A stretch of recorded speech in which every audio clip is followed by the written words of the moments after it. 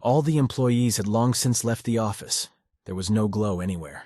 Only one Ulle sat doing overtime work, staring at the monitor. Despite his fatigue, the man continued to feverishly write down everything his job description required of him. It was getting harder and harder to breathe by the minute, his eyes nearly popping out from the exertion.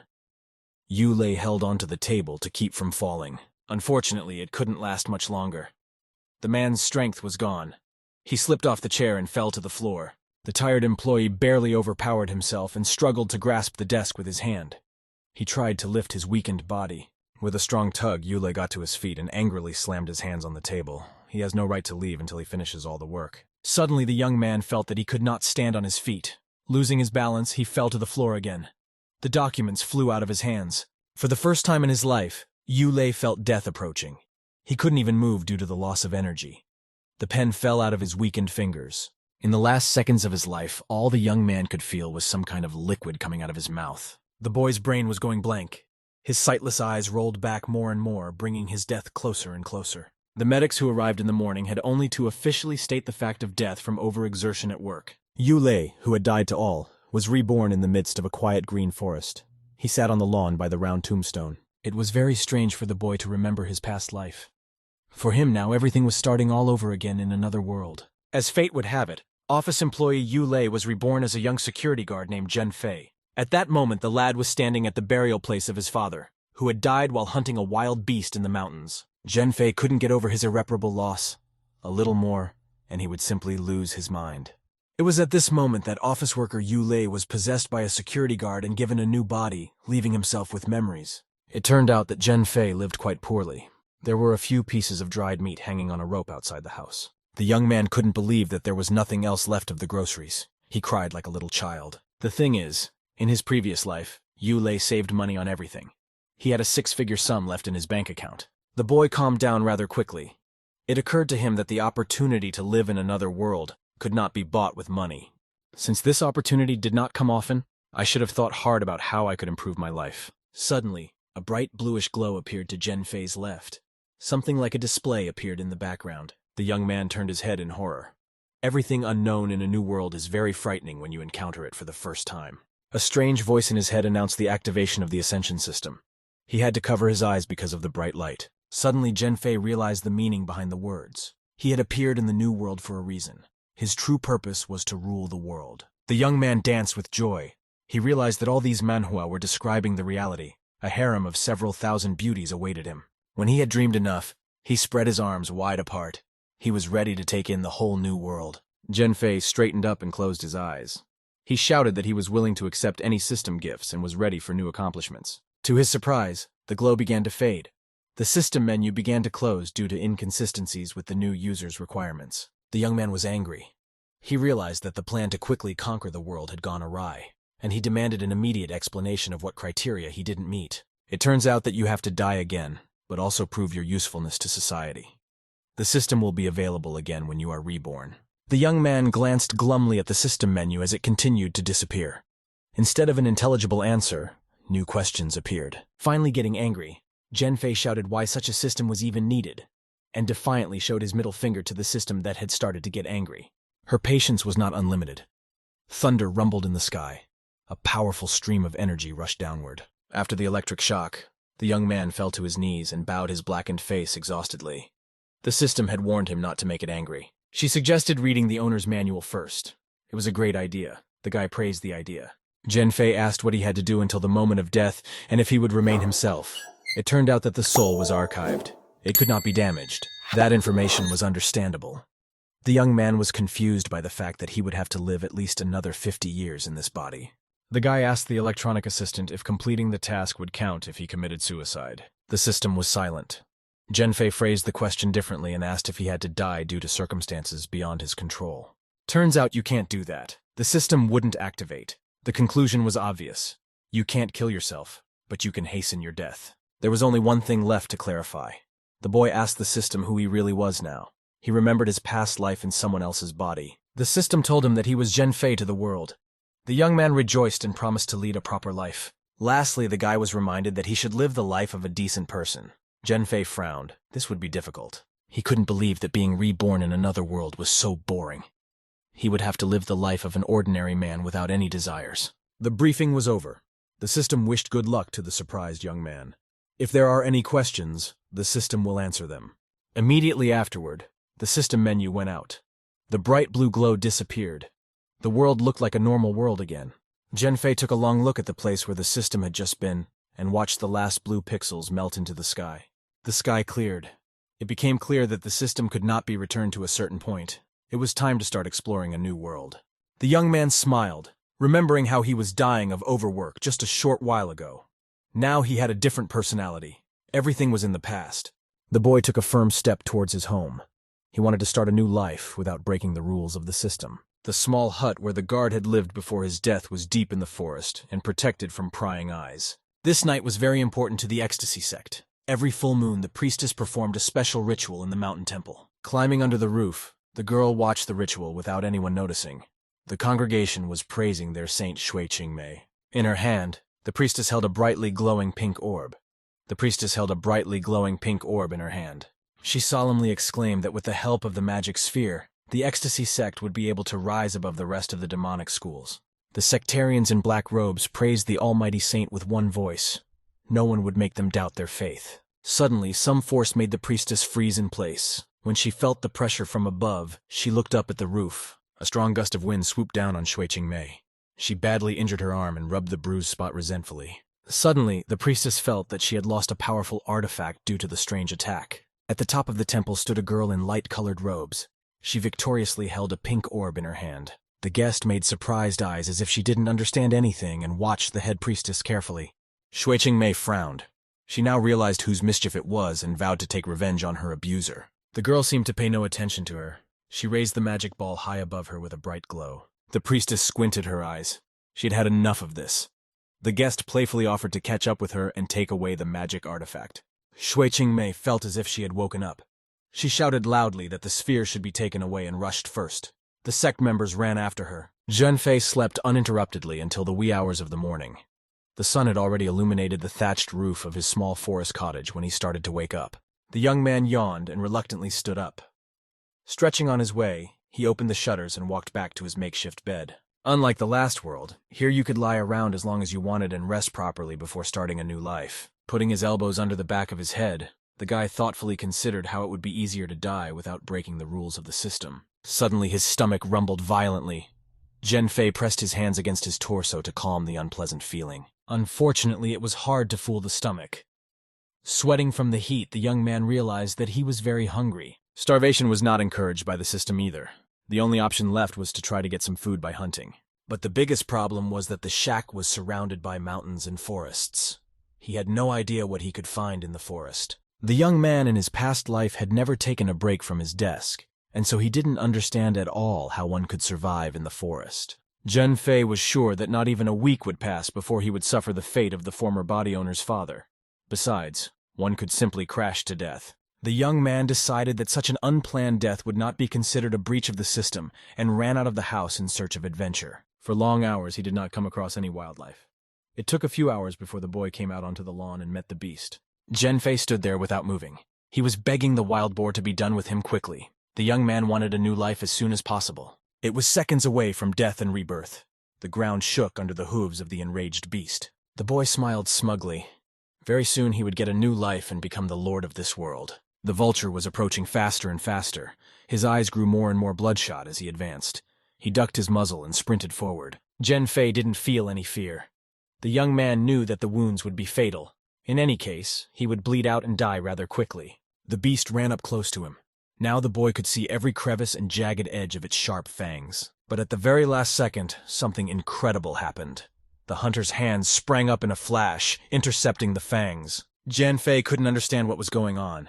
He had never been hunting and had never even seen such a thing on TV programs. Leaning forward a little, the young man arched his back and threw the beast's huge body over him. The wolf's eyes glazed over with pain. The wild beast flew backwards with a howl, dragging the guy who was holding on tightly to his enemy's fangs. It occurred to Hunter that Zhenfei's body remembered his muscle reflexes and automatically repeated all the movements. The flight was fatal for the wild boar. With its enormous weight, it made a large hole in the ground and did not show any signs of life. It made a difference. He stared up at the clear blue sky as if he could find the answer to his question. Zhenfei thought deeply. It became clear that he wouldn't be able to find his doom on the hunt. It would take too much time. Unfortunately, the owner of the body was a strong hunter. The young man inherited all his skills and knowledge. The boy gritted his teeth in anger. He shouted that he did not want to live another 50 years, so let a stone fall on his head and kill him. Even back at the house, the boy continued to stand against the wall and curse his worthless life. He wanted to die quickly. Suddenly, a meteorite hit the thatched roof of the house. As it burned up in the atmosphere, it set fire to the small but cozy dwelling. Zhenfei couldn't believe that his house was burning down right before his eyes. He shouted that this shouldn't have happened. Heaven heard him, but misunderstood him. The stone should have fallen on him, not on the house. The young man ran into the house. He hoped that he would be able to put out the fire and save the house. By this time, half of the roof was gone. Unfortunately, it was too bad. My eyes were watering from the smoke. Broken beams and flooring parts lay on the floor. Looking around carefully, the guy realized he could try to save the day. A few boards from the partition hadn't fallen all the way down. He stooped back as hard as he could and tried to level the partition to keep the roof from collapsing completely. Only one thing was clear in this situation. He had finally lost his home, and now he had nowhere to live. Zhenfei felt sad. Suddenly, the young man realized what was the source of his distress, and he was very surprised. At first, he couldn't believe it. Instead of a burnt piece of meteorite, there was a beautiful girl in light-colored clothes lying on the floor. She was unconscious. Zhenfei froze in place and stared at the guest for a few seconds. He couldn't believe that a cute girl had almost burned down his house. But the facts stubbornly spoke for themselves.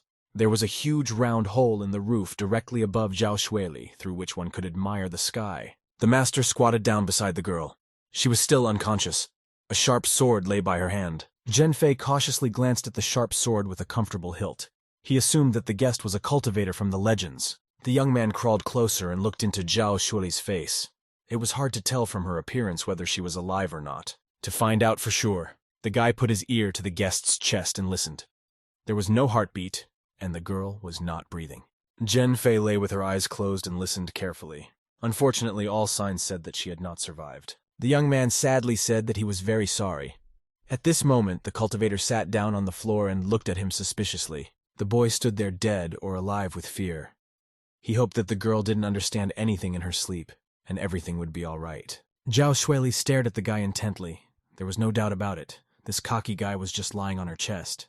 His eyes gave him away. Without thinking, the cultivator kicked the insolent man in the stomach. With a howl of pain, Zhenfei flew to the other corner and hit the back of his head. Tears splashed from his eyes. The young man waved his hands and shouted that he was misunderstood. He was just checking his breathing rate. The confused girl's face twisted in pain. The severe wounds made themselves known. She said she was in a lot of pain. The boy looked at the celestial guest with surprise. He could not understand what the girl meant. Finding a small pebble near her, the cultivator threw it at her master with hatred. It hit the top of his head and ricocheted. Letting off a little steam, the girl calmed down and listened to the man's side of the story. They walked out of the ruined house onto the lawn. Zhenfei told the interviewer that the dwelling was completely destroyed, so they could no longer stay in it. He offered to try and heal Xiao Shuli's wounds and volunteered to look for some medicinal herbs. The young man frowned at what was left of his shack. He hadn't even lived in that house for a day. He didn't see that the girl had started to take off her clothes. Zhenfei was thinking hard, so he didn't immediately hear his interlocutor's voice. She said that there was no need to go for herbs. The young man turned his head in surprise and wanted to ask why there was no need to go for herbs, but he couldn't finish the sentence. The cultivator unashamedly undressed in front of him. Such a sight made the guy numb. He had never seen naked women in his previous life. Stammering in surprise, Zhenfei wondered why she was undressing. His eyes almost fell out. The girl had a perfect figure. In the meantime, the celestial woman extended her delicate hand with its neat nails to the young man. Everything about her seemed perfect. As if by magic, two bubbles appeared in the air. There was some kind of substance in them. Xiao Shuli asked her interlocutor to help apply medicine to her body. She is now weak and cannot heal herself. The young man immediately imagined his hands touching the body of a naked beauty. He started to bleed profusely from his nose. Shyly reaching out his hand for the medicine, an embarrassed Zhenfei asked the girl if she was sure she wanted it. The Celestial turned away from her interlocutor and proudly informed the surprised guy that cultivators didn't care about such trivial matters. The young man came close to the stranger and stated that she was quite brave. The girl replied that he was very kind. Zhenfei dripped some of the life-giving substance onto his fingers and began rubbing the cultivator into the skin on his back. He was very surprised by Xiao Shuli's sturdy body. After such wounds, it was unlikely that an ordinary person could survive. In addition to the many abrasions and bruises, she had one impressive injury on her back. It was obviously very serious. A deep cut from his right shoulder blade ran diagonally downward almost to his lower back. The young man gently touched the wound. He evenly filled the entire cut with the substance from the vial and lubricated all the abrasions and scratches on the girl's back. Right before his eyes, the blood curdled. The edges of the deep wound began to heal on their own, as if it were a small cut. After a few seconds, only a barely visible scar was a reminder of the serious injury. Zhenfei suspected that the medicine belonged to immortals. The young man asked the girl in surprise where she had gotten such a deep wound and what kind of miracle medicine it was. Xiao Shuli reached for her kimono and got dressed. She said thoughtfully it was too long to talk about it. The embarrassed girl introduced herself. She is indeed a cultivator of the Naiwan Sword School and is very grateful for the help. The guy looked at his new acquaintance with astonishment. This cultivator was really thanking him for his help. For a few seconds, the young man stared at the celestial. He was very pleased to be near a deity. Zhenfei belatedly realized that the girl was expecting the same thing, and gave his name from the past world. He said he was into hunting. The young man pointed his finger at the sky and asked how Xiao Shuli had gotten inside his house and why she had fallen. The cultivator said that she wanted to thwart the ecstasy sect's ill intentions, but she was spotted and pursued for a long time. She promised to tell her sect about the ruined house and promised that the guy would be compensated handsomely. Zhenfei turned aside and thought for a moment. This girl was really incredible to have escaped from the sectarians. He turned to his interlocutor and asked Xiao Shuli with interest what she intended to do now. The girl told him that other sect attacks would follow very soon. She had to get to her family as soon as possible. The cultivator suddenly felt one of the wounds on her arm open. It happened very inconveniently. There was no time left at all. The young man shrieked when he saw that his companion's hand was bleeding. Her eyes were watering because of the pain. He stated that Xiao Shuli might not be able to endure the long journey. Her injuries looked quite serious. A little embarrassed, the girl asked for help getting to her sect. She would be very grateful. Zhenfei was surprised. He couldn't believe that a cultivator was offering him a journey together. This was opening up new possibilities. When she realized it, the girl shook her head and shouted that the young man shouldn't accompany her. It might be too dangerous. The guy surprisingly asked the cultivator how far away the sect was. He didn't want to leave Xiao Shuli with such wounds. Closing her eyes, the guest thought and estimated the distance. She said it would take about 2 weeks. The young man asked what the probability of meeting the ecstasy sectarians was. The woman replied that they would be chased all the time. Zhenfei pretended to think hard, but actually faintly smirked. He had a plan. Turning away from the girl, the guy asked the system if it would be a violation if he died protecting his partner. It turned out that it wasn't against the rules. Xiao Shuli exclaimed that she had no right to force the young man to help her. It was up to his personal desire. Zhenfei turned to his interlocutor and coughed businesslike, pretending to be concentrating on her suggestion. He looked at the girl and firmly stated that everything was fine. He would help her get home safe and sound. The cultivator cheerfully asked if he really agreed to help. The young man had to turn away. His nose began to stretch because of the untruth. The guy pathetically said he couldn't stay away and had to help her fight the demonic sect. Xiao Shuli blushed slightly at such sweet talk. She realized that the person she was talking to was lying, but she decided to leave the showdown for later. The girl asked if he was sure of his decision. Zhenfei smiled and said that she should thank her savior. They would have good luck. Cultivator asked him to hurry up. The stalker sect would soon hit her trail. The young man asked him to wait. He needed to pack his things. After gathering everything he needed, Zhenfei approached the tombstone of the old man. He promised to let his son's body die, and then they would be reunited. The guy was very pleased with himself. As a hunter, he was good, but a few members of the demonic sect would clearly be stronger. Saying goodbye to this place forever, the young man turned in the other direction and called out to his partner. Zhenfei slung his bow on his shoulder. He said that he was already ready to move out on the road. The girl ran happily, catching up with the guy. At this time, Shui Qingmei was in the forest camp and bitterly lamented the loss of her magic artifact. Breathless, the sectarians listened to her curses. Just because of one girl, the priestess would not be able to realize her plan to develop the sect. Choosing a higher rock, the leader placed her bare foot on it. She uses the natural elevation as a podium. Shui Qingmei shouted from on high that she would make the night guests pay the bill. She would regret sticking her nose into their temple. The sectarians did not move. They were well trained to speak only when necessary. The priestess scrutinized the handful of sect members close to her and made a choice, calling out Zhao Kuanyi's name. The man with the long staff in his hand turned his head and nodded politely. He guessed what the leader would demand. The sect master humbly bowed his head, waiting for Shui Qingmei's instructions. He was a reliable person, and the girl appreciated him for that. The priestess said loudly that she had high hopes for the man. He is one of her best people and knows what needs to be done. The leader demanded to track down Xiao Shuli from the sword school and return the demonic school's magic artifact. Zhao Kuanyi humbly bowed and declared that he would complete the saint's task with honor. She could not worry about it. Out of the corner of his eye, the sectarian caught some strange movement to his right and turned alertly. One of the sectarians handed him a golden cloth and reminded him that their opponent was very strong. They needed to use all their strength. The girl put the clothes in the battle scout's hands and asked her to take them with her just in case. Anything could come in handy. Zhao Kuanyi was very surprised. Only a few times had he seen this magic item up close, but he hadn't dared to touch it. The man couldn't believe that he had actually gotten his hands on such a powerful relic. His eyes shone with delight. The sectarian asked if the great saint was really giving him such a valuable artifact. Shui Qingmei faintly smiled. She explained to the man that she was only giving the magic item for the duration of the task. But if he could find and retrieve the missing item and then eliminate Xiao Shuli, the reward would be very generous. Zhao Kuanyi obediently bowed and thanked the priestess. From his decades in the sect, he knew that priestesses did not break promises. The saint smiled gloatingly. She had managed to track down her rival with the incense that indicated the location of the soul. In the late afternoon, the guy and the girl took a break. Zhenfei went to sleep close to the fire to make it easier to keep an eye on him. Putting his shield under his head instead of a pillow, the young man snored and didn't see the cultivator approaching him. After the long crossing, the lad slept so sweetly that no rumbling in the world could have awakened him. Xiao Shuli slowly approached her partner. After making sure that he was asleep, the girl reached out her hand to him. The cultivator touched her body with her wispy fingers and gently ran her fingers over the young man's chest. He continued to sleep. Xiao Shuli moved closer and put her foot behind the guy's groin. Zhenfei just turned his head. When he felt the pleasant touch, he opened one eye immediately. He was very curious to know who was seducing him. To the guy's surprise, Xiao Shuli, red as a boiled crayfish, was standing beside him. Her foot was right on his chest. Zhenfei couldn't believe that the cultivator herself had come to him at night for a specific purpose.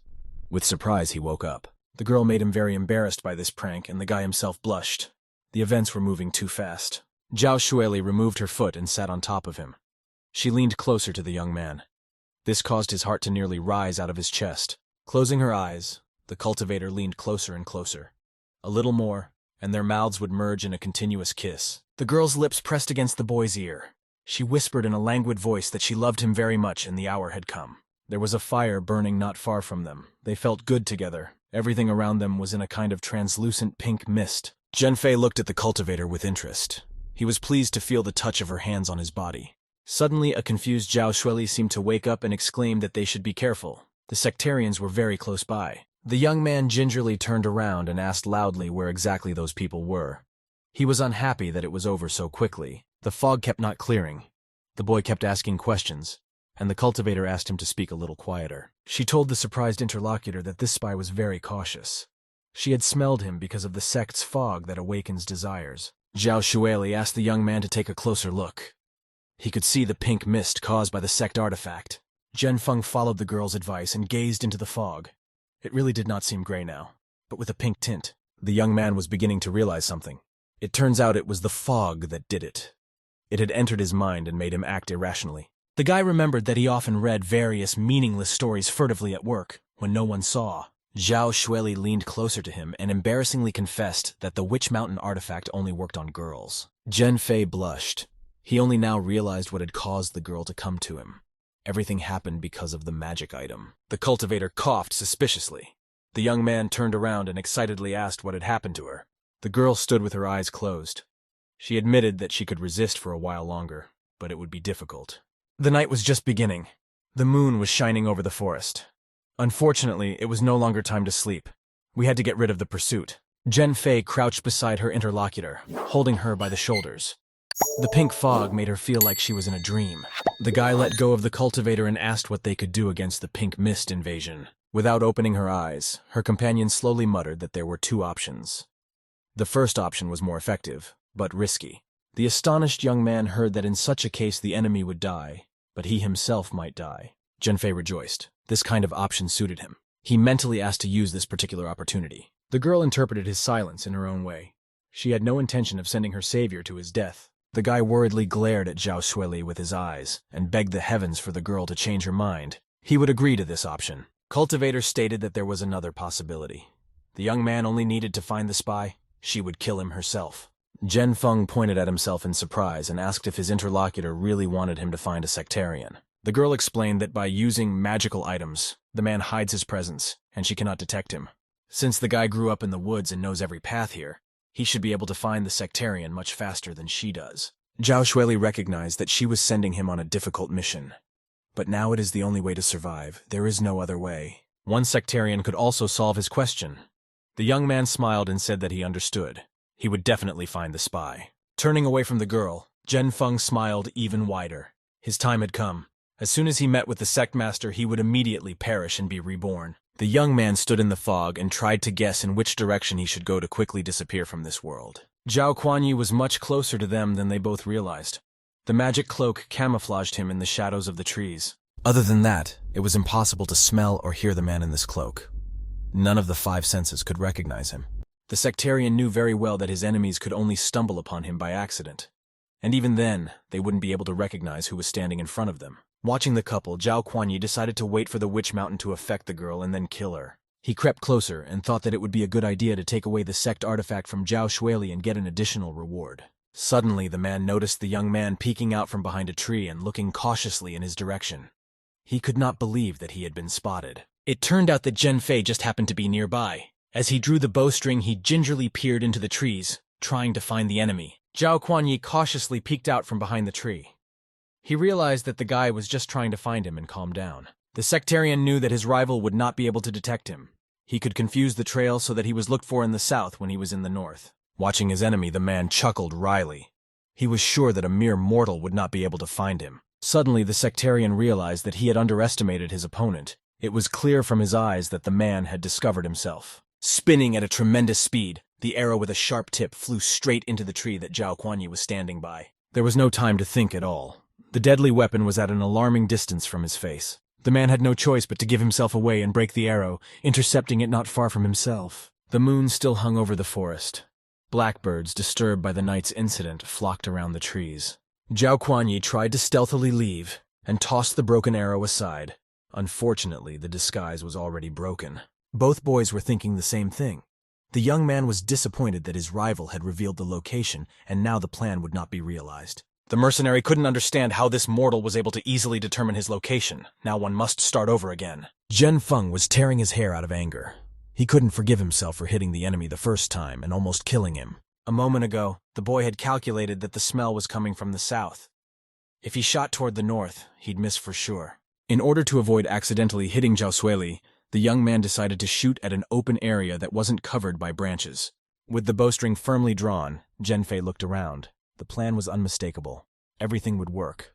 Once a guy goes to raise an arrow, he will inevitably draw the attention of the sectarian sitting in ambush. The man will immediately jump out of the bushes and deliver the fatal blow.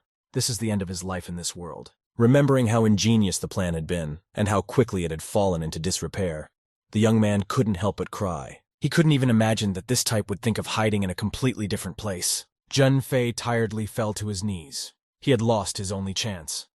Now Xiao Shuli would not allow himself to let the sect master go. Suddenly the boy saw the man lightning fast between the trees, taking advantage of his confusion. Turning back to the girl, the young man was surprised to realize that the cultivator was still standing near the trees and didn't even move. Zhen Fei wondered why she didn't chase after that guy and finish him off like she promised. Burning with shame, Xiao Shuli admitted that her wound was still very strong. Besides, she didn't expect the young man to find the spy so quickly. The girl stepped forward and grabbed his hand with both of her own, expressing her gratitude for his help. The boy carefully released his hand and looked at his companion in surprise. He didn't know what to do next. Blushing with embarrassment, the cultivator asked to catch the man again. She definitely wouldn't miss him this time. Zhen Fei promised to do his best. He asked the girl to stay in that spot and keep an eye on the area. He stepped back a few meters and drew the bowstring. He promised himself that this time he wouldn't succeed. The boy stared off into the distance and told himself that under no circumstances could he get into that sectarian. Watching him out of the corner of his eye, the man thought the same thing. No mortal would be able to hit him this time. He moved through the forest quickly and silently. Not everyone in his sect could pinpoint his location. After flying around a large circle in deceptive ways, Zhao Kuanyi returned to the same place he was before. He praised himself. No one would think of shooting at the same spot. The man took cover behind a tree and smiled. He was curious to see where that warrior would shoot this time. Zhen Feng stood beside the girl by the fire. The sectmaster ducked his head slightly. He had a good view of the couple. The young man drew his bowstring and looked around the forest carefully, trying to figure out where the man couldn't hide. He decided that the spy couldn't be hiding in the same place. The sectarian watched the boy's movements suspiciously. To his surprise, the insane man's arrow crashed again into the tree under which he sat watching the hunter. Zhenfeng turned black with anger. His death had to be postponed again. The sect master couldn't believe that he had been found again. With a quick jump, the man disappeared into the dense forest. The young man was surprised to realize that the spy had escaped again. He turned towards his partner. Xiao Shuli's cheeks instantly flared up. She knew that she was guilty in front of her boyfriend. The hunter perplexedly assumed that the girl didn't have enough time to eliminate the mercenary this time either. The cultivator covered her eyes with her hands in shame. Her body was trembling. Trying to justify herself, the girl said that it happened too fast. Xiao Shuli almost burst into tears with frustration. The mercenary turned out to be too fast. She frowned and pulled herself together. The warrior drew her sword. Now she wouldn't give the sectarian any more chances. He wouldn't get away a third time. The warrior's body was still very weak. She stood leaning on her sword. Blood continued to drip from her arm. The cultivator groaned in intense pain and gripped the hilt of her sword more comfortably. She announced softly that she was ready to slay the enemy. Xiao Shuli swore that she wouldn't let the spy get away again. Once the guy finds the sectarian, she will kill him. Zhenfeng gingerly looked at his interlocutor.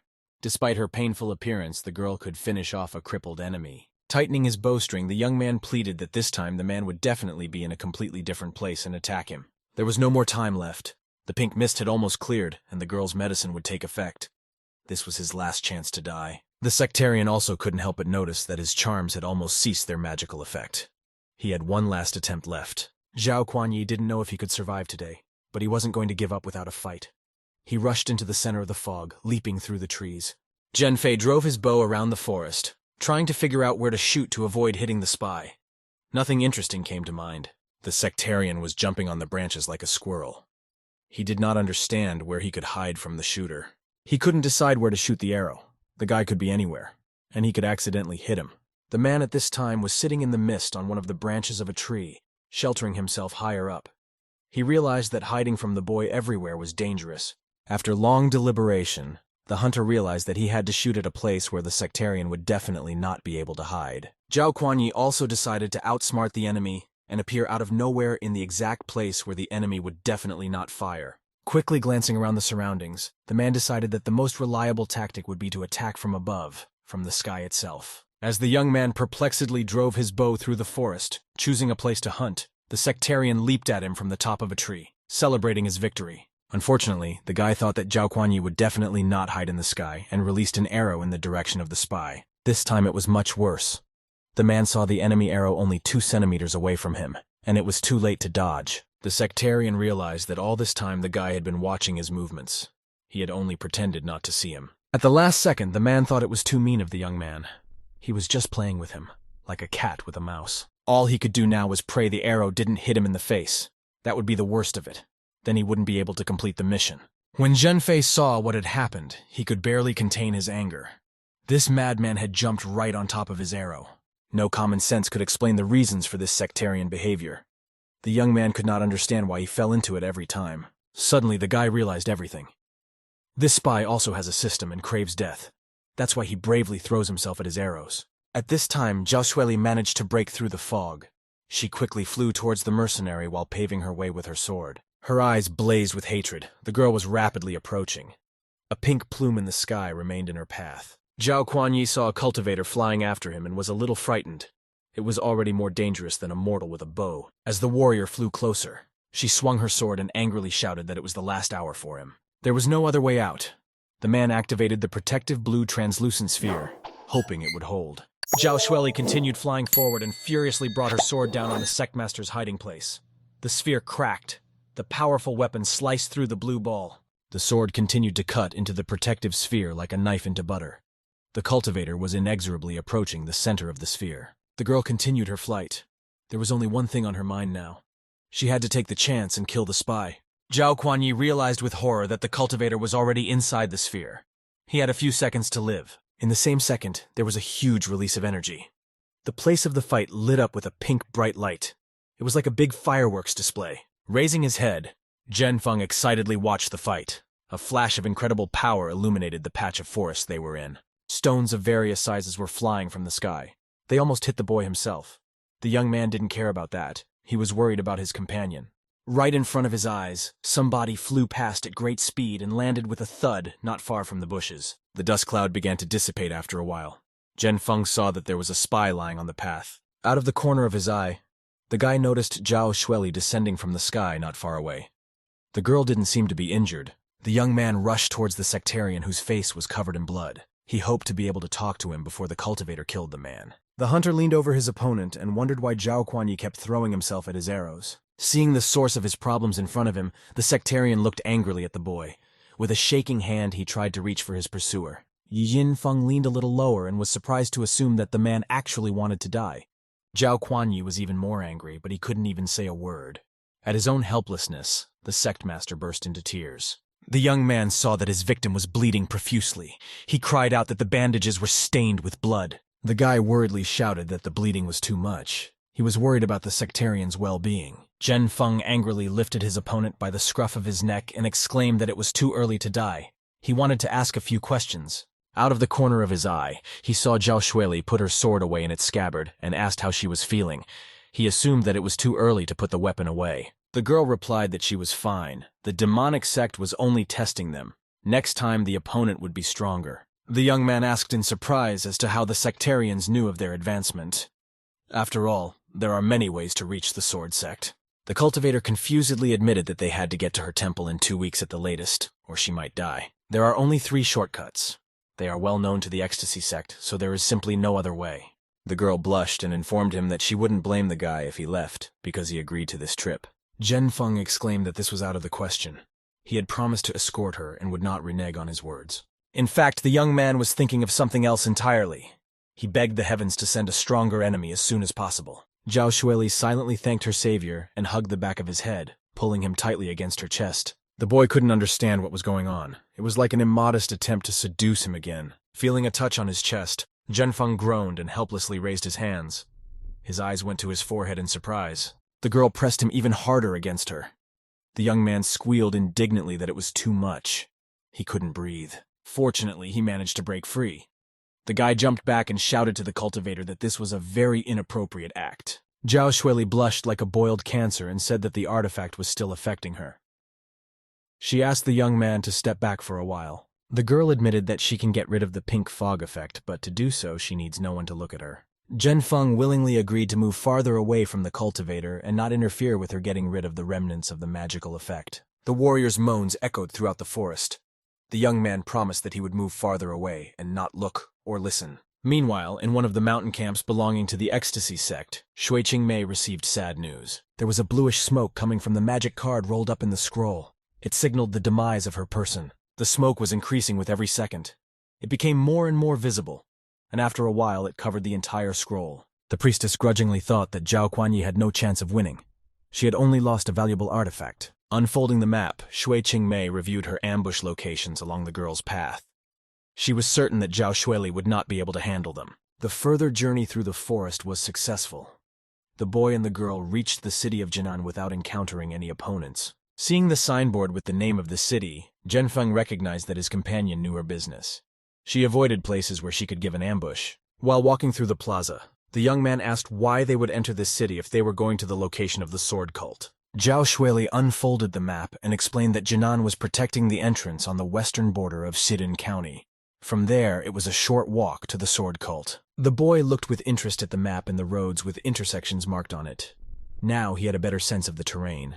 Zhenfeng asked if they could be pursued by the demonic sect while they were already not far from their temple. The girl thoughtfully replied that Wen's sword cult was the strongest, but that didn't rule out the possibility of meeting mercenaries. The young man clapped his hands together happily in anticipation of the pleasure.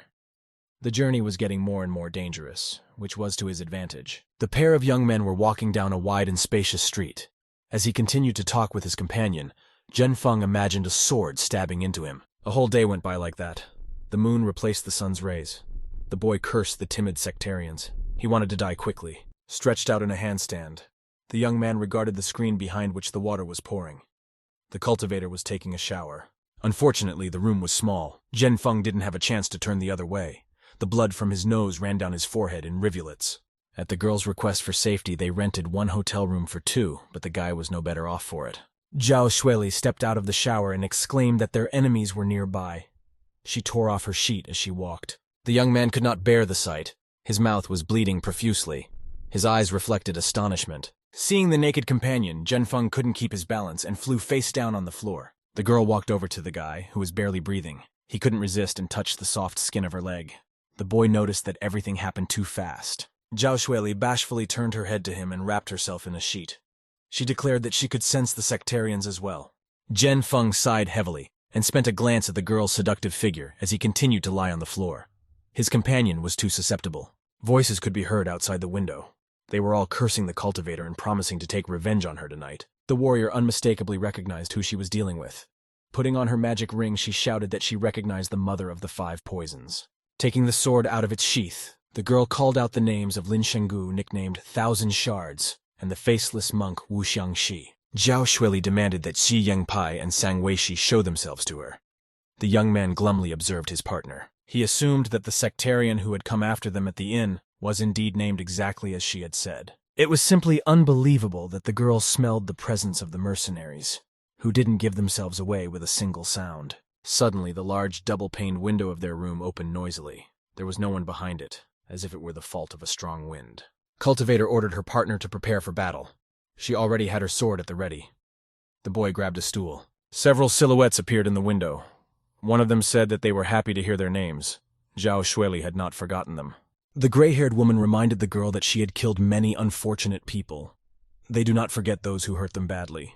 The warrior laughed and informed her that she wasn't quite sure which one of them could be called unhappy. She took a leisurely look at all 4 of the night visitors and declared that it looked more like a bad joke. Pointing her finger at the elderly woman, the cultivator revealed that it was the mother of the 5 poisons. She poisoned the river to stop the plague. That smiling man over there with the red necklace around his neck was actually a faceless monk who killed people and slashed their faces. The gray-haired elder Lin Shenggu, whose age no one knows. He ate children to cultivate his own soul. The guy with the frightened eyes is named Xia Yangpai. He used mortal humans as fodder for shadow monsters. Xiao Shuli threateningly made a lunge with her sword and declared that all 4 of them were sinners. They would not be able to survive this battle. Zhenfei couldn't believe that it was all true. He confusedly said that he had never experienced plague and cannibalism before. The mother of the 5 poisons tapped her cane irritably on the wooden floor. The sound echoed through the room. She shouted that no mortal could match the strength of cultivators. This guy's not getting out of here alive. Xiao Shuli pulled off her sheet.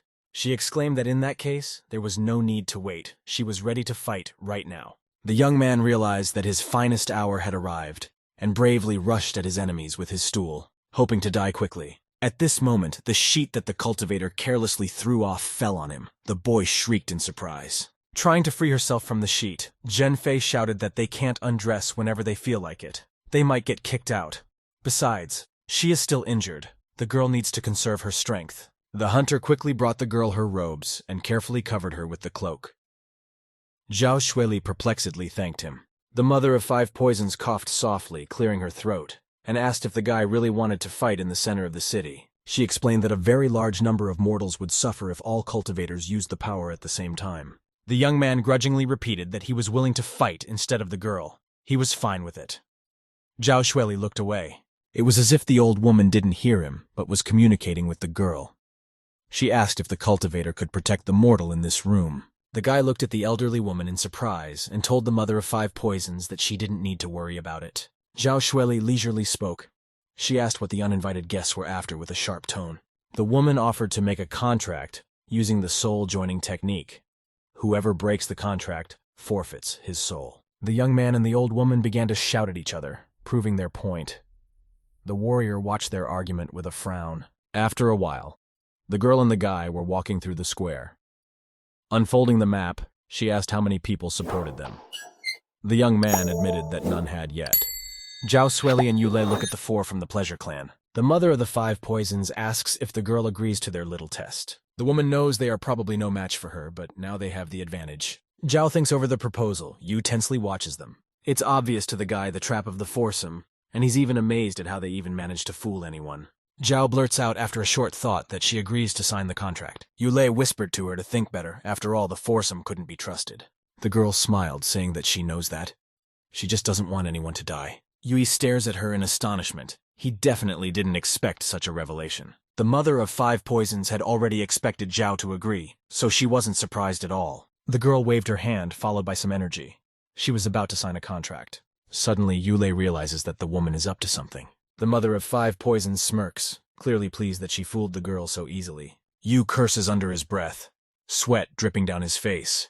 He doesn't want anything bad to happen. He tells them not to hurry because they will still have time to sign the contract. Xiao Shuli removes his hand, looking at the guy perplexed and waiting. The mother of poisons and the faceless monk were wary. They were ready to play by their rules. Ulle says the contract doesn't spell out all the details and rules of the test. The guy thought the contract was full of holes that obviously needed to be filled. Thoth swung around and punctured the magic pact. All of this needed to be fixed. Le couldn't stand by as Zhao is obviously being fooled. The guy has to make sure the contract will be well written. The mother of the poisons said that the one didn't dare to do that after all. Yu is the most ordinary person. Ulle started shouting that she was scared and therefore threatening. The woman said it wasn't true, and he shouldn't ruin her reputation. Xiao Shuli smirked and asked, "Does the woman definitely have a reputation?" Then she stood confidently and said that either they were going to change the contract or fight. It was obvious that she would not go for anything else. The foursome stepped back to negotiate, wondering if the contract could be changed to their favor. Ulle watched their whispering intently, following every movement and raise of voice. One of them shouted, "It's not worth trying, and there's no need to be afraid. It would not be any worse for them." The others hit him, saying none of them actually wanted to die. After finishing, the mother of the 5 poisons said that since those were so worried, they would agree to change the contract. Ulle started listing the edits and conditions that should definitely be in the contract. Tot thought that since those were so sure, he should put in a few more conditions. Another condition was that the foursome had to go to uninhabited lands after the test, so as not to cause any more trouble. The mother of the 5 poisons realized what was going on, but decided that it was better for them to agree to Ulle's terms. But here, unexpectedly, the guy said that his name should also be on the contract next to Xiao Shuli. The mother of 5 poisons agreed, mocking the guy. He's human after all, so he's not a threat at all. Ulle had no regrets, for he knew that he would only regret it if he didn't sign the contract. The woman began to recite the spell for the contract to appear. The condition of the contract had all the things Ulle listed, so the guy was satisfied. The guy turned around at Zhao's call. Her voice was concerned. She said the guy shouldn't sign the contract. It's too risky for his life. The guy smiled and said that since the whole foursome signed it, they should too. The girl looked at him in disbelief, but he did not radiate uncertainty. Ulle almost squealed with joy. The contract was almost 100% fatal, which meant that he had to sign it. Les started biting his fingernail with impatience. He already wanted to get started on the tests. That one put his finger to the contract and signed with a hand trembling with excitement. Yu carefully inscribed his name, and Xiao Shuli only realized that they would be partners. The girl always worked alone. It was unusual to see anyone around her. The girl put her hand up to the contract. Would an ordinary mortal really fight her? With careful handwriting, Shuli began to sign, carefully marking each character. Ulle had already started warming up, preparing for the test. A plan was slowly being made in his head. He couldn't wait to get started, so he asked when those would start explaining the test to them. The mother of the 5 poisons was outraged and said that these tests were completely irrelevant to mortals. However, Yu said with a smile that since his name was on the contract, the test would be up to him. Or were they afraid of losing? Xiao Shuli looked at this picture with open eyes. Few people dared to be rude to the mother of poisons. The woman got angry and grabbed Li Shenggu's beard, saying that Lei was too cocky. The mother of poisons got angry and started yelling at the guy. She still saw him as an ordinary mortal. She started pulling Sheng's beard and he got angry, saying, "Why is she pulling his beard?" The woman presented her test where they have to drink 3 glasses of wine where one of them is poisoned. Li Sheng said it's easier and consists of winning it in checkers. At the faceless monk, the test was a debate. One of them had to fight a man. And at Xie Yingpai's place, those must last an hour and a half next to the shadow beast without dying. The mother of the 5 poisons told those to choose which test they would start with. Ulle had already started to choose, thinking about the test, however. He was cut short by Xiao Shuli. The girl said it's a game of survival, so she's gonna pick her. The boy looked at her unhappily. He didn't want her to ruin his plans. Xiao Shuli said that Ulle's body was too weak and he might die. She would like to choose the test herself. Le felt uncomfortable, for it was obvious to him that he was not going to die. Suddenly, the guy realized that if he tried too hard to die, he would not be empowered, because they would consider it as an independent departure from life. Yu called out to the system, waiting for it to appear in front of him. Little lightning bolts appeared in the air, and that meant that in a second that one would appear. A small blue screen appeared right in front of the guy's eyes, greeting him. Yu said he signed a contract to take the test and asked if his death in battle would be considered intentional. The system responded that it would be a heroic act, not an independent taking of one's own life. Ta said that if death is not predetermined, it doesn't fit the criteria for independent deprivation. Ulle turned towards the four and Xiao Shuli. He was going to use one plan. He approached the girl and said that she seemed to think he was too weak, too. Shuli was wary, shifting her gaze full of anticipation to Li. The guy thought they were friends and even signed a contract for her. However, apparently he was wrong. Yu lowered his eyes to the floor and said that he understood, after all, that to perceived him as a mere mortal even after all this. Zhao looked at him wide-eyed. Obviously, she didn't want to offend the guy, but she couldn't trust him either.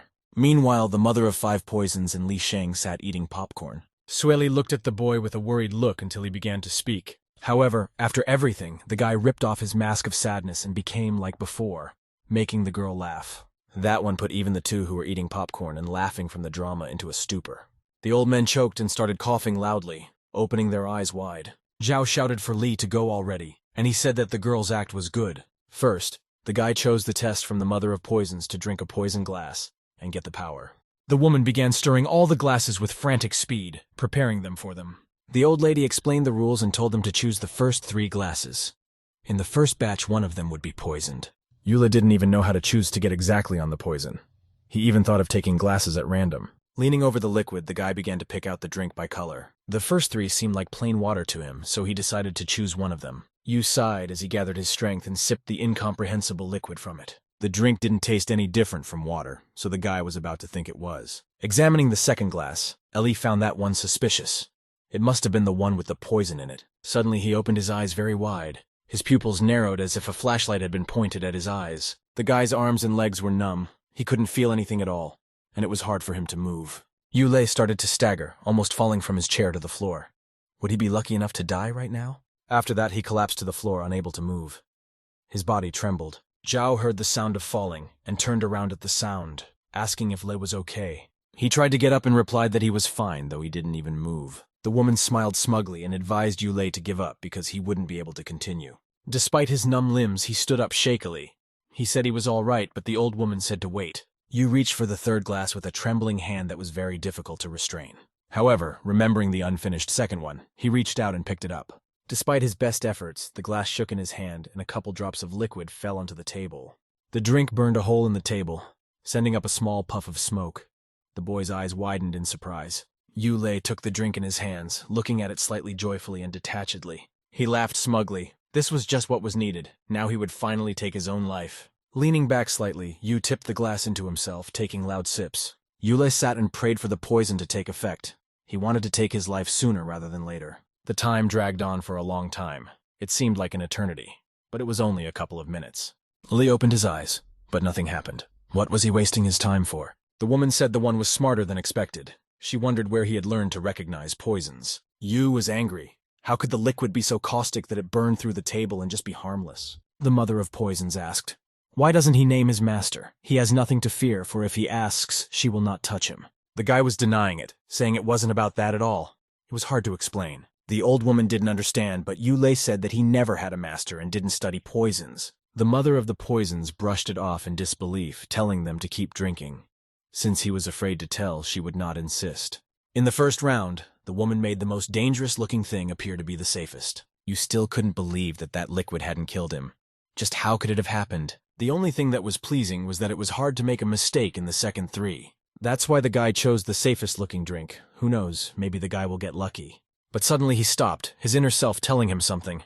Ulle's realization hit him. He was dumbfounded for a few seconds. A dozen hexes were spinning in his head. Well, the old woman won't use the same method twice. Then you can't choose the first glass. Yu squinted his eyes. In the second round, it should obviously be the other way around. The guy, without thinking twice, chose the most dangerous-looking drink. Black. Ulle grabbed his left hand. What if the old woman had anticipated everything and poured the poison into a very ordinary mug? Or maybe she foresaw that he couldn't choose between the first and third and poisoned the second. The guy stared expectantly at the glasses, his eyes trying to find the right one. After which he grabbed his face, stretching his skin.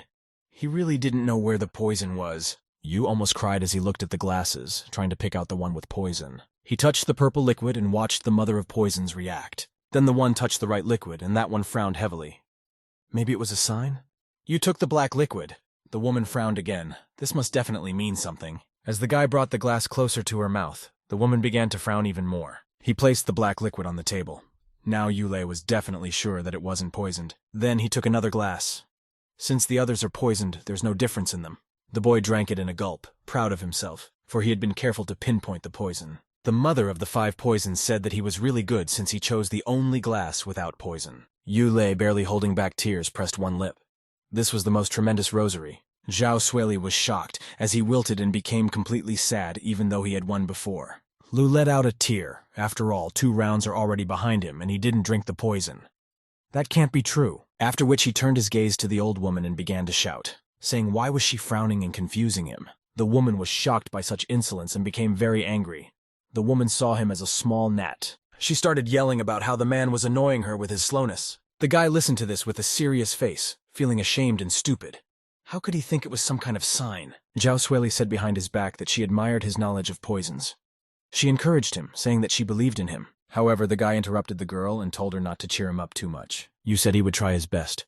Meanwhile, tears flowed from his eyes. Toth shifted his gaze to the glasses. He's thinking too much. He needs to clear his head. Lee decided to act at random and chose a glass with a strange green liquid in it. The guy closed his eyes and without hesitating for a second drank it in one gulp. The drink was sweet. To a guy it reminded him of non-fu mineral water. And it looks like he's chosen a poison-free drink again. He's had a lot of bad luck lately. Suddenly his eyes widened and his pupils, on the contrary, narrowed greatly. The guy started coughing and blood flowed out of his mouth. Zhao was very frightened. The mother of 5 poisons burst into laughter, happy that Yu would finally die. She had won. Xiao Shuli was angry and scared at the same time. She shouted, asking what the mother of 5 poisons had done to Ulle. The woman, smiling smugly, said that Le wouldn't be able to pick the right glass this time. All because they all had poison in them. After the old woman said this, she laughed. She said that only if Yui drank the contents of all the glasses would she be able to eliminate the toxins. Afterwards, the mother of poisons made a sad grimace. Unfortunately, Ulle only had 2 hours left. The boy stood up a little and asked if it was poison. He didn't have any pain, so he was still on the job, right? Xiao Shuli didn't understand what he meant, and so she silently asked herself a rhetorical question. The old woman said that this was Yu's body's way of easing her last hours. The boy was glad, for he could die in a few days, and so he would get more power. The mother of the poisons was puzzled, as he had just drunk the poison and was already laughing. However, the woman decided not to think about him, and turned her attention to Xiao Shuli. She said that the girl had 3 more tests to take, and she was the only one left. Ta's eyes widened a little. The woman was interrupted by Le saying that he was, in fact, still alive and could move around. Toth shouted that he had 2 more hours and was enforced to take part in the tests. But now he would move on to the board game. Zhao was shocked at this guy's determination after all. He was literally spitting blood just a short while ago. Ulle smiled. This game should definitely finish him off, so he would hope that no one else would interfere. He and Mr. Sheng were actively playing while uttering some incomprehensible words. Yu strode black. He could already feel the strength leaving his body, and it was glad. Li Sheng walked with white chips again, watching the guy intently. His body grew heavy, and his joy grew ever greater. Lei was waiting to die at last. Sheng, meanwhile, was combing his beard, preparing for his victory. The old man raised one eyebrow, smiling smugly and considering the young man. That one told you not to overwork himself. After all, he would win one way or another. However, the guy said that's not going to happen, and he's going to show how the real champions play. Lu twirled the black chip in his hand, turning it one side and then the other. The young man shrieked, about to walk. His strength would soon leave him for good, but he was frustrated that he wasn't dead yet. But suddenly he felt pain and his eyes went wide. All the black chips went down, completely throwing the game off. Ulle grabbed his head and started screaming. It was too painful! Sweat ran down his face and the guy wriggled in pain, holding his hands near his ears. Xiao Shuli ran up to the guy. She called out his name and stroked his back. Lei was trembling, and so the girl realized that the poison had begun to take effect. The mother of poisons enjoyed watching this. All this time the poison had been coursing through her veins, and because of the game it had taken effect. Zhao glared angrily at the old men, then asked afterwards, what were they up to? Li Xing said that it was just his harmless special tool. And this weapon is called Ming Ye. It attacked without Yulei's knowledge. There was absolutely no way for him to know about it. The mother of poisons and faceless ones squirmed slightly. At the mention of technology, they wanted to pretend they were strangers every time. Grandfather told them to shut up so they wouldn't spoil such a moment with chatter. Sheng explained that while playing with it, the player's soul is destroyed. The purpose of the tool is to help cultivators. But Ulle, as a mortal, without a cultivator's soul, it drained energy and destroyed the mind. The man pointed the stick at the girl. She cried out that it actually hurt terribly, and it was all because of that implement. Li Xing smugly said that even without the poison, that person would have died in terrible agony. It was past midnight. A full moon. There were thousands of stars scattered across the sky. Xiao Shuli asked Ulle to take it easy and finish the tests by her. The guy, however, didn't want to stop. He asked to be allowed to die in battle. Lei was reminded of the past. He had already lost his life from lack of energy once before. Such a death was not the first time, so the young man was determined. A shadow beast loomed over Yui, flashing its red eyes. The guy, on the other hand, although he was very tired, still stood upright, radiating confidence. Time went by. The moon grew brighter and brighter, and the strength drained away faster and faster. Ulle held a black chip in his hand, almost lying down on the playing board. Thoth looked very tired, his cheekbones expressing from overwork. However, Grandpa Shang looked almost the same. Only there was no poison flowing through his veins. There were already huge bags under the guy's eyes, and sweat protruded on his forehead. He was breathing deeply, barely finding the strength to sit up. Yui felt like he was about to fall. There were still red bloodstains near his lips. He took another chip, rubbing it this way and that in his hands. The guy was leaning over the table. The game was indeed tedious. The mother of poisons hummed. He obviously didn't have long to live, but there was still time for fun. Zhao glared angrily at Ulle, feeling very bad about his sheepish stubbornness. The girl asked him to stop and wait a bit, for with every chip he put down his energy was being taken away. The same sat, staggered slightly, and placed his chips slightly crookedly on the board. The guy still said he was fine and that he could handle it. Some more time passed, but the moon was still in no hurry to disappear. About 15 minutes later, Li Shang was already very tired. That one slightly raised his head, asking if Li was definitely an ordinary mortal. Ulle was already lying upside down, but still replied, albeit with a brief yes. After that one said that he would show the strength of real mortals. Old man Shang looked at the young man tiredly. The guy with shaky hands moved the chip, saying that Grandpa's move was next. Li Shang began to stagger. He was shaken from fatigue, but he tried his best to steady himself. After that, his eyes rolled up, the iris completely missing. Grandpa Shang started to fall down. That one said he wouldn't be able to walk next. Pancake fell to the floor with a loud thud and said that Yu was the winner. The mother of the poisons looked at her grandfather with obvious displeasure and anger. She found it hard to accept their loss. Li staggered back and gave a victorious grunt. It was unexpected because the old man's strength was powerful. What was amazing was that the most ordinary person had defeated a cultivator. Yu wanted to say that he had won the second round as well, but he was interrupted by a severe pain. Here the guy started to feel nauseous. Something came up to his throat and he coughed violently. For the umpteenth time he started coughing up blood. Swilly was frightened and called out to him, running closer. The girl picked up Le as he cowered slightly to the right, and when asked how he was feeling, he couldn't answer with anything more than a stifled grunt. The mother of the poison stared at the guy in astonishment while opening her eyes wide. She said that somehow he still managed to neutralize the poison. Now it was Yule's turn to be amazed at his unexpected ability. Zhao Shuli looked at him admiringly, asking if he really did it. The old woman pointed her finger at someone, getting excited and swearing hard. That someone she pointed her finger at was the faceless monk. The woman blamed him, and said that he was the one who prevented her from poisoning Ulle and neutralized the poison. Yu only absent-mindedly hovered in the clouds, pondering how it was that he was able to neutralize the poison. Li Shang shouted at the woman to stop complaining. After all, these were not games. The mother of the poisons, however, was angry and not that very willing to listen to the lamentations. Ta said that this poison trick was a precautionary measure, in case Yu knows Li Shang's trick of the game. So, after drinking the poison, Li chose the pyrotechnic meteor. Shang and Ulle thought of the name at the same time. It was too loud. The old woman immediately explained that it was her clan's poison. It first gives energy, and then takes it away, and kills because of its excess in the body. However, she miscalculated, and the board took some of the poison along with the energy. Ulle listened to this and was amazed at how stupid and easy it all came out. The woman turned to Shang and said that he died because of her poison. The mother of the poisons was astonished, for even she had not thought of such an outcome. Ulle was very angry, for he didn't even know that there was poison in that glass. Shi Yangpai said that the poison mother had overestimated Ulle. He couldn't plan everything from the beginning. The boy's ears perked up as he heard the man's retort and listened to every word. After that, one realized that Yangpai was actually right. However, the old woman didn't believe it.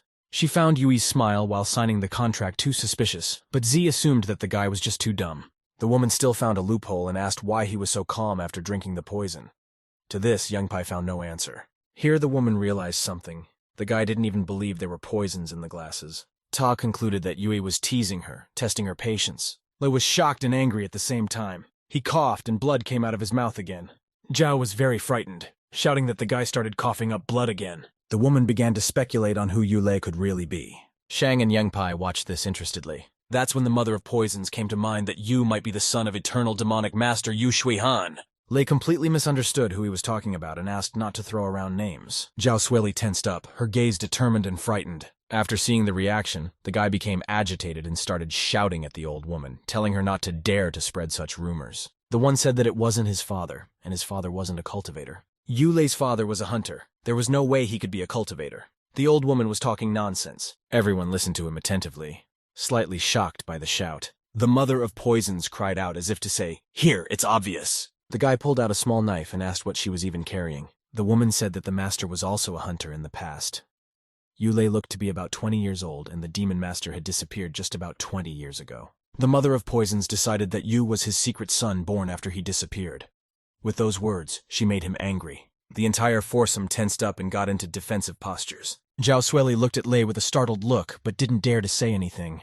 Ulle started to get even angrier, saying that none of this was true. The boy approached Shuli and said that his father was dead after a fight with some beast of the forest. The mother of poison struck her hands and said the words again about to be said. Yu was already twitching at this. It was very difficult for him to contain his anger. The guy cringed, asking what does that even mean? She's giving in or whatever you want to call it. The woman began to tell him that 20 years ago, the demonic master had arranged a duel. The duel was with Master Despotia. Rumor had it that he was seriously injured afterwards. And then it was said that either he had died or had turned to mortal life, forsaking former deeds. The woman said that it looked like the rumors weren't lying, and lo and behold, the son of the demon master was now standing in front of them. The guy turned to Zhao and said that the mother of poisons was lying. The girl wanted to pull out her sword already, but the guy said that he didn't have magic powers. How could he be the son of a cultivator then? The old woman shrieked, telling Yu not to lie.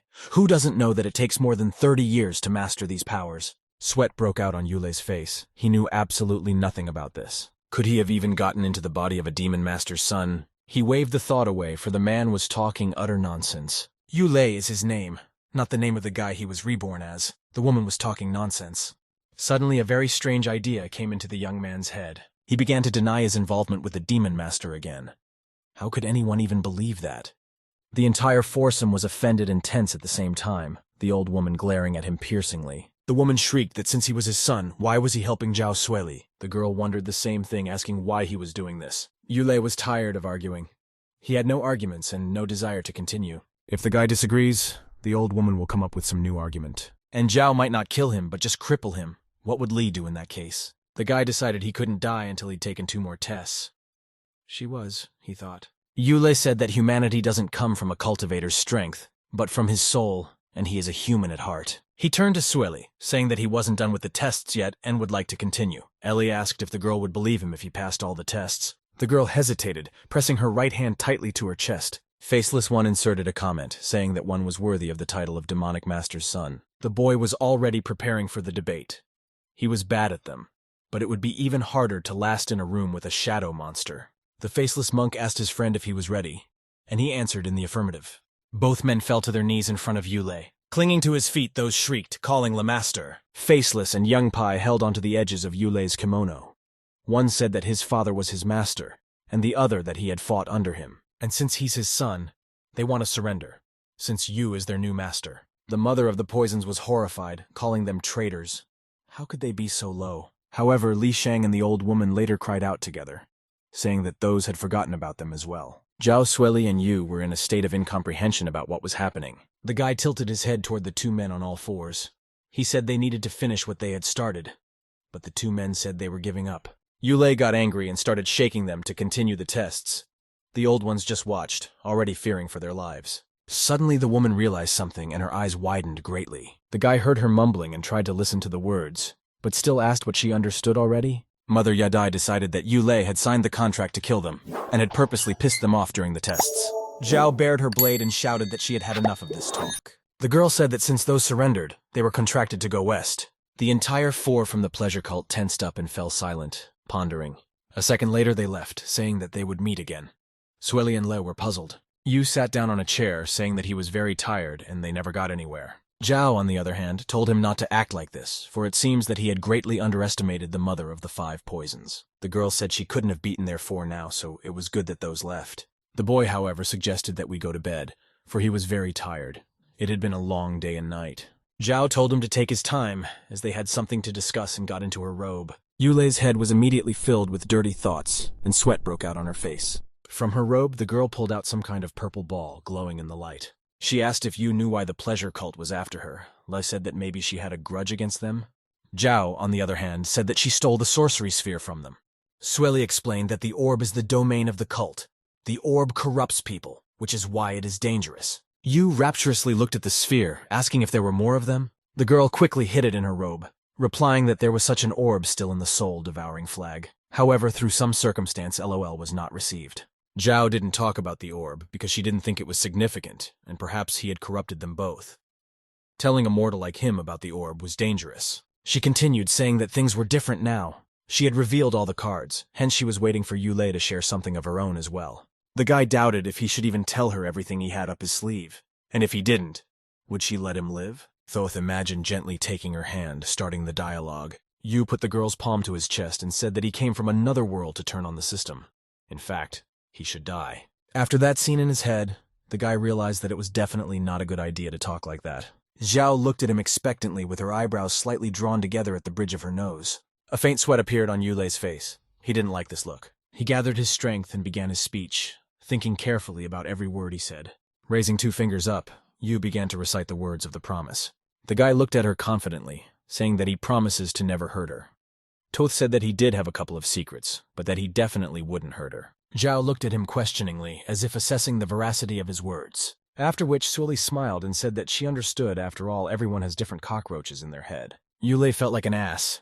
He didn't think it would be this easy. 2 horses were pulling a large wagon through an empty field, leaving puffs of dust behind them. The roof of the wagon was painted with different figures at the corners. There was even something beautiful about it. Ulle was very upset, after all. The mother of poisons and her 4 had been very encouraging to him. He was outraged that everyone ran away as soon as they smelled burning, and even made his companion Xiao Shuli doubt him. The girl turned to the guy asking if everything was okay. He looked very uncomfortable. Immediately after that question, the guy felt sick. He covered his mouth with both hands. Lei almost threw up right in the wagon, but he managed to step back to the exit and open the door. Shuli came up behind him and told him to be patient for a little while. After all, it was safe here. Yes, they would be at the inn soon. The guy blurred, and for a long second his nausea stopped. After that, the nausea resumed. He doesn't need safety. Better let him finally die. He and Zhao finally reached the inn. The journey was quite long. The building wasn't huge, but it was quite beautiful from the outside. The girl said it was the only inn along the way, but it was usually more crowded. It was too quiet, and Shuli assumed that the pleasure cult might have ambushed them. Ulle, on the other hand, was twisting in all directions. He was desperate. Thoth figured he'd probably die of nausea before he got swatted. Someone's quiet footsteps were heard. Someone called Zhao by name. It was a red-haired girl. That one gradually approached them with a dangerous smile. Yu didn't react at first, hovering somewhere in his thoughts. After a second, however, he had already perked up his ears and started looking around. Suddenly, Shuli and Li heard stomping. Obviously not 1 in 5 people. The girl looked around while Yu looked around in incomprehension. The stomping belonged to a large number of people. The 2 of them were surrounded by men in black robes. There were about 24 of them. Seeing so many people, Liu smiled, already anticipating a colorful battle. He thought, finally some fun. The girl who met them said the 4 were completely useless since there wasn't a scratch on these 2. She decided she would have to kill them herself. Zhao tensed, and Yu watched with interest. Shuli drew her eyebrows together and asked why she was here. The other asked with a smile, wondering if Zhao was scared by the chance. Ulle didn't understand. Did Shuli really get hurt badly? The red-haired woman leaped into the air, intent on reaching the girl. Zhao immediately drew her weapon, intending to defend herself. The attacker shouted to the girl to prepare for her death today. After that, black shadows immediately surrounded them, flashing their eyes and confusing them. A large number of shadows were smiling and shining their red eyes, trying to intimidate the opponents. Zhao swung her blade, swinging them all away from her, clearing a path for herself. Ta turned to the girl, asking if she really thought she was worth anything. Shuli got into a defensive posture, preparing for a serious battle. She looked determinedly at the shadows, already trying to figure out their weak point. However, unexpectedly for not only Zhao, but also for Le, she was overtaken. Ulle ran forward with a smile on his face, shouting that he would save her. It wasn't that he was contemplating this action. Ulle ran at the priestess, shouting that he would save Xiao Shuli. He wanted to lose his life faster. That one came in shock at not understanding what was happening. She really didn't expect such boldness from a human. Shock replaced horror. The priestess screamed in surprise, after which Li threw her quite a distance away from her and Zhao. The men in black robes whistled as they watched the trajectory of the woman's fall. She fell to the ground with a clatter, raising a cloud of dust with a grunt and a cough. One of the fighters approached her, asking if the woman was okay. Her face showed the exact opposite. The priestess tried to get up and told them to kill the two of them, and especially the guy. The girl's face was padded from the fall, and her gaze was full of anger. She wanted blood. Ta aggressively shouted for them to kill Ulle, for he had greatly dishonored her. All the fighters drew their blades and prepared to attack. However, before those attacked, Xiao used her power. Everyone in black robes was thrown off in different directions by the sound wave. The men screamed in terror and pain, for they were totally unprepared for such a strong attack. Yu meanwhile stood nearby, listening to the shouts of the fighters. The one was indignant that Miss Zhao wasn't giving him even a chance to say goodbye to his life. How could she even fight? Shuli smugly said that the strongest in the pleasure cult had fallen from her sword. Ta was surprised that such weak opponents had been sent to them. Why wasn't it the young cult master? The priestess only replied that he would avenge them and be more ruthless. After these words, the woman's eyes widened and she collapsed onto the stones without strength. Ulle tensed up. Did she really just die like that? Behind him, he heard a blade strike the pavement and a thud. Someone fell down next. It turned out to be Miss Zhao, who fell down without strength, but fortunately did not lose consciousness. Li walked over to the girl and tried to sit her up, supporting her back. The one said she was very exhausted, and now even he could easily kill her. The guy thought the best thing for her to do was to take his life, but didn't voice anything about it. Yu only said that the priestess looked very strong. That one was amazed that she appeared so weak. Shuli said that even though she was a priestess of the cult, she could only teach. She wasn't capable of fighting at all. Li told Miss Zhao that she was too weak, and they should rest in the tavern now. Meanwhile, someone was sneaking up behind them. The unknown man swung his blade loudly, swiftly cleaving the air. Shuli reacted faster and pushed the guy away. He was astonished. How much longer can you attack them? This unknown person turned out to be the priestess. She once again waved her blade towards Zhao. The woman's blade hit her right side. Shuli called the Shui priestess Qing Mei. She mocked the girl and said she had only pretended to be dead to fool her. Miss Shui weakly held the blade as if to taunt her even more. Miss Zhao waved her hand vigorously, trying to push Qin Mei away from her. Shuli managed to move away from the woman, and by then Ulle was already rushing towards her. He covered her bleeding wound with his hand, asking how she was feeling. Meanwhile, Priestess Shui was already running away, saying that a wounded beast was the most dangerous, so she'd better leave. Last of all, she said that they would wait for Shuli at Dohoku. The priestess said not to forget that, or else she would use people from the suburbs for the sacrifice. Ulle shouted back at her that all she knew how to do was talk. The woman probably didn't hear, but the guy cursed under his breath anyway. In the suburb of Dohoku, sunlight illuminated a small house. A small river flowed nearby. The shadow of a huge tree was falling on the roof of the same house. It felt like it was about to fall. Suddenly, something or someone fell on the same roof, raising a huge ball of dust. That someone was a young master with golden hair. A yellow aura gathered around him. He looked down piercingly and barely smiled with the corners of his lips. He was greeted by the priestess of Shui, shouting and notifying everyone that the young master had arrived. Thuth gently made his way downstairs, chuckling slightly. He smiled smugly, pleased with his bright and loud appearance. Miss Shui saluted with a bow, greeting the master once again. The woman wanted to tell him the news about Xiao Shuli. However, as soon as she spoke her name, the young master seemed to evaporate. Thoth raised his voice from the crowd of fighters in black robes. He was scared, but the Shui priestess assured him that she had wounded the girl. The guy smiled, saying that the one did a pretty good job. Thoth grinned caustically. It was great for a sacrifice. The priestess watched her master's reasoning, looking at him slightly skeptical. The young man, on the other hand, had taken something to improve his strength. Now he could easily kill Zhao and take away her corruption sphere. Miss Shui was scared for the pleasure cult, for who knows what would happen to it after the battle. Meanwhile, Xiao Shuli was explaining to Ulle the paths of a cultivator, which were categorized into 5 stages: human, creator, spirit, Tao, and heaven. Shuli said that she was at the 10th rank of Tao, but the young master of the pleasure cult was at the 1st rank. The young master grabbed a few villagers, leading them in small groups to the sacrifice. Those who had their hands and feet chained, there was no way they could escape. One of the black-robed fighters shouted at them to kneel down. A weapon appeared in the air, surrounded by a fiery blue, eye-scorching aura. The young master took it in his hands, looking down at the villagers. That one flashed his eyes and said that today those would see the power of the soul-devouring banner. With one swing, he used the weapon, and the souls began to leave the bodies of the villagers. Souls began to gather and circle around the young master, and people's bodies began to fall to the ground. The guy lifted his head up, sniffing the air and smiling. Breathless bodies gathered at the young man's feet, some still squirming in pain. The guy enjoyed the moment and involuntarily wondered, what did Xiao Shuli's soul taste like? He flashed his eyes. He wanted to know what she tasted like right now. Ulle and Xiao Shuli finally checked into an inn on their way to Duhek. A small bird sat on a tree branch. It flinched when it heard the cry. The shout belonged to the Lagai. That one made a noise, for Xiao Shuli was not breathing. The girl was dead, and he had failed the mission. Now there was no point in going to Duheka. He didn't know what to do and was tearing his hair out of frustration. The girl lay on the bed with her side bandaged. You was too close to the target. There must be something. He stood over the girl in silence for a few seconds. Suddenly he pulled out a knife. Maybe that's how it'll work. Maybe if he kills her, the Wenshin cult will haunt him and spare his life. The boy brushed the thought away, throwing the cleaver out of his hand. This isn't right. Is he out of his mind? Yu looked at the girl again. The one had fallen down on his house from above and was fine. If so, she would defeat the cult as well. Even injured, that one was very strong. Ulle has a duty to save this girl. Small drops of sweat ran down Yule's face. He didn't know how to help Xiao Shuli. Maybe indirect breast massage might help her now? Or maybe the girl needs CPR somehow. First, Yu prepared himself before the indirect chest massage, kneading his hands lightly. He made the first push and asked the girl several times to wake up, but she didn't respond. After that, Le began to vigorously press on Zhao's chest, shouting for her to wake up. Suddenly, a purple orb flew out of her robe. The guy looked at her with widened eyes, trying to identify the object. That one fell right into his hands. At first, Yu didn't realize what this thing even was. After that, memories began to pop up in his mind. For sure, Xiao Shuli had shown it to him. He looked into his palms, where the orb lay peacefully in his hands.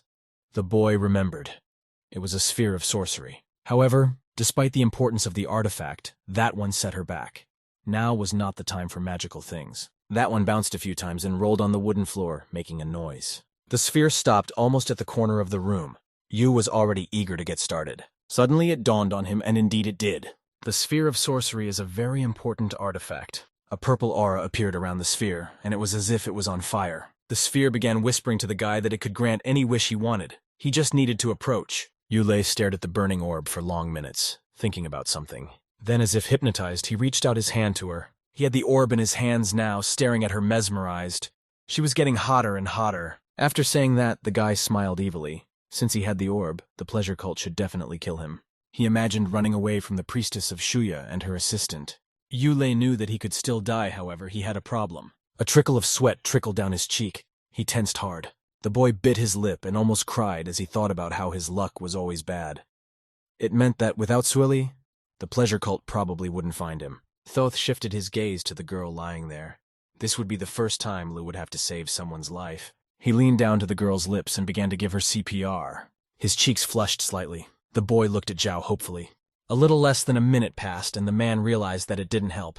He just couldn't let Shuli die. Yui cried out, saying that he would simply be lost without the girl's presence. He started crying like a baby, saying he'd rather be hurt. Ulle knelt down and lay on the edge of the bunk with his torso, already trying to come to terms with Miss Zhao's death. Suddenly, the guy heard someone calling his name, and movement was heard on the bed.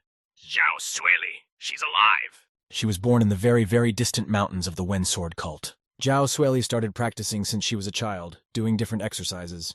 The lake near where she practiced had lily pads blooming almost every year. The girl always strived to become brave and diligent so that she would never betray fear to her enemies. Her teacher had told her that the only way to get ahead was to deprive herself of romantic relationships. So when love letters were sent to her, she didn't reciprocate. Zhao promised herself not to look for love in someone, but only to serve the sword faithfully.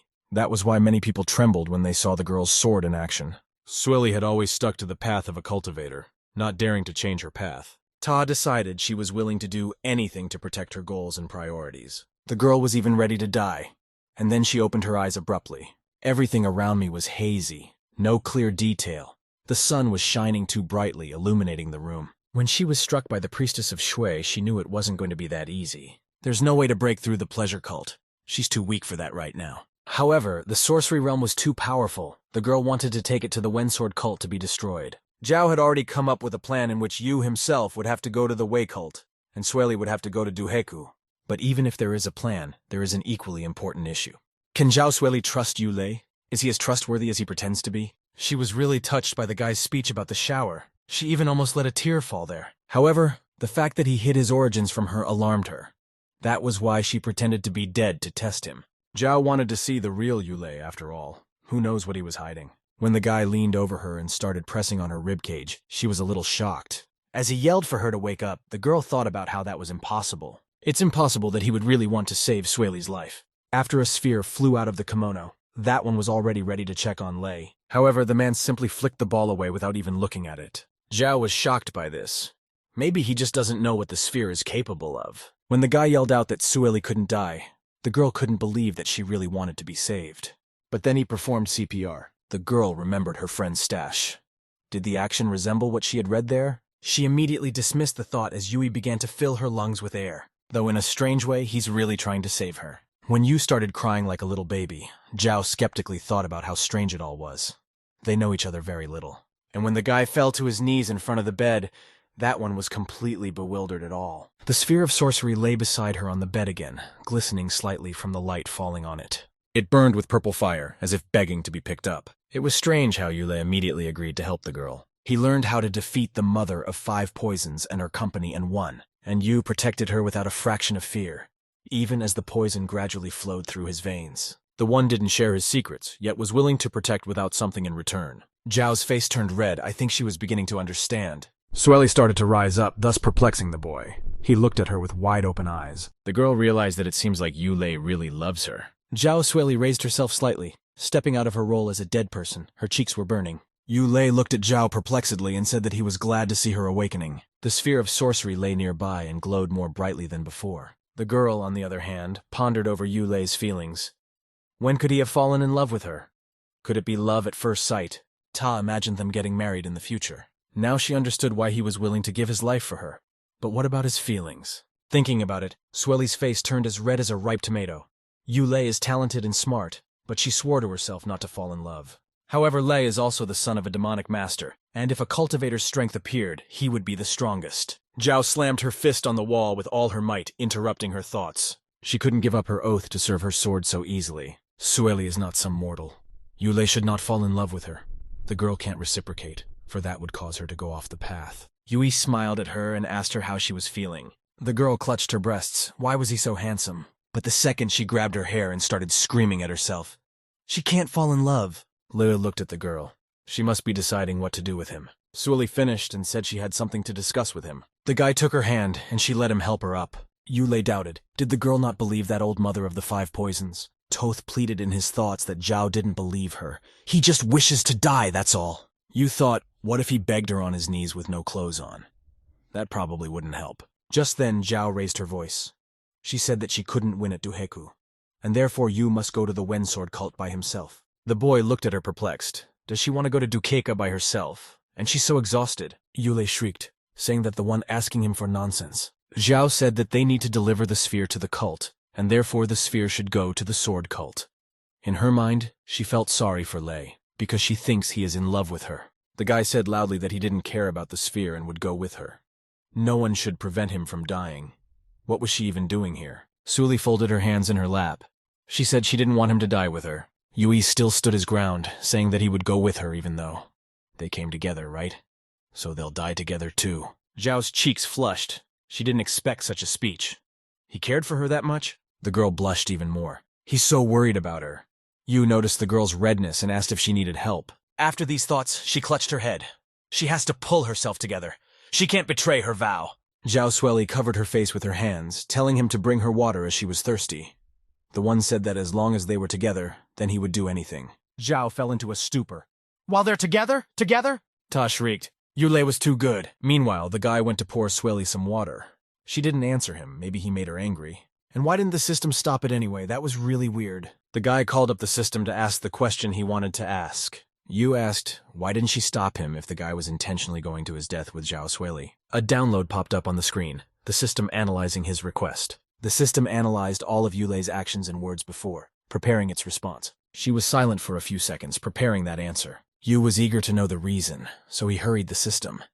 It took too long for the system to process the answer. Ta said that if they work together with Zhao, he has a chance to survive, and he also has a reason to take the hit, so it's pretty much by the book. Le thought for a moment. What reason could he possibly have for taking the blow? Zhao asked Yu. Le why he wanted to go along with her so badly. Meanwhile, he was already picking up the empty glass. She gave him time to think. Maybe then he'd realize that none of this made sense. Li, on the other hand, knew what to answer. The system had said the right words. He would just paraphrase them. The guy said that the two of them had a better chance of survival, so he should definitely go with her. Zhao looked at the guy with huge eyes. Is he really willing to do anything? And he doesn't care if the sphere ruins his life? He stared at her for a long second, then answered with a simple yes. The girl's world seemed to turn upside down. No one had ever said that to her before. She couldn't believe it. They were going to do this together? Yu agreed with the girl, saying they would really go together. Shuli began to shake slightly. Is he not scared at all? Ulle raised his right hand, ostensibly waving it away, and said no. Xiao blushed, her mind reeling. She was ready to break all her vows and go to the end of the world with him. She shouted her agreement. Maybe they could actually survive together. Ulle said with a smile that he would try his best. He was immensely pleased with her agreement. After that, the girl relaxed. She felt too good. She smiled, feeling lighthearted, too easy. Suddenly, something burst in Zhao's subconscious. Ta returned to the ground. There was something wrong with her condition. Even if it was so easy for her, Shuli still couldn't move away from her principles so easily. In any case, they couldn't be together. Ta shifted her gaze to Ulle. He's too nice to her, and she can't repay him. The guy shuddered. What had happened to Miss Zhao? Why did she get upset in the blink of an eye? At that moment, she was trying hard to think of something interesting and romantic to repay the guy. Ta clenched her hand on her chest. She should definitely think of something. With a determined look at Yui, she remembered that she had something in mind. Zhao asked the boy to sit down next to her, for she remembered an interesting poem. Lei looked towards the girl interestedly. Is this all because they are going to certain death tomorrow? Ulle took off his shoes and sat down. He wondered what kind of poem it was. They took the lotus pose together, and the girl started quoting. The boy liked the first lines. When the part about romantic feelings started, Yu felt insecure but still commented on it as a very beautiful poem. Next was a huge part about love. Yu wasn't sure if he liked it, but he said that part was pretty cool. After this comment, Zhao froze and her face turned black. Ulle trembled slightly. Sweat broke out on his face and he gently asked, "What did that even mean?" The girl leaned forward and grabbed Yui by the scruff of her kimono, pulling her to her. After that, the one pushed the guy down with all her might, still not out of the evil image.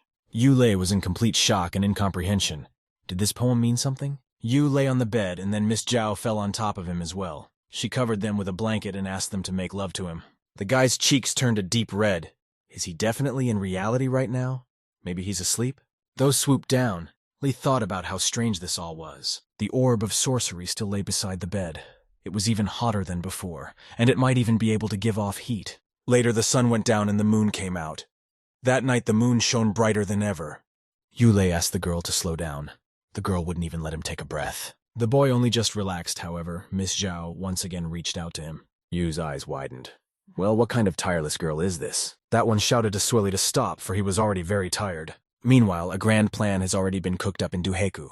The young master was catching fish, but his assistants were hanging them on his hook. The young master swung the rod, confidently pulling out what felt like a big fish. His assistants saluted each other. The job was done. The master smiled, happy to see a large fish.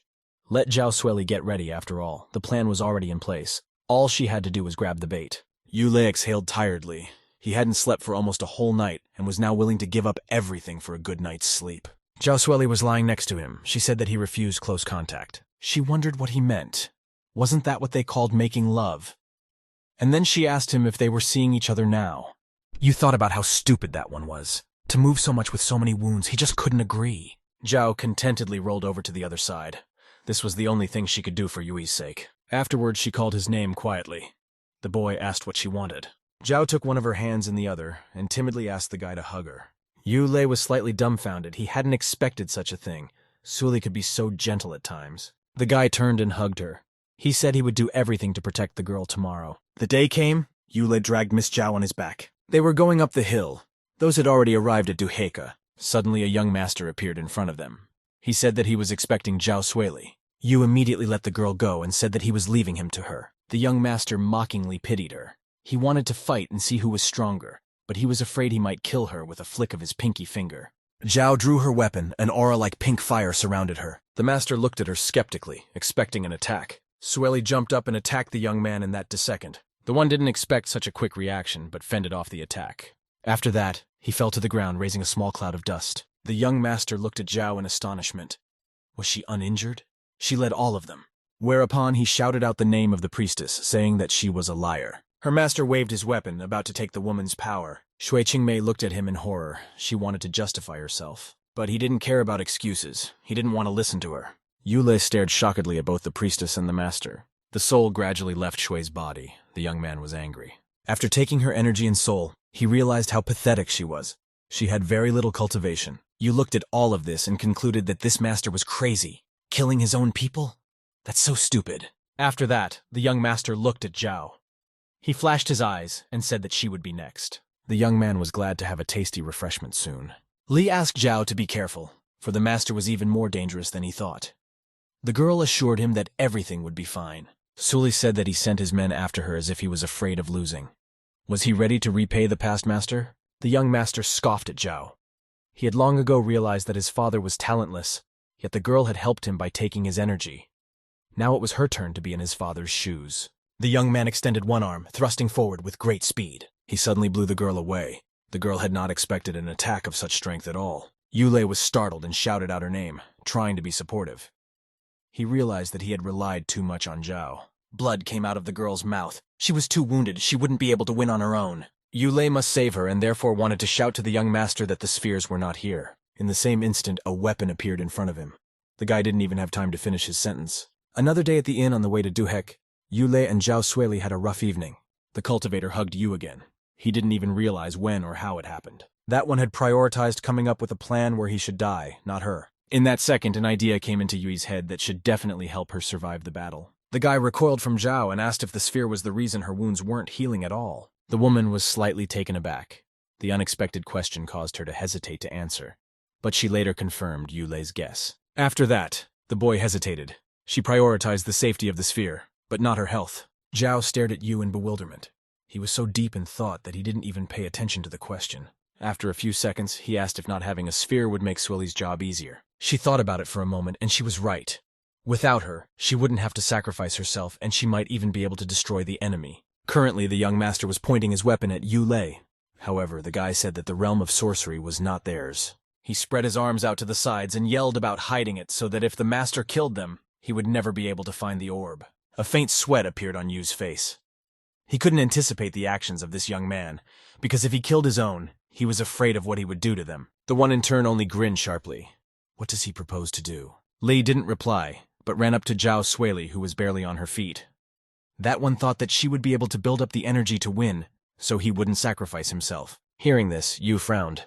Shuli was so stupid to think that he wouldn't sacrifice himself. The girl turned to face the man and with a slight hiss of pain said the rest would be up to him. This was when the young master interjected. He was a bit taken aback, not understanding what Ulle's words meant and where they were sharing the sphere. The guy stepped away from Shuli and said he would only tell when the two of them were released.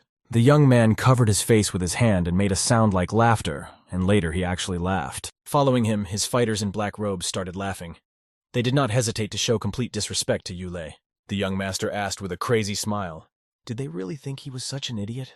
Yu looked at the young man skeptically, as he said he could send his men on their way, and they would easily find the orb. The master smiled smugly. Did they really mean to fool him like that? He's not some kid. Now it was Li's turn to smile, for the young master was indeed wrong. That one said that even Xiao didn't know the location of the sphere, and here the pleasure cult master was so confident in his men? Ulle smiled smugly, asking if the young man's people would really be able to uncover his plan since he had found out about the sphere literally just now. Here the young master hesitated. The banner didn't work, which meant that he wasn't lying and they didn't have the sphere. He frowned, looking at the guy incredulously. Is he trying to scare him? Oh no, that would be difficult. His weapon can find the orb, so he'll check every merchant in the world and find it. Yu chuckled enigmatically, introducing the pleasure cult master into a perplexed state. Lu said he had locked the orb with something, and without the right key, it was impossible to use the orb. There's been an upheaval in the young master's head, an explosion. This can't be happening. The one hesitantly asked if the guy was referring to an artifact of the secret lockdown cult. Ulle said with contrived disappointment that the latter was quite smart. He was astonished that such a thing existed, because he had just made it up.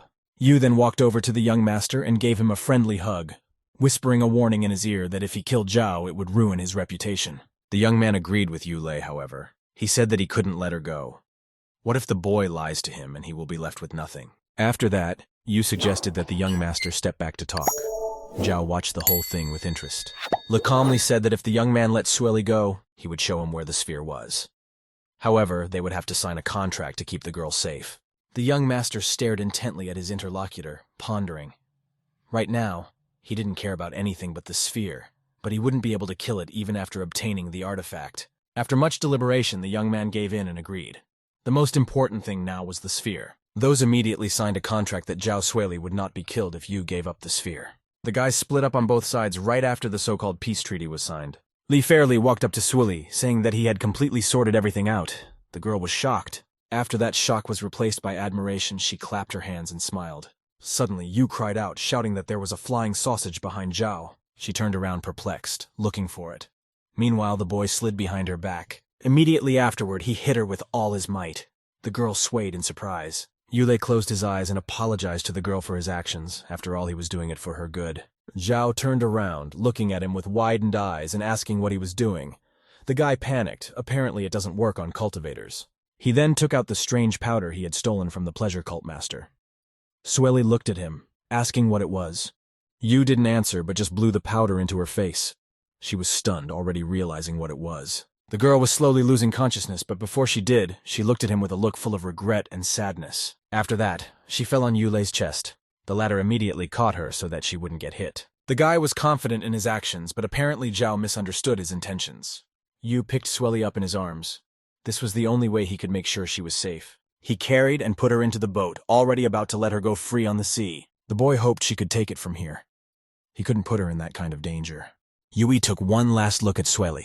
He was sure that she would get out safely. After which, Lo pushed the boat, and it raced through the water with great speed. The guy was completely splashed with water. A small turtle even landed on his head. He stood in a stupor for a few more seconds. What were those boats so fast? But at the same second, his thoughts were interrupted by a voice.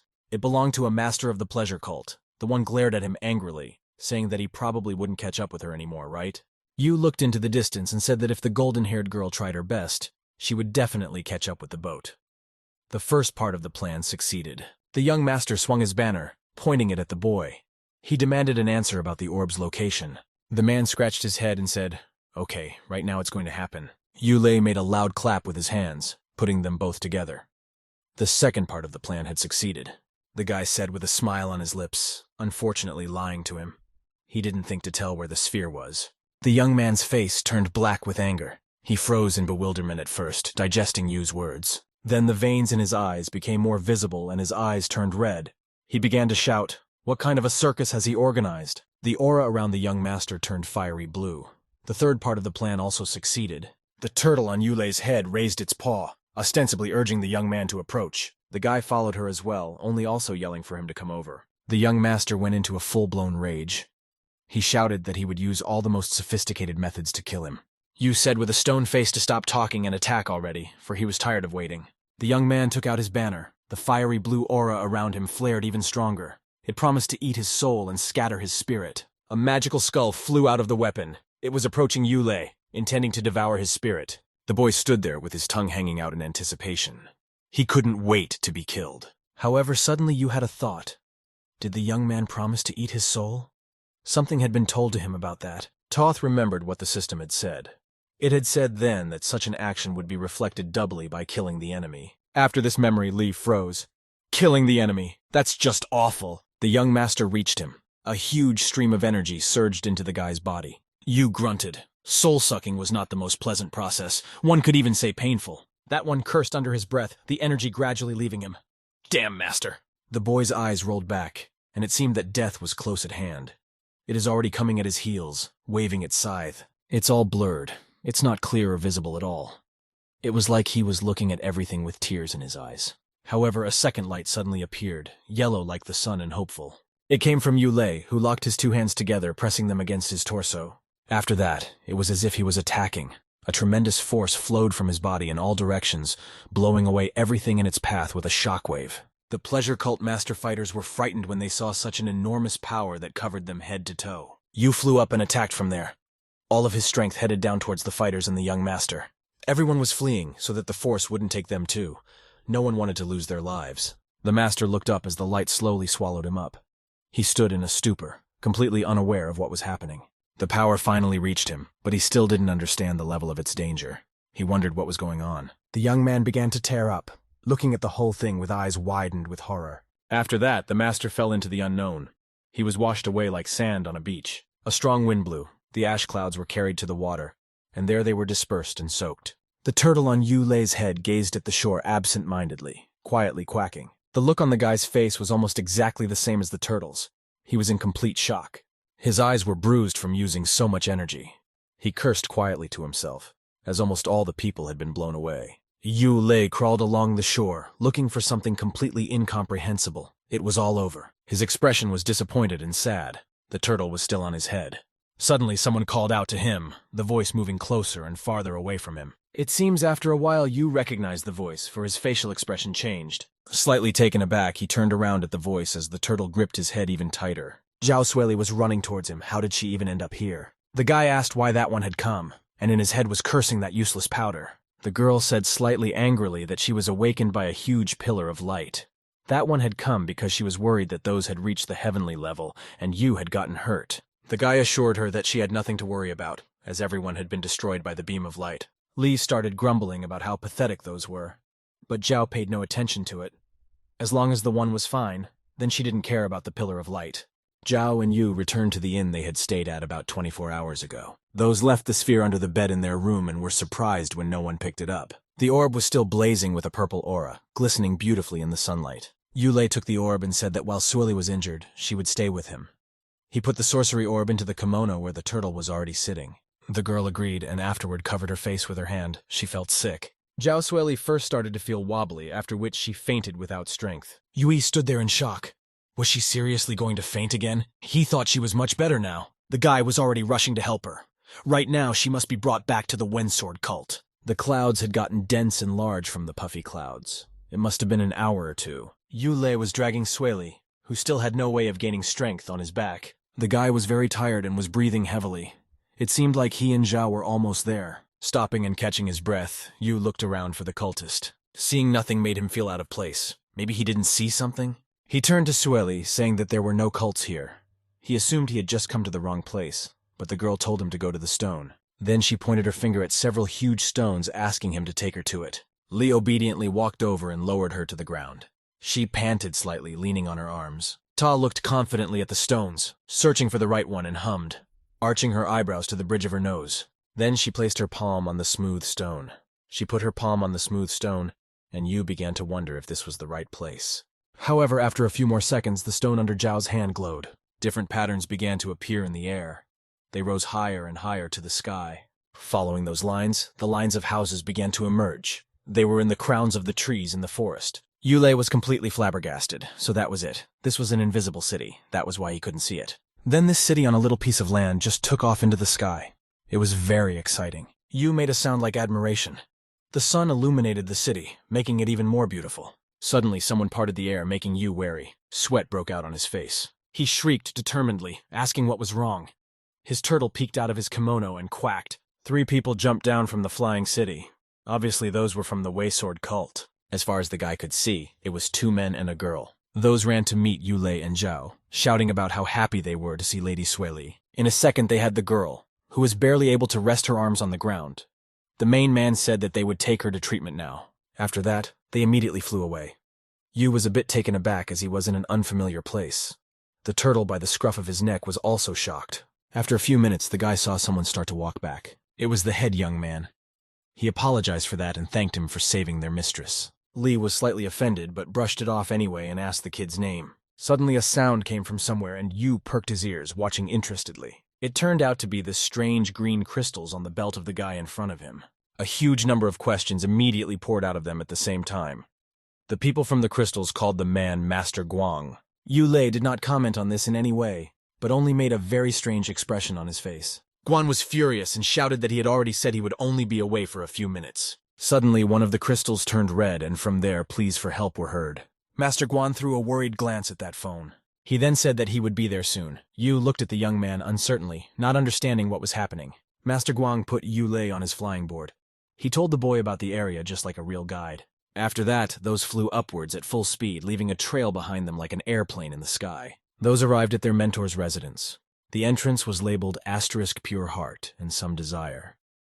Yu chuckled in his mind at that. Master Guang opened the doors to the residence. Inside, everything inside glistened as if it was all made of gold, although Le could have sworn it was. The boy froze at what he saw, his eyes bulging slightly.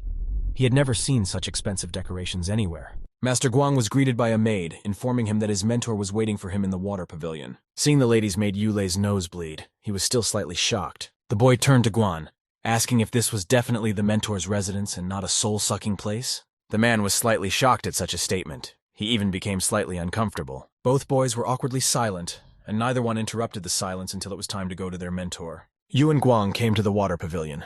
It was on the street near the sea. Master Guang introduced Lei to his mentor, saying that he was accompanying his lady Zhao. A turtle half emerged from Yui's kimono. It looked at the old man in front of him with a detached look. The mentor had a very long beard and hair. He also wore clothes that were much more revealing than the rest of the Wen Sword clan. The clan head greeted Ulle, and the latter was willing to swear that he had seen his twisted fantasies about him and Xiao Shuli. The guy was amazed that someone like him was even a mentor for an entire cult. The old man turned to him again and asked Yu to tell him more about the journey. Without a moment's hesitation, the young man began his story as soon as everyone was seated in the gazebo. Lilies were growing in the water nearby. The lilies were already in bloom and were being nourished by the sun, shimmering beautifully in the light. When Yu held out the sphere of sorcery to the cult leader, he was amazed that the guy agreed to keep it with him. The man took the orb from the man's hands. It shimmered beautifully in the sun.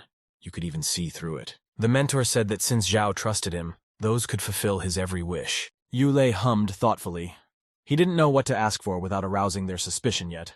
A little earlier, he and Master Guang had run into some place before going to see the mentor. The young man from the sword Kalen was informed that one of them had been mortally wounded in battle. Guan asked to arrange a funeral for him, saying it was an honorable death for their clan. At that moment, Yu leaned over interestedly, for he wanted to see the corpse. That man had many wounds, was missing an arm, and had a huge wound on his face. Even then, the guy came up with one very interesting idea to help realize his plan. Right now, Ulle will ask the mentor to join the Wensword clan. This is a great opportunity. This cult is full of victims, and one day he could definitely be one of them. The head of the clan was slightly taken aback. He had not expected this from a human. They thought he would wish for treasure and happiness in the human world, but not this. Yu stared at the old man in astonishment, saying that he didn't have this kind of desire. The mentor continued, saying that the path in their clan is quite hard. He could die at any moment fighting for their cult. However, the boy said that it would be an honorable death. The old man went on anyway, explaining that even simple training here was complicated, and any slip-up would cost him great sacrifices. His life would be short. Was Lu ready for that? The boy told the man confidently, and with a smile, that he wasn't afraid to die at all. The old man looked at the orb and after a moment's thought decided that he would give him a chance. In a few days they'd have a screening, so if he passed the test, he'd be accepted. The cult leader asked Guan what other trials they had left. The latter replied that it was the climb to Sword Peak. The mentor turned to Ulle, saying that an exception had been made for him, and if he passed this test, they would allow him to join. The head sent him to fetch Qi. She should show him the way to the trial. When Master Guang and his mentor were left alone, the former asked if there was anything else the master wanted. The man grabbed his head and said he had a severe headache. Ziyu stared at him with wide eyes. The strongest cultivator was really suffering from a headache right now? After that, the guy became more serious. He asked, could it be because of Ulle? Could there be something wrong with him? The man huffed, saying that there was definitely something wrong with that kid. He was definitely not an ordinary hunter. After which the latter spoke about Shuli. Master Guang listened attentively to his mentor. Tu asked if he really thought that Zhao could have sizzled the pleasure cult with such wounds. Ziyu's eyes widened. So the head wants to say that it wasn't Shuli who destroyed him, but this person? The old man handed him the orb and told him to look at it more closely. Guan shrieked with indemnity. He loved all sorts of dangerous artifacts like this sphere. The mentor slapped the guy to stop making a fool of himself and get serious. The kid holding his cheek said he understood. She had been with him long enough, but he was in his prime. The man exhaled, saying that although Yu had a human body, his soul was the spirit of a heaven-ranked cultivator. If his spirit was awakened, the guy would be affected by absolutely nothing. How does his soul even connect to his body? Master Guang shrieked, saying that such a thing was not possible at all, and even if it was, Yu hadn't developed cultivation yet. The mentor calmly responded and said that he only knew 4 cultivators of this rank. The most recent one was a demonic swordmaster from 500 years ago. Before him, there was a supreme Taoist that ruled even earlier, as much as 2,000 years ago. There was also one cultivator before him, and it was the Taoist without a sword that ruled 6,000 years ago. And of course their founder, who kept heading east. It is not known how long ago it existed. A faint sweat appeared on Ziyu's face. Doesn't the head want to say that Ulle can become as powerful? The old man said that anything can happen. Fate can be capricious, so who knows what will happen. However, if luck is on their side, Ulle will raise their clan to unprecedented heights. And if not, Yu will leave behind devastation and a great deal of death, and their clan will fall into oblivion. Gwen shouted out that in that case, they couldn't let the one stay. The sword demon had already destroyed their clan 500 years ago. The mentor didn't approve of Ziyu's stance, saying that now their clan was on the verge of collapse, and they needed to increase their power. Otherwise, the demonic clan would destroy them instead of Ulle. Meanwhile, Ulle was trying to join the trial. The man shouted that he couldn't allow him right now. Chier argued with him, saying that maybe now was a special occasion. However, the man did not compromise at all. After informed that it was an order from the elder himself, the guy's gaze softened, and he let pass. The girl gave a final shout of good luck wishes, and the guy thanked her and said he'd treat her next time. Yu was led into a special room, and he was surprised at the number of fighters gathered for the test. It was full of girls, men, and it seems even children. Everyone was standing around waiting. A few seconds later, a huge bell rang, which alerted everyone to the start. Afterward, a man stepped onto the stone wall, beginning his speech by admiring their cult. Everyone listened attentively to the fellow. He said that if they wanted to join the cult, they had to prove their strength again. This was the final test, the toughest, and may all who are worthy pass it. Yu looked up, marveling at the sight. The host introduced the challenge. It was called the Peak of the Sacred Sword, which was right behind the stage. Lu covered his eyes from the sun. This peak was indeed very tall. If it were in the human world, it would definitely earn the title of a natural wonder. Finally, the host said that everyone would have only 1 hour to climb as high as possible. The condition was not to fight each other. Ulle scoffed in thought. Was that really all this was? The body he had transmigrated into was strong, so climbing the mountain would be easy. The man shrieked, alerting everyone that the last final challenge was starting right now. As soon as the guy approached the steps, he already thought he'd win. Just climb up and that's it? What kindergarten? He resolutely looked forward. Very soon, Yu would become a member of the Wei Sword clan. After a while, Ulle was already screaming from exhaustion. He couldn't bear to climb the mountain anymore. The guy spat furiously. Why the hell couldn't he move his legs properly? All participants have already passed above the halfway point, reaching the top very soon. Ulle even joked about how those are completely like the crew members.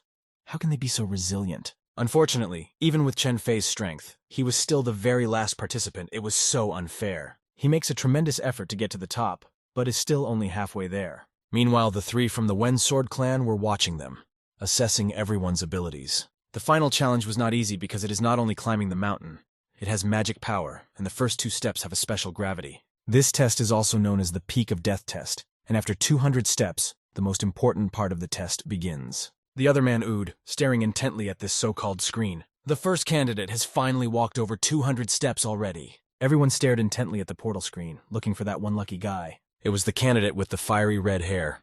She stopped to catch her breath and already felt victory in her hands. The girl looked down. She had gone down 200 steps, and there was no one here to give her a challenge. It was the daughter of the emperor of the Sidin country, Zuo Yuhan. When she came, she begged to be taken for trials. And it was because the man saw potential in her that he decided to take the girl into the clan. It was no surprise to one of the trio that this girl was number 1 in the challenge. However, his co-worker said not to be so sure. The woman was more favorable to the other candidate, for the one was born without any powers and is still here. Zuo Yuhan looked up, confidently intending to continue her climb. The girl decided that she would try and hold her first place. No one would overtake her. And finally, she stepped on the 200th step. Who knows what's about to happen? Suddenly, someone started shouting cheers. In front of Zuo, there was a huge number of people kneeling in front of him. She was stunned. Was it really her that these people were greeting and worshipping? How did Zuo even end up here when just a second ago she'd been at the trial? Her maid said the girl's mother was fine, so there was no need to continue. Zuo Yuhan abruptly turned to the maid, not expecting such a turn of events. Immediately afterward, however, someone called out to her, pulling her sharply but gently to herself. It was the mother. She clasped her daughter to her side, talking happily about how lucky she was to have such a daughter. Zuo cried out, saying how wonderful it was that mother was okay. She relaxed into her embrace. In the real world, that one stood on the 201st step with cloudy eyes. The girl had already been caught. The observers, meanwhile, just watched. However, the one who was drowning for the girl shrieked. This is only the first hallucination. How could that Zuo be so useless? His co-worker said that the 200th through 400th steps show the participant's deepest desires. His applicant is young and has many desires. Zuo overtook Fang Qingshu, calmly and measuredly moving down the steps. At the same moment, it began to swim in front of his eyes. Toth made a sound that sounded like surprise.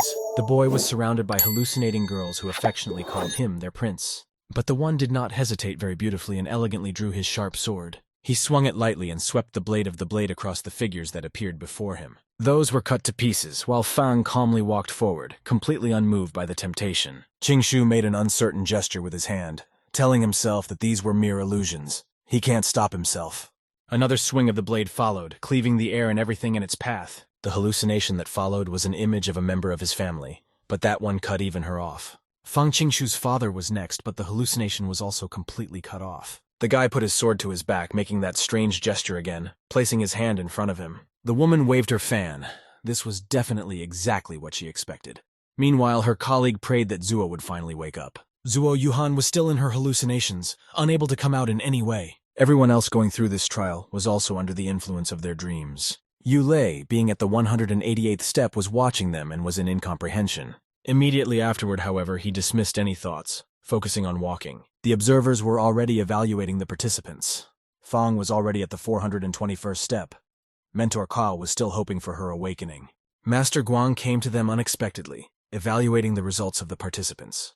Fang had achieved an excellent result, and Zuo was in second place. The master looked at the so-called scoreboard and oohed. He was interested in the last place. And of course, it had Ulle on it, who was at the 193rd step. Guan wondered, didn't the elder say that he had great potential? Although, if he theoretically wanted to destroy their clan, it would be better to let him lose. He was already barely crawling, his arms trembling slightly from fatigue, but he couldn't afford to fail. He finally reached the 200th step and stood on it joyfully, with all confidence. At first, nothing happened. The guy just tried to catch his breath as quickly as possible. But after that, he realized that something very strange was obviously happening to him. Yu cast his eyes downward. Was he not wearing any clothes? And where was his turtle anyway? Where did it disappear to? Ulle found himself in the pool along with several pretty girls. Those encouraged him to swim with them, calling him all sorts of cute nicknames. One of them ran up to the guy naked, asking why he wasn't coming. Did they give him a bad service? Li looked at them unhappily, even slightly angry. He didn't care about that right now. He brushed aside the girl who ran up to him, telling her to stop all this outrage. The second girl that was in the pool turned to him, asking what was so important about perfection. Ta promised that if he stayed with them, they would let him relax. You didn't even seem to be listening to this young woman as he immediately went on the attack. He swooped down on the girl, causing her to fall, diving deep under the water. The guy said he was doing it for absolutely no perfection, calling the other one a fool. He did this only to finally forfeit this life by becoming the ruler of the world. Eventually, Yu woke up, the illusions starting to dissipate. The disappearance of attractive ladies was not the most pleasant feeling. Somewhere below, a familiar quacking sound was heard. Li began to look up and down the steps. It was his turtle. He picked it up in his arms, rubbing his cheek against its shell. Putting the turtle by the scruff of his neck, he was going to continue on his way no matter what happened. The watcher spotted Ulle, alerting everyone that someone was catching up. Her coworker said it was the kid at the end. He joined later than everyone else on the elder's orders. The second, tall man looked at the screen. Who was this Yu anyway that he was allowed to join? The first man, who was a little shorter, watched bewildered as Lei climbed the steps with confidence and speed. How is that possible? And then suddenly he stopped. The observers relaxed slightly. The first man wiped the sweat from his face, exhaling. That one had already managed to tense up. He said those were just lucky, but the contestant was really good. The other said that it was just amazing to go from the bottom step to the top 10. Master Guan stared at the screen in bewilderment. How could this even happen? Li's turtle peeked out from behind his sinus, quacking to its master. It was more like asking why they had stopped. That's why the guy replied that he was just tired and needed a break. Yu is hungry as hell. The young man was sitting on one of the steps. He remembered the novel, and so he began to reason that maybe he should slow down. However, his subconscious was trying to shake himself away from those thoughts. Yu is afraid of dying? He needs to. Rubbing the cheek he had supposedly hit himself on, he remembered his goal. He must go higher. The woman on surveillance was shocked. Yu started to rise again. Why? Meanwhile, Lo began to accelerate, climbing the stairs with confidence. He must win! The woman came to a standstill. Didn't Ulle stop to rest? How long had he been going for? The tall man grinned and said cryptically, who even knows? The one continued, saying that maybe this young man, he would surpass even Fang Qingshu. Sweat broke out on the face of the female observer. She said the guy couldn't do it, and the tall man waved it off, saying he was joking. However, the lowly man stared at the screen and later shrieked, saying that, actually, the man was already catching up with Qingshu. Yu was a few steps away from Fan when those still didn't believe that Lei would overtake him. However, as soon as that one was in front, the entire trio fell into a bewildered and stuporous stupor. The tall man started yelling about how unbelievable it was. The shorter man watched him continue walking. How high was he going? Ziyu looked at this picture and was also shocked. Sweat broke out on his face, and his eyebrows drew up to the bridge of his nose. First, Ulle crossed the 450th step, the best result in 400 years. After a time, he reached the 500 mark as well. It hadn't been reached in like 500 years. Whereupon he crossed the 550 steps, securing the title of the best for the last 700 years. The entire trio of observers and Ziyu looked at Ulle with their mouths open as he reached the 620th step. That one jumped up to the 650th step, becoming the best in the last 1,000 years. Next, Yu jumped up to the 700th step, and almost reaching it, he began to get into funny poses. The observers were already almost catching heart attacks, and Master Guang was staring at the screen, wondering only one question. How did it happen that a person who, in the near future, could theoretically destroy the clan passed the test? However, before Ulle reached the 700th step, the host announced that the trial was over. The lowly man said that it must be that if the kid had more time, he would have reached the 700th step as well. Ulle was definitely a miracle. However, the man's co-worker interrupted him, saying that since he joined later than everyone else, it meant that Yu wasn't properly evaluated. The entire trio fell abruptly silent, as if in anticipation of something. Or did they have some kind of plan? After which those snapped out of their seats, leaving small puffs of dust behind them. Ulle was already trembling with fear when he saw their faces. Sweat was running down his face and his eyes were slightly scared. There were 3 shadows leaning over the guy. Meanwhile, he sat huddled in some corner. The trio assured Ellie that he had nothing to worry about. He just hadn't completed his tests, so now the Watchers would be fixing that. Yu reluctantly agreed, but his kimono had already been pulled on, exposing his chest. Afterward, one of the evaluators pulled out a small needle, which was jabbed into his chest. It was very painful because the boy shrieked, opening his eyes wide. The observers inserted the needle into the green stone, watching for a reaction. Sweat even ran down the face of the short man. He'd been too nervous this year. The others watched, and the woman shrieked, saying that something was happening. However, the red dot in the middle did not increase in any way, and seemed to even get smaller. Ziyu looked at all of this with open eyes, more out of indignation than shock. The observation was interrupted by Yule's voice. The one whined that the needle prick was too painful. The entire trio turned sharply on him, and the boy felt uncomfortable. He asked, what were they even looking at? One of the Watchers told Yu to go rest. The guy was a little puzzled. Was it over so quickly? Then he turned around and shrieked happily. He was very tired from the ordeal. When Ulle left, everyone turned to the table and shrieked in indignation. This is too bad! The lowly man gibbered about how a level of chi like Yu's wasn't even close to comparing to Fang or Zuo. The second tall man was also gibbering. How could a person with such a strong heart have such a low level? The woman was desperate. Could the gods be mocking them? This is just awful. Master Guang was watching all of this, and some part of him was very happy. With such a low level of ki, he wouldn't even pass their easiest test. Having already arrived at the mentor's residence and hearing his residual verdict, Ziyu was completely shocked. Why should they leave him behind? However, the head said that the guy still has a lot to learn about fate, and the more you try to subdue it, the more it resists. Guan shrieked, saying that they had never taken someone with such a low rank before. But the elder only replied that he had climbed to the peak of the sword thanks to his own strength. It was foolish not to take it just because of fear. That's why Ziyu must accept you and register him into the clan with everyone else. If he doesn't step up, they will kick him out. The boy was silent for a long time, thinking about it. He had no choice. His word was nothing against the elder. But Guan said that since those were going to take the boy in, they would have to look after him harder. Meanwhile, Ulle was in a luxurious dormitory for new recruits. The guy was resting, happy for the opportunity. A turtle lay on a cushion next to him, also resting. Xiao Shuli had sent someone to give him the negotiation crystal so that the two could contact each other. Yu didn't know what would happen to the girl next. He had heard that Shuli's soul was damaged, so she was sent to a healer. But Ulle hoped that Xiao would recover soon. After all, this case was too serious. Finally, close to noon, they were all summoned to a class of registered participants. Yu was still just approaching the classroom, and loud voices could already be heard there. Someone was bragging about their achievements with someone else. However, those later moved on to talk about the results of Fang Qingshu and Zuo Yuhan. Those were definitely better. Meanwhile, Zuo Yuhan walked over to her friend, about to do something. Ta grabbed her friend's breasts and cried out, displeased that she was practicing in secret from her. The others in the room noticed this strange action and watched, wondering what was even going on in there.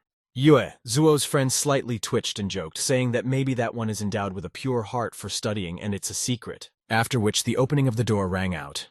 Ulle easily swung it open, walking into the classroom. He smiled smugly, must have been expecting the whoops and oohs at the sight of him. However, when it didn't follow, he tensed slightly, not out of character. Meanwhile, no one was even looking in Li's direction.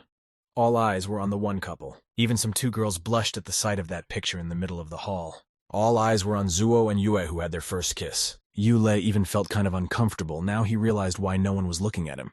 Ulle was in the classroom for the registered participants. Zuo Yuhan's face was as red as a tomato, but she was very angry. The girl was yelling at the guy for ruining such a moment. The guy was even taken aback by such a statement and hurriedly apologized, saying he hadn't noticed them. Suddenly, everyone turned their attention to Yu as well, recognizing him as someone who had passed the 690 steps. Zuo's ears were now perked up, looking at the guy. Someone had asked him to introduce himself. That was why Ulle got into a modeling pose and said his name while mussing his hair with his hand. Zuo Yuhan was already angry at that moment. Meanwhile, Yu listened to the admiration of the others in the class. Zuo shouted for attention, for this circus was already really annoying her. Everyone else in the room, and including Le, felt awkward and looked at her with big eyes. The girl pulled out her sword, saying that Yu didn't look like a legend at all. Ta said that according to the Qi ranking, the best is Fang Qingxu, and Yu is only a parody of him. Li asked what she meant. After all, Fang doesn't have to be good at everything, does he? Zuo, on the other hand, didn't listen to him, but only prepared to attack, and told Yu to show her his skills in combat. The guy was slightly taken aback, completely unprepared for this turn of events. However, Yuhan was already preparing to run at him, telling him to let his strength answer for the guy. That one snapped out of her seat in a second, making Ulle slightly anxious. She took a swing, but it was as if Li was frozen in place, unable to move. The sword blade was already at his face, as if to stop for the hunter. And right after that, Yu automatically crouched down. Zuo's sword blade sliced through the air. Then the young man bounced behind the girl's back, moving contentedly. Several people had. This development was expected, but it still surprised him. Yuhan half turned around. Someone like him had dodged her attack? Yes, she would make him suffer. She then made a full and sharp and dangerous turn during which one could easily fall. Next, she gripped her sword tightly and quickly ran at her opponent. Ulle looked at his hands. This body had the so-called conditioned reflexes of a hunter, which unfortunately saved him.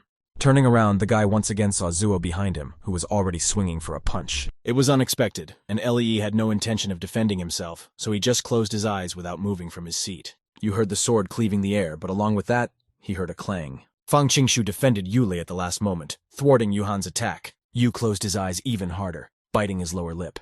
This was something he hadn't expected. Zuo's eyes widened, his hand trembling slightly.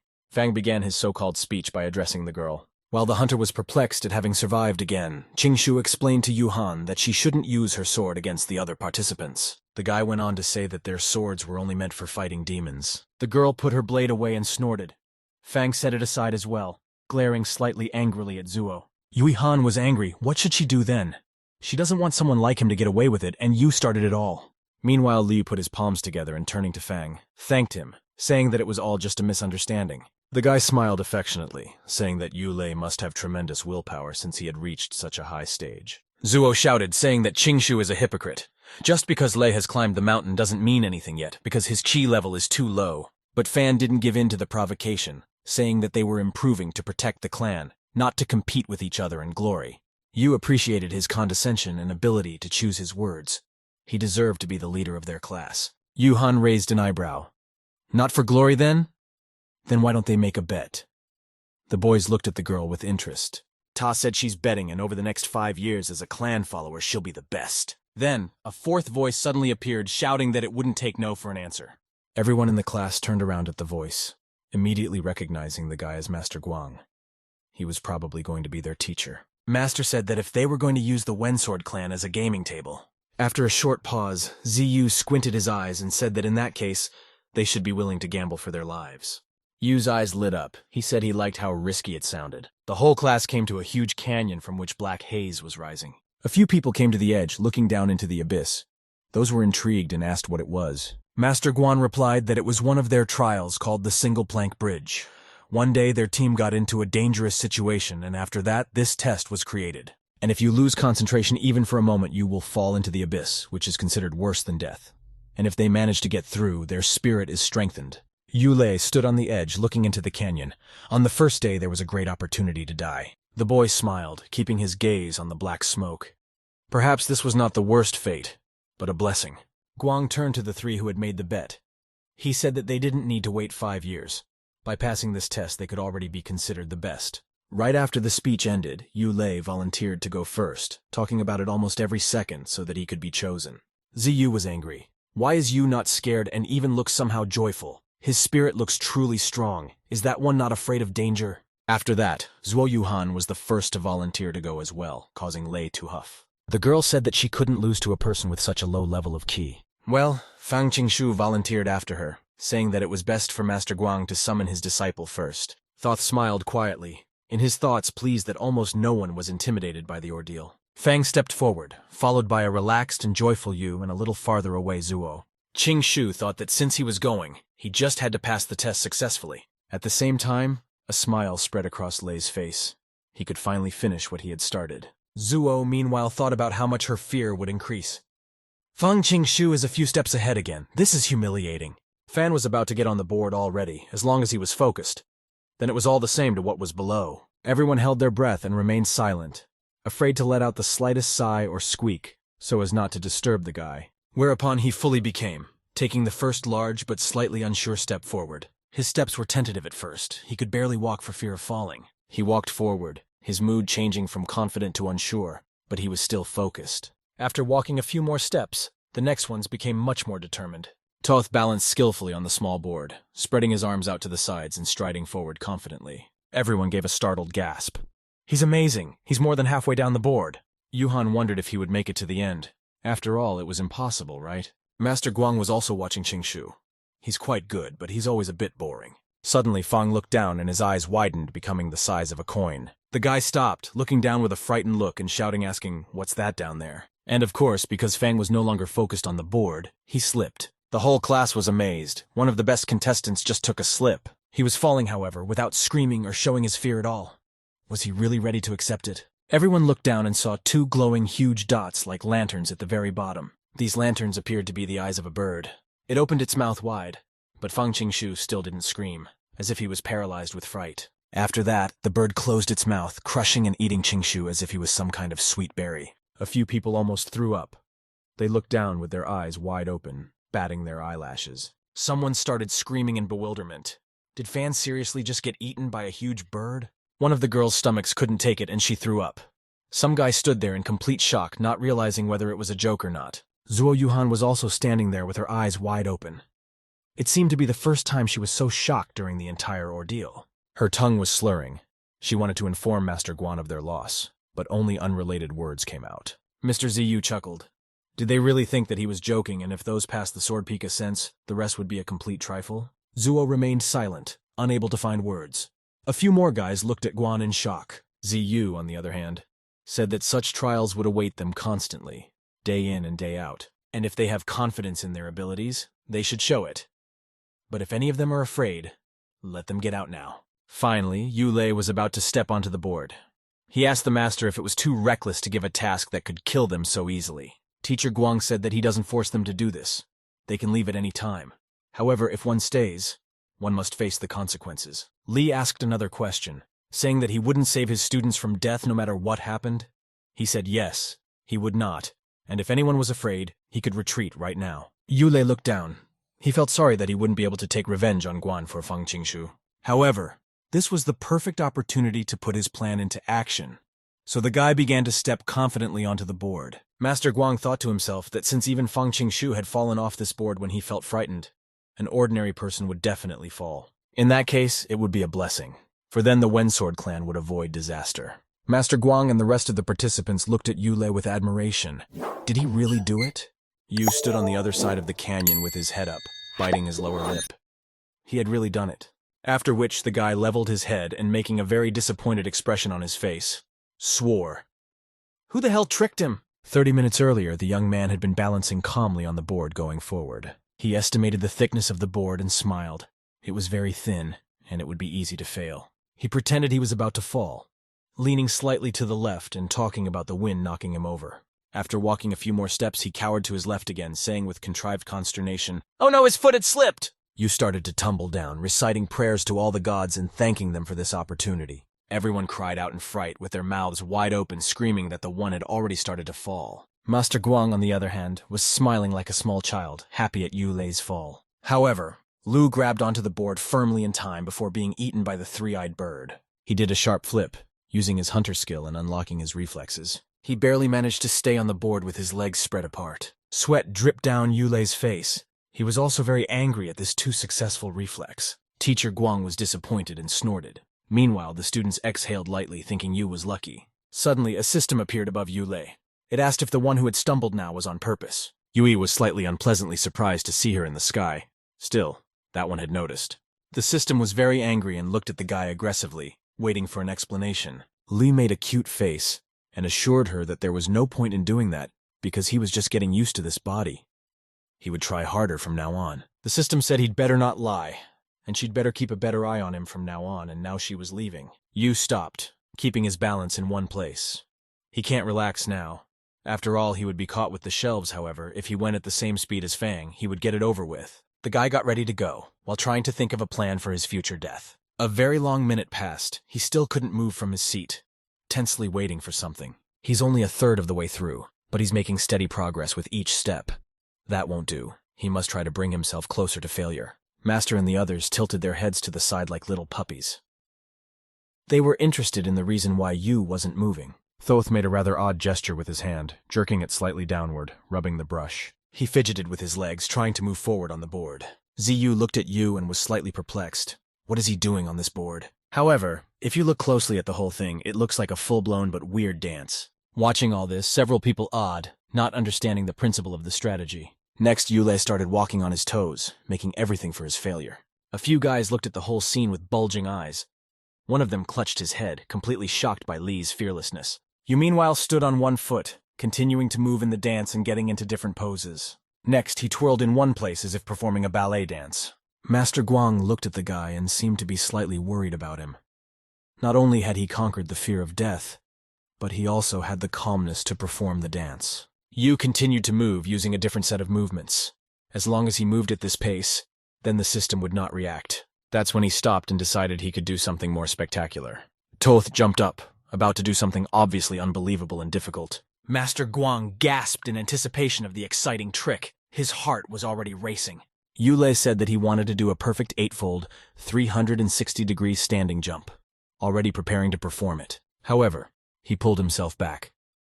How should Liu even perform such a complicated trick? And unexpectedly for himself, he just took and fell off the plank, falling down. Ziyu and the others were frightened.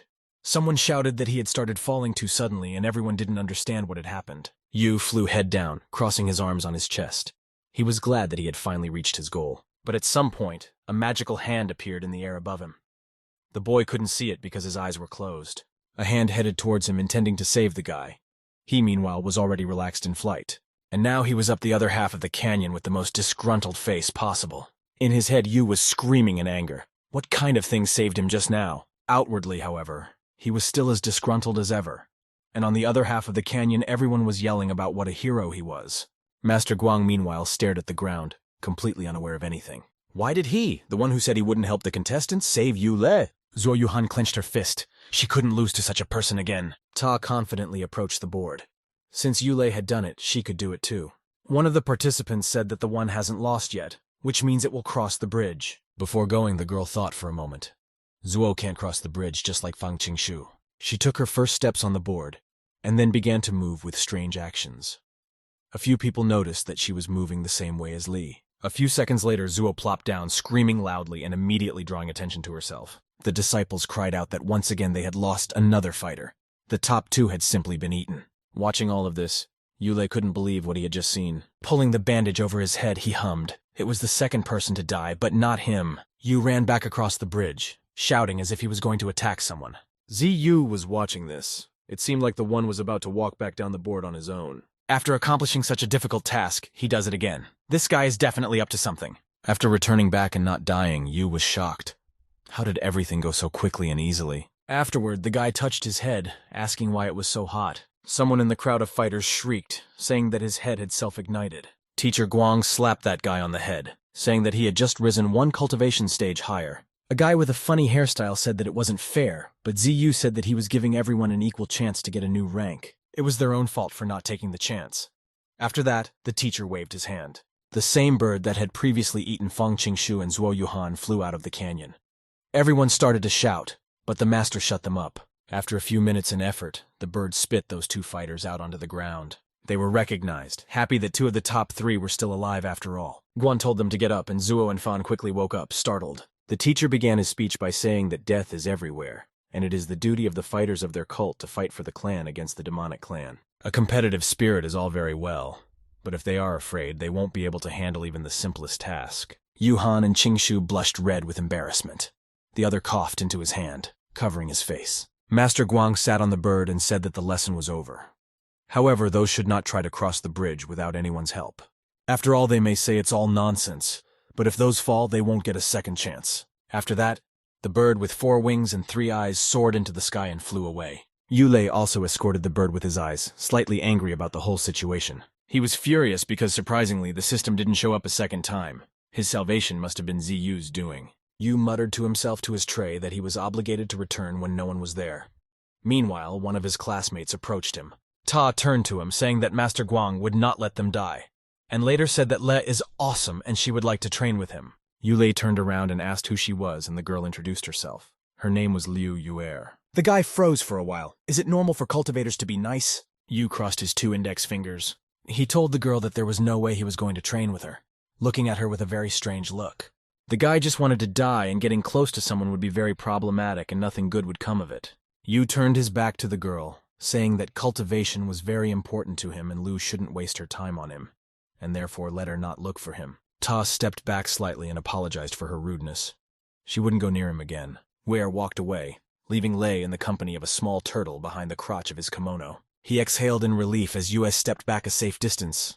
It felt so good to not have to commit to someone. It was already nearing nightfall. All the students had long since lain in their beds in the dormitory. Ulle asked Zhao to tell him about his sensei Guang.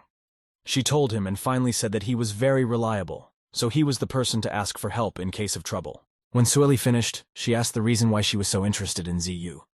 The guy replied that he was their teacher and therefore wanted to know more. Suddenly, the girl became sad and called Yu by her full name, as if she was about to say something. The guy looked at the girl worriedly, asking the reason for such a concerned and sad voice. However, Zhao waved him away, smiling and praising him. She said that she would work hard to heal herself. Zuo Yuhan is doing an exercise with her classmates. Ta says that Yule definitely looks down on them and doesn't count them as people. Her buddy agrees. Liu Yue ran after the two, saying that the one wasn't that bad. The guy just loves his training. Suddenly the teacher appeared and hit them on the head, calling for silence, for they were in class. The master began to tell them about the path of the cultivator and the level system. Right now, those are training their bodies to advance to the 2nd stage of human. Guan said that once those completed all 10 levels, they would advance to the art stage. Fang and Zuo were dragging 2 huge cobblestones behind them, trying to outrun each other. They remembered Yu Lei. Where was he? Meanwhile, the guy was looking up at the sky, brooding and hovering in the clouds of his thoughts. He was lying on the lawn. Why would he get stronger? It would make it so much easier for him to lose his life. Suddenly, Teacher Guang appeared from behind a rock. He was very angry about Yu's truancy. He started screaming and took a board and hit him on the head. Just because he was able to reach the 2nd human level thanks to the bridge, it didn't mean he had to go to it every day. Some guys watched Yulei's beating in astonishment. They were still beginners. Why was he skipping? Ziyu heard them whispering and asked if they wanted to get some too. The trace of them immediately disappeared. 3 months had passed. Yulei tried to catch his breath. Sweat dripped off him. He would no longer be able to continue today. That one had passed through that bridge 450 times and was able to reach the 6th rank of the human stage. He hadn't slipped once on that poor bridge. How could he? When would he finally be able to leave? Yu exhaled softly, reciting the number of times he passed through the bridge. Behind the stone sat Fang and Zuo. How did Li get to the 6th rank so quickly? In 3 months of hard training, these two had only reached the 3rd rank. They thought that the gap between them was very small, but they must have been wrong. Yu interrupted Qingshu and Yuhan's misery, asking what they had forgotten by the canyon. They looked up and said they wanted to watch him practice. Immediately, Zuo Yuhan jumped up from her seat, making Fang Qingshu interested. She turned to Yu, asking how he crosses the bridge. Her spiritual powers aren't weaker, so why is he the only one who managed to cross the bridge? Li hesitated. He really didn't know what answer to give to Zuo. If he said the wrong thing, he could get the girl in trouble. Yuhan looked at the guy with cheeks flushed with embarrassment and waited for an answer. Yu felt uncomfortable, but he replied that he didn't have a good level of ki, nor was he interested in cultivation. But most likely the guy had just always been like this. Fang and Zuo didn't understand. What did it mean to have always been like this? Strong? Arrogant? Yule stepped away from them, standing on the board. The one said that he had always liked one saying. The guy started walking, dancing across the bridge, and quoted a saying, "The madness of a demon can do its own thing." Qingshu and Yuhan became numb. The saying sounded very exciting. Zuo Yuhan's eyes widened. She repeated the beginning of the saying while pondering over it. Suddenly, something very large rapidly began to fall to the ground. An explosion rang out, sweeping away and incinerating everything that had been at the site of the explosion before. A huge ball of smoke and fire rose up, billowing upward and making itself known. Someone abruptly rushed into the elder's residence, shouting for the mentor to help them. It was Guan. The head urged the one to calm down, but he absolutely could not. He said that the lower-level disciples began to become possessed. It was already night, and the bright blue moon was shining. Someone was reporting to their master that they could enter the secret zone tomorrow. The Lord smiled. What, did the disciples from the Wensword clan break their traditions? The unknown person was sitting near the mirror. All of this was happening because of their new student Ulle. The master told his man to take a look at him, for Yu was too strange. He also said to collect items from the 6th level of the secret area. The master will be waiting for him. The 6th secret area of the sword contained a great deal of energies and treasures. It was discovered by their founder 10,000 years ago. But countless monsters and demons also live there, and many dangers lurk there. After passing the trial within the confines of this area, a cultivator will greatly increase his rank and combat skills. And of course, this area was only accessible to disciples with a level above the 5th human stage. Ulle held onto something with his teeth and shouted loudly that he wasn't going anywhere. Fang Qingshu pulled the one by his feet, saying that the guy couldn't miss the special chance to enter the secret area. Zuo Yuhan also pulled him, but only by the other leg. She said that it was his own fault for talking about the demon's madness. Now he must spend 3 days in penance. However, Yu held on tightly to the wooden pillar with his teeth, saying that it would only happen over his dead body. After saying that, Zuo and Fan made very fearful facial expressions, asking if he really wanted to die like that. Li immediately calmed down, saying he was joking and this would be a great opportunity for him. Here Master Guan got into the argument, telling those to hurry up, for he would guide the participants to the level for the human stage. Everyone immediately lined up behind Ziyu, waiting for him to open the portal. They were immediately transported to another dimension. Guan began to explain that there were many tests on the first floor. Each of these trials hides an emerald stone. Their task is to bring 5 stones to the top of the volcano to pass the floor and of course get a reward. Then Teacher Ziyu pointed his finger at some huge selenium ball. Toth said it was a surveillance system, and he would wait for them right under it. If there was a problem, the elders would tell him about it. Guan shouted that the trials were starting, and everyone immediately snapped out of their seats. Someone's first challenge chose to defeat a huge fire monster, Scorpion Man, and some battle with tall, transparent silhouettes that look like ghosts. Ulle was fighting a huge orc. There, the system forbade him to die, so he tried to fight back. Someone in general was struggling with a scary woman in white with her hair in her face. Master Guang looked at the large sphere in the air. Most of the trials are used to train basic abilities. Those kids performed well on the Sword Peak climb, so they should definitely be fine. The teacher heard the first students finish their first tests. They argued about which one of them came faster. Zuo was sure that Fanya had come first. They held out 1 green crystal each to Teacher Guang Ziyu. Toth looked at them, saying that those did a pretty good job and acted very quickly. A great many more voices were heard in the distance. Someone was saying that the monster had almost bitten his arm off. They turned around at the voices, and Fang commented that the others were returning as well. Liu Yue rubbed her sore head. Something had blinded her for a while. Ulle, meanwhile, was throwing away his crystals. He noticed someone watching as he tossed those green rocks. The guy whispered, asking those not to give him away since he didn't want to increase his cultivation level. He held out his hand, showing his remaining 5 stones. The disciples immediately cheered up, looking at the guy's hand.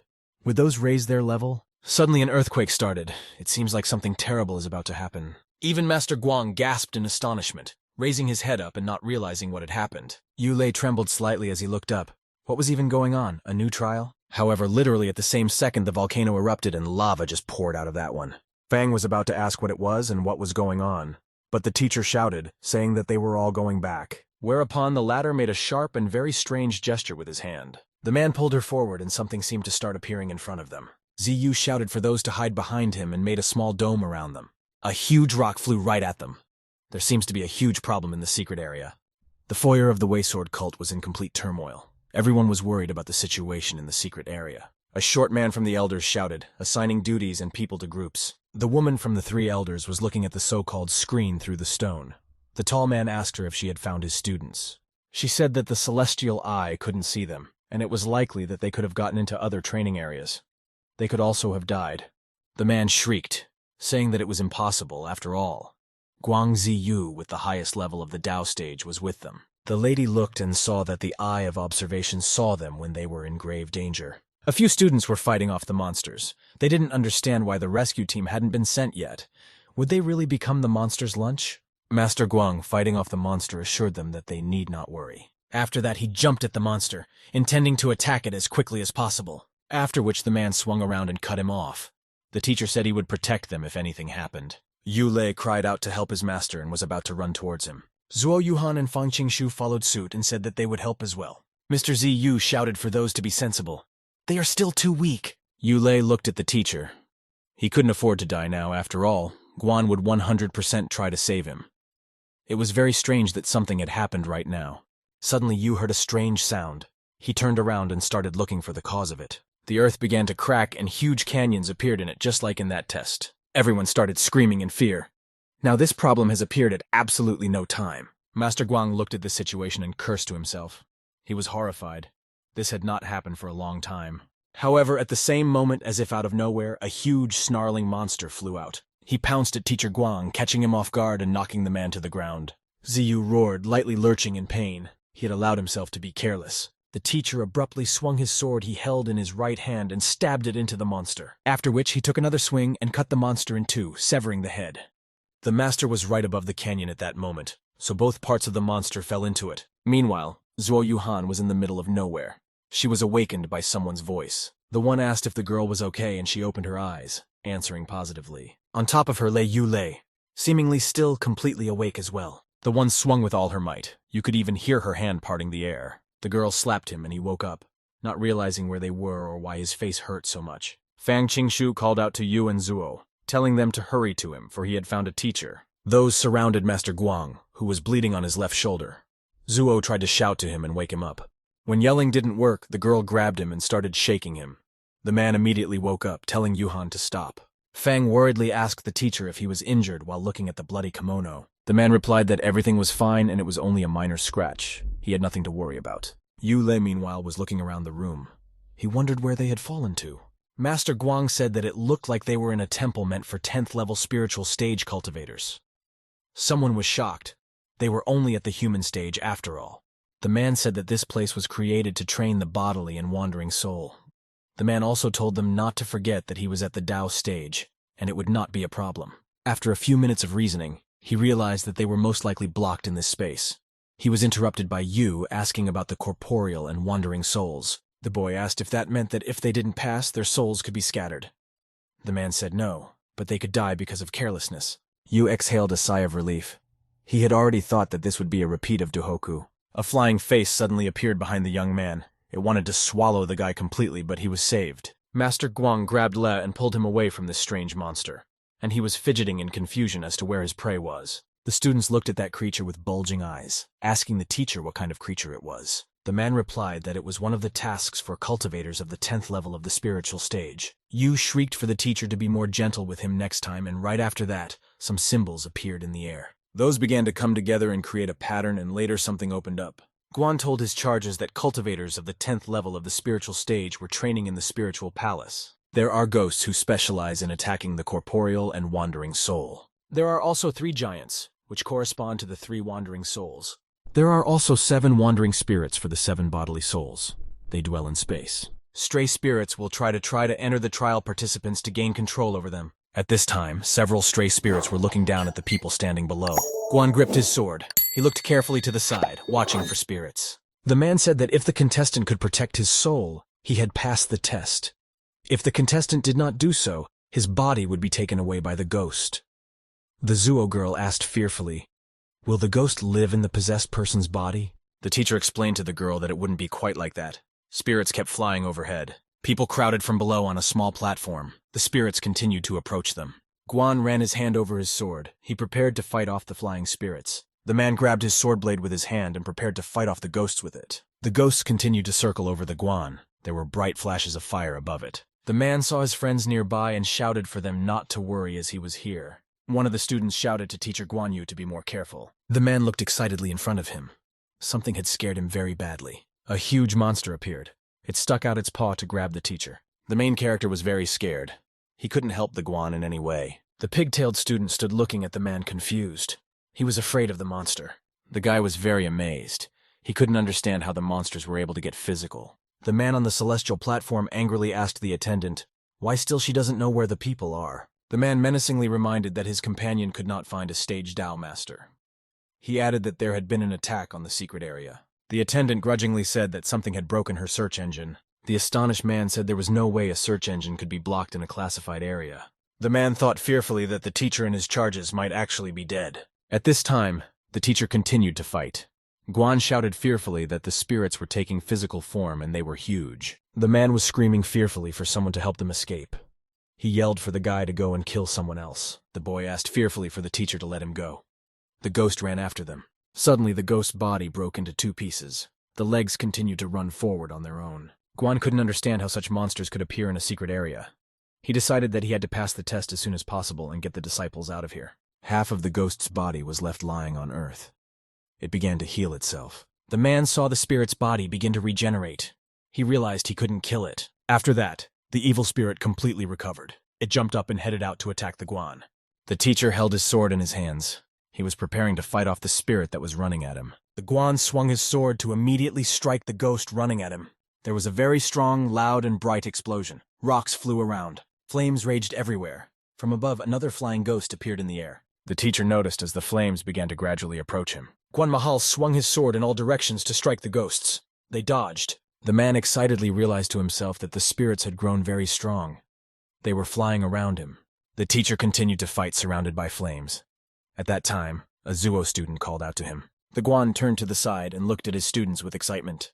The girl and the boys were very frightened when they saw the spirits flying at them. After that, the teacher turned around. He pushed himself off the ground and ran to the side. The girl was very much frightened. She covered her eyes in fear. Zuo opened her eyes and looked at her teacher with great consternation. The protagonist looked fearfully at the Guan and noticed that he was injured and bleeding. Ulle stood looking at his teacher very scared. He decided to go and help him. The protagonist called out to his teacher in fright. At the same time, a monster approached Guan from behind. Guan was very badly hurt after being hit hard in the back by a monster. The man found his strength. He jumped up and swung his sword to strike the dangerous ghost. The teacher folded his fingers in a magical symbol and activated the protective energy. A very bright and strong glow came from Guan's hand. It traveled upwards. A huge yin-yang magic symbol shone from above. Blue waves emanated from it. The main character was very amazed. He looked at his teacher with great excitement. The exhausted Guan fell to his knees. He had no strength to fight any longer. The teacher was very badly wounded. Blood was gushing out of his body and dripping on the floor. A frightened boy ran up to the man.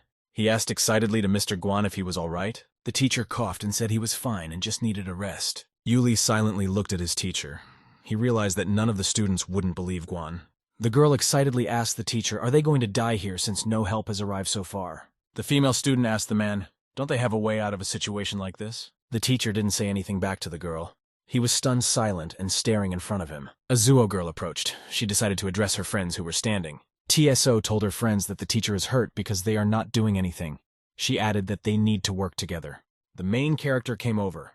He asked the other students to calm down.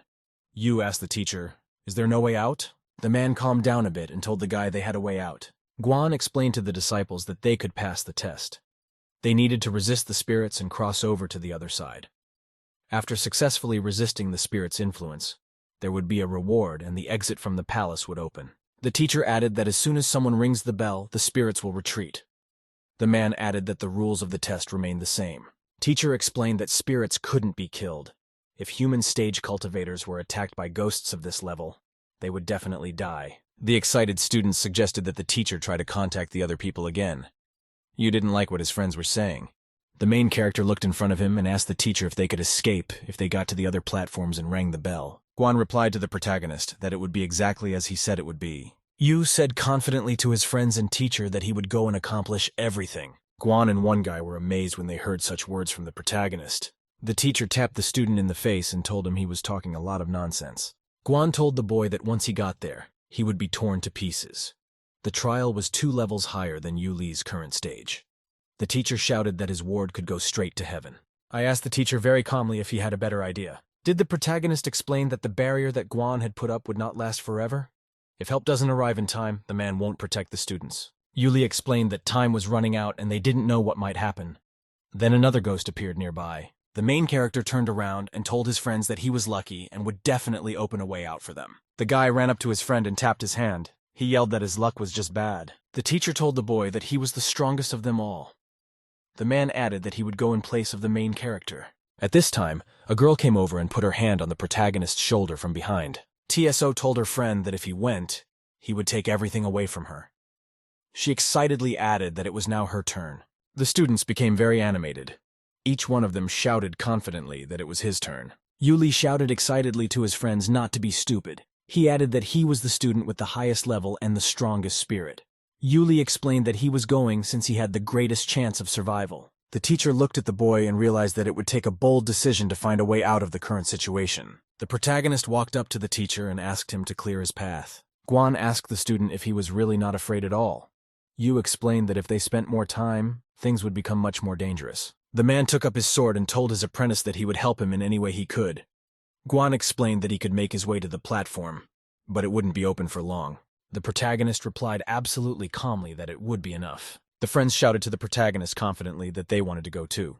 Ulle turned around and told his friends grudgingly not to be silly. The apprentice said that he and the Zuo girl would help the protagonist since they have great fighting potential. The teacher looked at his charges and was silent. He was full of thoughts. Guan decided to himself that he would have to agree and told the students to walk together. The man raised his sword upward. He shouted to his charges that he would protect them at the cost of his life. The ghosts were still flying overhead. The protagonist headed out with his friends. They ran across the castle floor. Ulle was running at full speed. He had to get there in time with the other students. The protagonist angrily thought to himself that he was going to die. Even if he could pass the test, it would be difficult to survive afterwards. Ulle was running at top speed. At this time, ghosts began to appear all around. The flying ghost with an evil grin was beginning to catch up with the protagonist. Ulle was startled to see the monster flying at him. He jumped aside. The flying ghost stretched out its arms to try and hit the protagonist. The evil spirit caught up with the protagonist in flight and threw him aside with a powerful blow. Ulle turned to the side and looked at his friend. He heard the scream. The monster was able to successfully hit and wound the guy. The student shouted loudly. After a tremendous blow, the protagonist was swept aside and slammed into a wall. Ulle was worried about his friend. He shouted and was called by his name, Qingshu. Qingshu shouted back at the protagonist not to worry about him. The guy thought to himself that he shouldn't lose.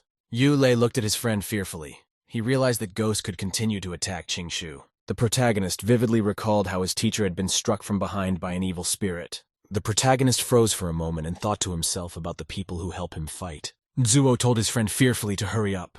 The girl with the knife added that she could no longer contain and further the ghost.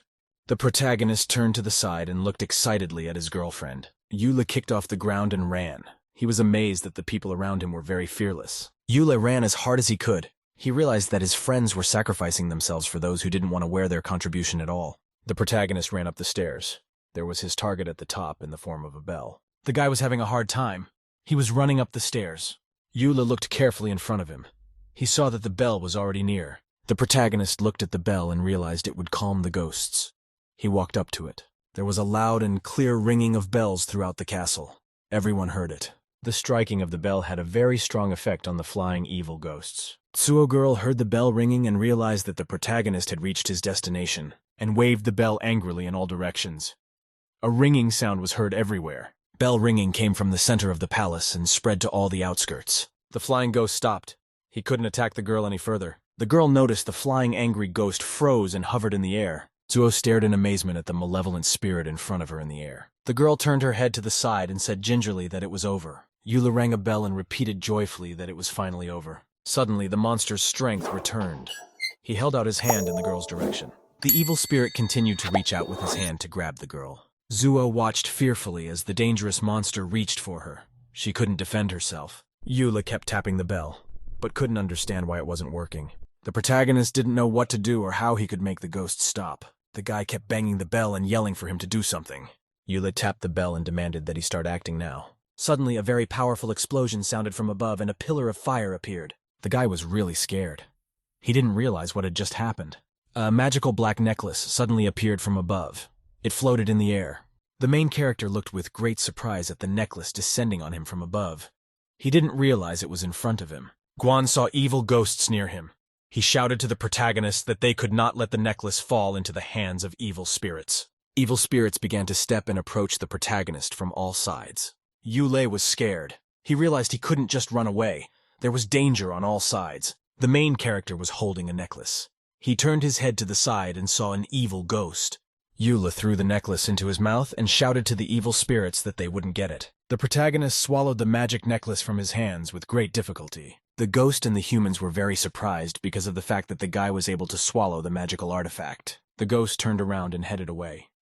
Guan shouted to the students to look at the ghosts. Then the main character rose up above the stairs and floated in the air. The guy was flying in the air surrounded by pink lightning bolts. Guan shouted that Ulle was dying. The main character was very sick. He started wheezing and choking. Ulle was in the air surrounded by lilac color. Friends and teacher looked at him excitedly. Qing Shugai was surprised because of the main character being tested by ghosts. He added that the evil spirits are 2 levels higher than Ulle. Guan realized that the ghosts had taken physical form and the protagonist had eaten them. Suddenly, the main character jumped up and started jumping around like a madman. The teacher and the boy's friends looked at him in amazement. They couldn't understand what had happened. TSO tapped the guy on the head and yelled for him to wake up. She added that they wouldn't give the guy a chance to get dumbfounded. The student asked excitedly to the Guan teacher to come up with something. The man explained that the bell that suppressed souls is broken. Now they can only watch and wait to see if the protagonist passes the test. After that, the rampaging guy flew high up. Friends shouted that Ulle could do it. The protagonist flew up, and from there he could barely see his friends below. The main character found himself in a parallel reality. He noticed that his body was turning yellow. Ulle was surprised. He looked around and saw ghosts hovering nearby. The main character saw spirits floating around. He thought the ghosts were attracted to the beads and entered his body. The guy kept hovering. He realized to himself that if evil spirits were hovering near him, then everything was fine outside. Suddenly, the protagonist got worried. He realized something was going on. Ulle felt his body begin to get smaller for some reason, as if he was being sucked in by something.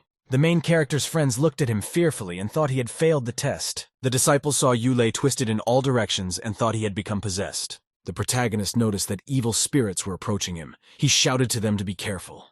The surrounding ghosts had yellow mist coming out of their mouths and becoming the guy's body. Ulle angrily shouted to the evil spirits around him to be gentle. The yellow-clad boy's body lay unmoving. The protagonist looked around. He realized he felt faint because of the ghosts. The guy's body was floating in a parallel reality. Ulle decided that his mind no longer belonged to him and he was dying. The protagonist remembered the words of his teacher. Guan said that the ghost could take over the body but not the soul. The main character felt a noise. He couldn't understand what it was and turned around.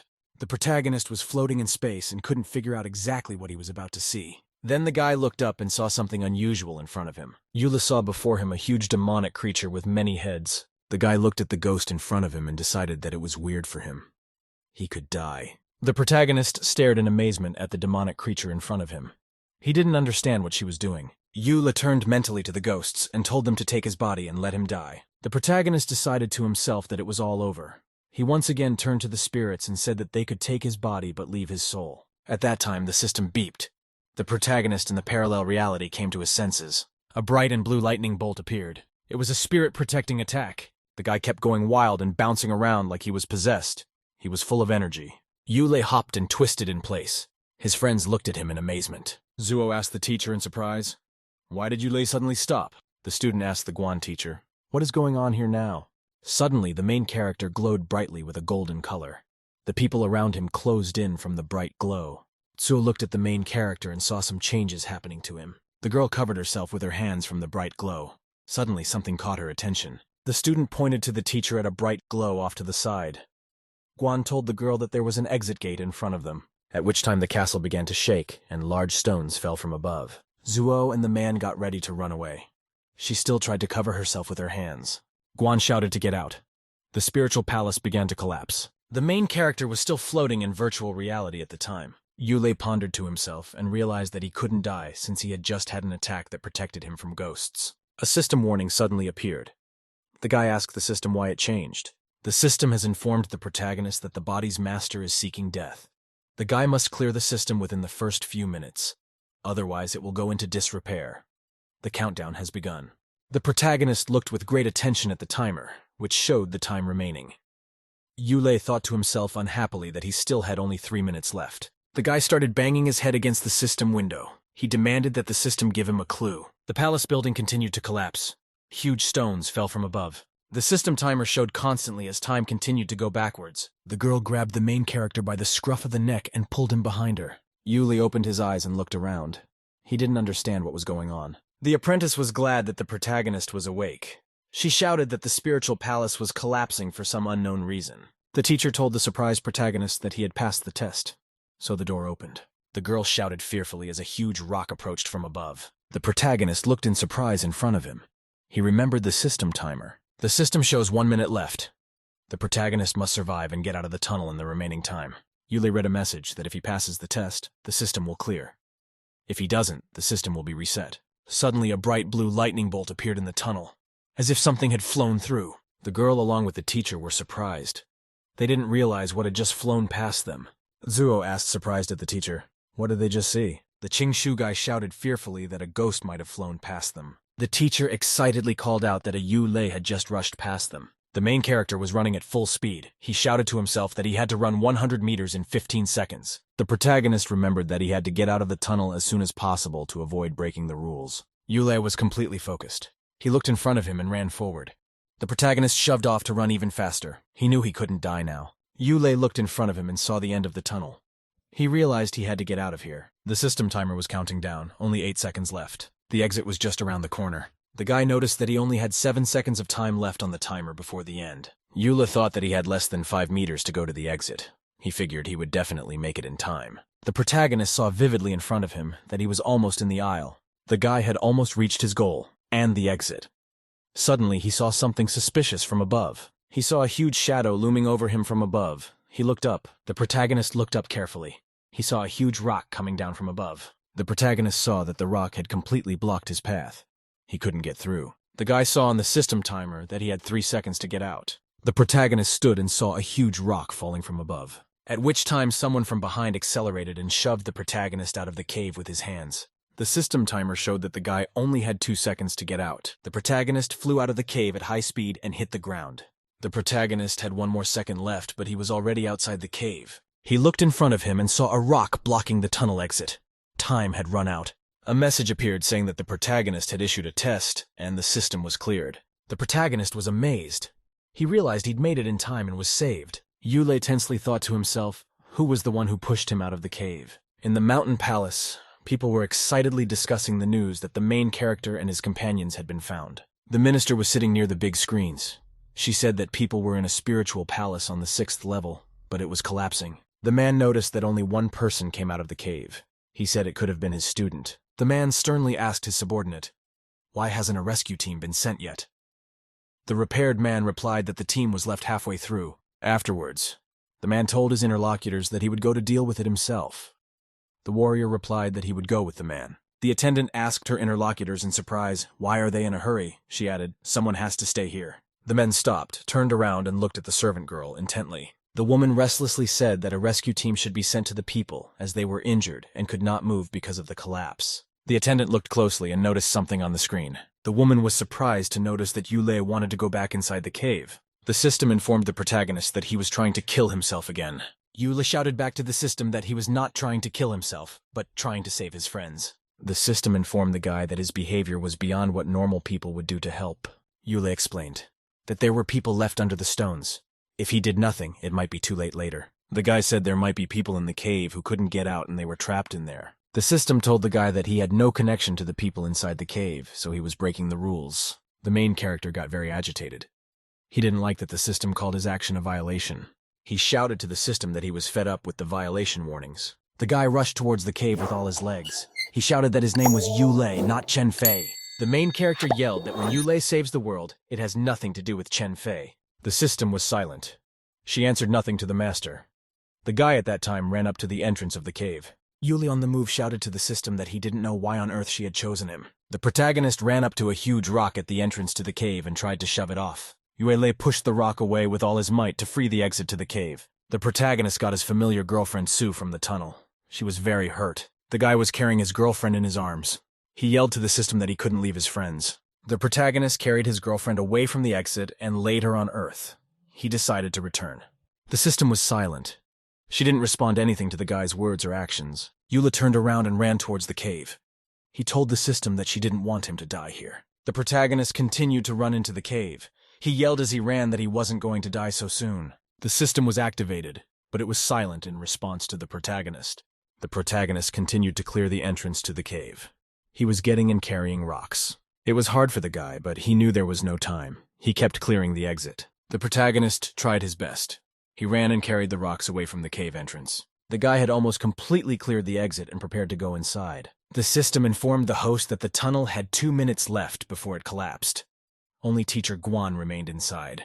If the protagonist here dies, it will count as a violation. The protagonist turned around and said excitedly that he would act without a chance. The guy ran inside and found his teacher. He was pulling him towards the exit. Guan, in a weak voice, asked the guy to leave him here. Ulle shouted to his teacher to be quiet. He promised that he would drag the Guan out of here. Ulle thought to himself that his body was on the verge. He apologized to the teacher for what he was doing now. The teacher became very wary. He felt that the protagonist had lifted him above himself. The Guan watched in surprise as the guy raised it above his head and prepared to throw it. The teacher shouted fearfully. He flew at full speed out of the cave towards the exit. The man flew out of the cave at breakneck speed and banged his head into the stone. The main character heard a noise. At the same time, a rock fell on him from above. Ulle raised his head excitedly to see what was up above. The guy was startled to see a huge rock falling on him. He didn't have time to run away. A huge rock fell on top of the protagonist and closed the exit from the cave. An exhausted teacher Guan was sitting near the entrance to the cave. He realized that his student had stayed inside. Guan was very badly hurt, but he realized that he was saved because of Ulle. The man thought that he had always thought of the main character as some sort of monster. But Ulle saved the students and him personally. The teacher thought his ward had been a miracle all this time. Ulle continued to lie in the cave. The main character was very badly wounded and beaten. He lay moaning on the ground. The guy felt like he was about to die. He thought to himself that the system couldn't think he had broken the rules. A huge rock crushed the protagonist's legs. He told himself that it would be all right if he couldn't open the exit. At that time, small stones started falling from above. The protagonist couldn't move. Ulle said in a weakening voice that the roof might come down on him soon. At which time a huge rock began to break away from the ceiling and fall downward. A huge rock fell from above. The protagonist was lying on the ground and couldn't move. Ulle thought to himself that he had never envisioned that he would finally want to live. The boy clenched his hand into a fist. He thought to himself that the stone would fall on his head. The main character told someone to kill him quickly and not let him suffer for long. The guy was lying relaxed with his eyes closed. The rock was about to fall on him. Blue lightning flashed from the side and blew the rock to pieces. The protagonist opened his eyes in surprise. He realized that he was now saved. There was some man standing nearby. He told the guy cheerfully that he was finally on time. The surprised protagonist lifted himself up. He looked at the silhouette of his savior. After a brief pause, the man told the protagonist that he was now safe. The protagonist tried to get up. He had no strength as he was very wounded, and his legs were broken off. He thought that the system would not have left him to his fate if he were really in danger. The man commanded his subordinates to go inside and see if anyone else was still alive. Teacher walked over to the main character lying on the stretcher and checked his pulse. Guan asked excitedly to the man, "What is the condition of the protagonist?" The interlocutor replied that they could save Ulle from serious injuries. The teacher pulled himself up from the last of his strength and looked at his student with excitement. The protagonist was lying on a stretcher. System forecasting was very poor. Suddenly, a bright lightning bolt appeared from above. It struck in the direction of the protagonist. The lightning strike accurately hit the guy. Ulle jumped up after the impact over the stretcher. The main character felt very stunned after the impact. There was smoke coming from his body. As he lay on the stretcher, he asked the system unhappily why it had electrocuted him. The system was surprised. She didn't understand what the protagonist was talking about. The guy was suddenly startled. He realized it wasn't the system that had just attacked him. A very strong shiver went through the main character's whole body. He felt very bad. He felt very bad. Ulle felt to himself as his body began to suddenly inflate from within. The guy started getting bigger and bigger. He was getting huge. Ulle screamed very loudly due to the fact that he was being violently gutted on the inside. The main character was in a huge room. It was a hospital. He opened his eyes and started to look around. Ulle saw a turtle nearby. The man excitedly told the boy that he was finally awake. The boy, lying on the bed, asked where everyone else was. The interlocutor replied that Ulle was in the clan chamber. He added that the boy should recover quickly. The protagonist said exhaustedly that he remembered being struck by lightning. The man helped the guy up. He explained that the spirit palace assumed that the reward would be given to a cultivator at the spirit stage. But the protagonist is at the human stage. The interviewee explained that the guy got really energized and almost exploded. But the paramedics were able to help Ulle.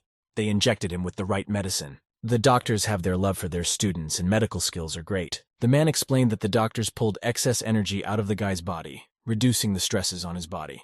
Ulle excitedly interjected about the spiritual palace's reward. The man told the boy that he had heard all about his exploits in the spiritual palace towards other students. The man explained that the main character, despite the huge difference in strength, had proven that he had the heart of a heaven stage cultivator. Ulle asked his interlocutor with great surprise, "What is he talking about?" The man grabbed the boy by the shoulders and said cheerfully that he was worthy of the spiritual palace's reward. Ulle returned to the cave to save the others. The boy was a little confused. He was uncomfortable after the man pulled him to him by his arms. The man hugged the boy and shouted to him joyfully, very proud to have him as a disciple in the Wensword clan. Ulle shoved his hands away from the man. He asked grudgingly, "Will he be all right?" The interlocutor replied with a smile to the protagonist that he would become even better than he was before. The guy was very frustrated and dissatisfied. He wanted his interlocutor to stop, and then the man gently grabbed the boy's hands. He wanted to tell him something important. The interlocutor explained that Ulle would be able to start cultivating as early as the soul stage. The main character was very much and unpleasantly struck by such words. He realized that he couldn't just die like that. The lad turned to his companion and asked to be left to rest a little alone. The man replied understandingly to the lad that he was very tired and should rest. The protagonist sat staring unhappily in front of him. He realized that things weren't going the way he wanted them to. Suddenly, the main character shouted very loudly. He was very annoyed. The man heard the protagonist scream. He stopped and thought. The man thought that the main character would properly pass the soul stage, and then there would be the heaven stage. The infirmary contained students who had suffered minor injuries. The clan's medicine would suffice for any kind of injury. Most of the disciples recovered very quickly with the help of the cultivators. Teacher Tsuyu's injuries were very serious. They took longer to heal. After visiting the secret area, many students thought they could increase their power. In reality, they remained at the human stage. Yue Air's girlfriend came out and asked the guy why she didn't see Fan or Zuo here. The guy replied that they had gone to visit the protagonist. The girl was very much interested and thoughtful. She thought about Ulle. Evening came and the protagonist's friends came to check on him. The girl held out a huge black pill to the guy and offered to take it. Zuo explains that it's a life force pill and it will help the main character. Ulle saved her life and that's why she's giving him the pill. The main character waved his hand and said he didn't need to be thanked. He was just doing his job. Ulle turned to his girlfriend and said excitedly that she had saved him too. Zuo was very shy. She looked at her companion silently. The girl turned around and started to walk away. She told the guy goodbye that she thought he had a better chance of surviving than she did. The guy fan said cheerfully to the main character not to worry about the girlfriend. Fang explained that he met Zuo before the other students. The girl has been here since she was 15, but they still have conflicts. The girl told herself that she was arrogant, but she was still that kind of person. Zuo thought that when she meets someone stronger than her, she gets very upset and jealous. She becomes more aggressive. The girl decided to herself that if she couldn't catch up with the gap, she wouldn't know what to do. The protagonist listened as Tsu said that people always admire others who are stronger than they are. Such admiration becomes stronger. The protagonist thought to himself that he had begged for death, but instead he dragged two friends in. Zuo revealed that she was born in the court of the royal palace. She therefore immediately knew what she had to do to climb the career ladder. The girl explained to the protagonist that she assumed no one could work harder than her until she met Ulle. Zuo told the protagonist that she had only now realized how wrong she had been. She added that there are people like the ones here, and there are places like this. Ulle suddenly told the startled girlfriend that she wasn't wrong at all. The main character told the girl that she has a lot of perseverance. She can achieve her dream in this clan. The girl turned sideways. She thought about the main character's words. The fanboy thought for a bit and replied to the girl that he understood. The girl was annoyed. She didn't like her friend's answers. Then suddenly the girl ran up to her friends and started beating them up. TSO said angrily to the guys to stop being so gentle. Ulle replied to the girl that they were just talking. The attendant, along with the man, watched the wall in the cave carefully. The attendant noticed the imprint of someone's hand on the wall. She was very startled. The man was standing next to the woman. He told her that her assumption was correct. The secret area along with the spiritual palace shook because someone had used magic. The attendant held the mirror in her hands. She said excitedly that it was the heavenly stage. The interlocutor excitedly said that the only person who entered here was the Guan. The woman also recalled that human stage cultivators went to the cave with the main character. Ulle reminded the man that he himself had told him that he needed to rest more to recover.